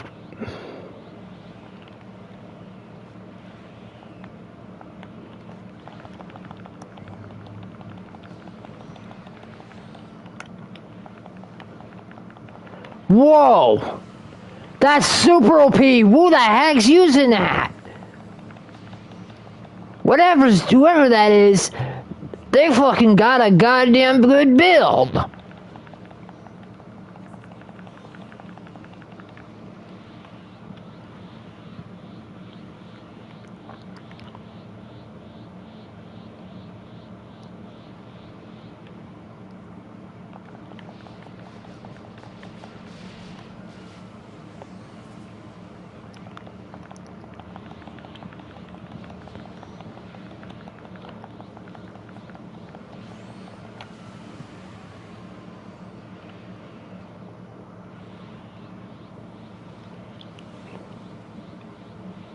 That's what we're talking about. That's right, bring in the firepower.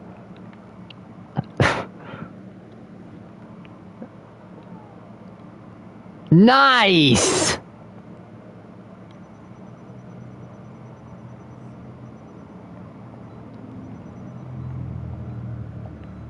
Nice!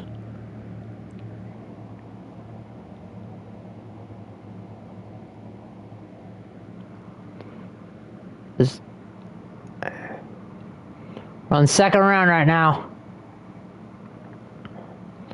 Come on, game, load!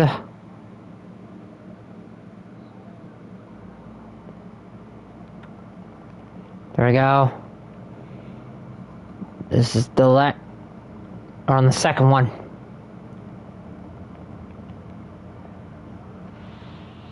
Yep.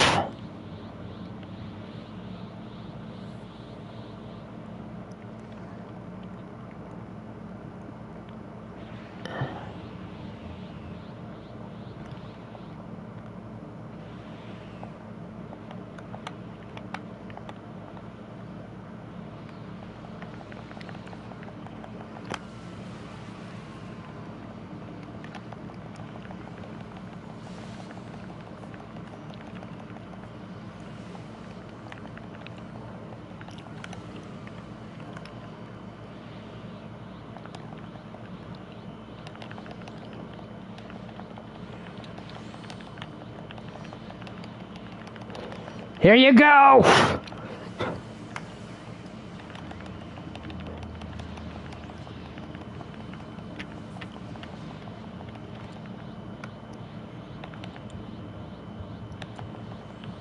Nice!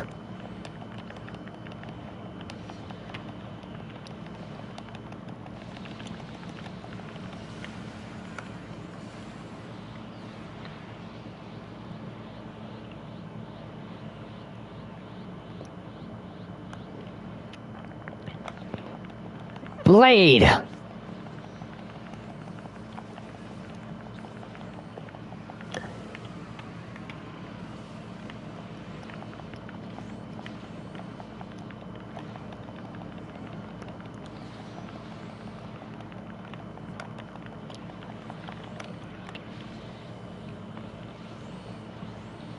Come on, we gotta finish this, guys, come on!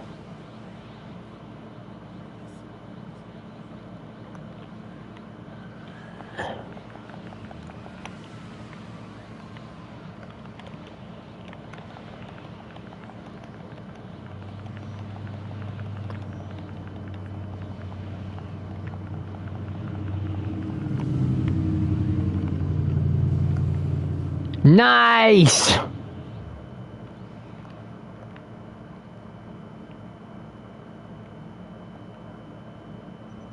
We're on the last boss fight.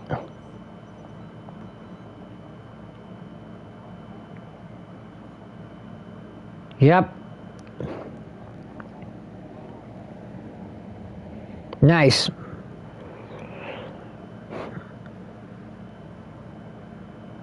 Alright, this is the last fight. After this, we're done. And then I'm getting off for the day. Because I gotta get to work. God, I hate work. Ugh. Yeah.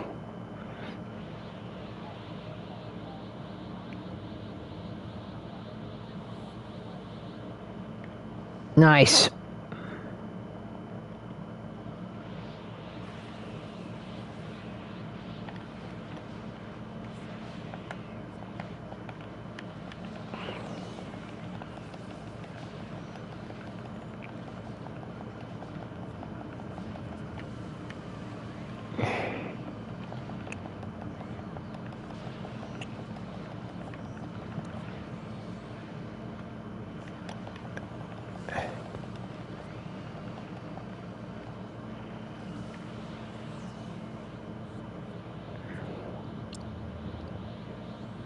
Ben, you're low. Here, let me help you.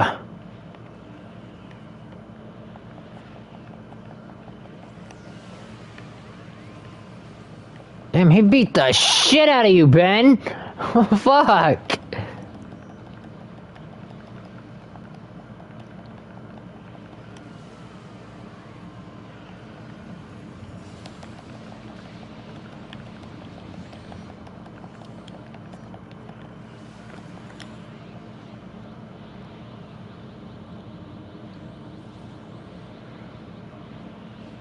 We need to finish him.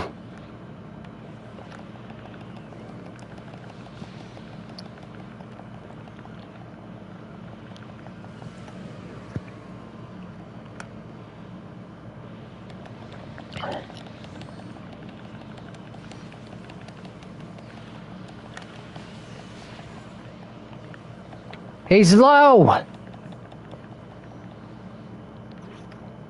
Nice. All right, I'm done. Yeah, I'm done. I'm done. All right, I'm done for now. Shit. We're done. We are done. I'm gonna go and probably spend some of these rest of these remaining tokens up. Gonna see how much I got.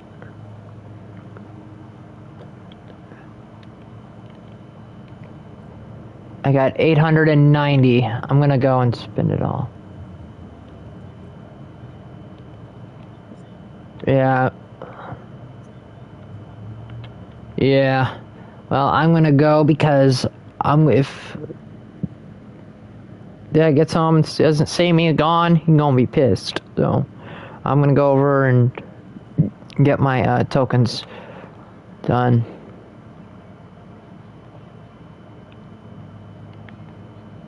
I'm gonna go and collect the rest of my thing.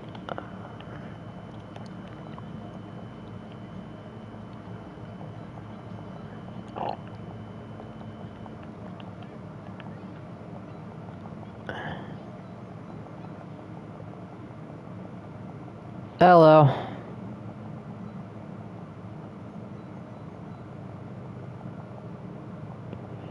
You're a little bit late, dude. I'm about to end stream soon after I get all these tokens.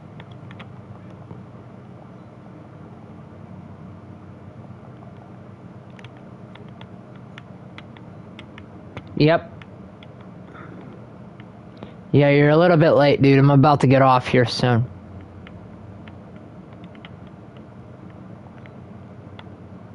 I'm just gonna fix. Alright. Basic attacks, strike attacks. Then health, S, stamina. Let's use Kai Blast. Alright.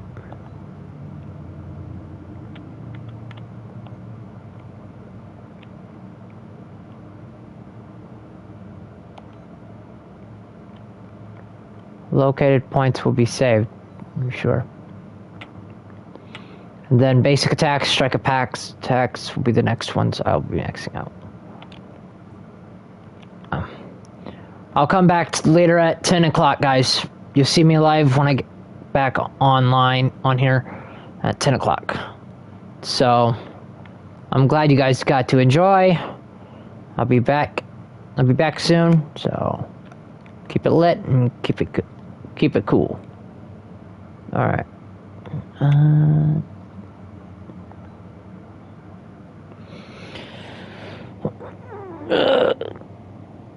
Yep. Sooner or later, I will be getting back and maxing my character out to level 180. So once I do that, I'll be a lot more powerful.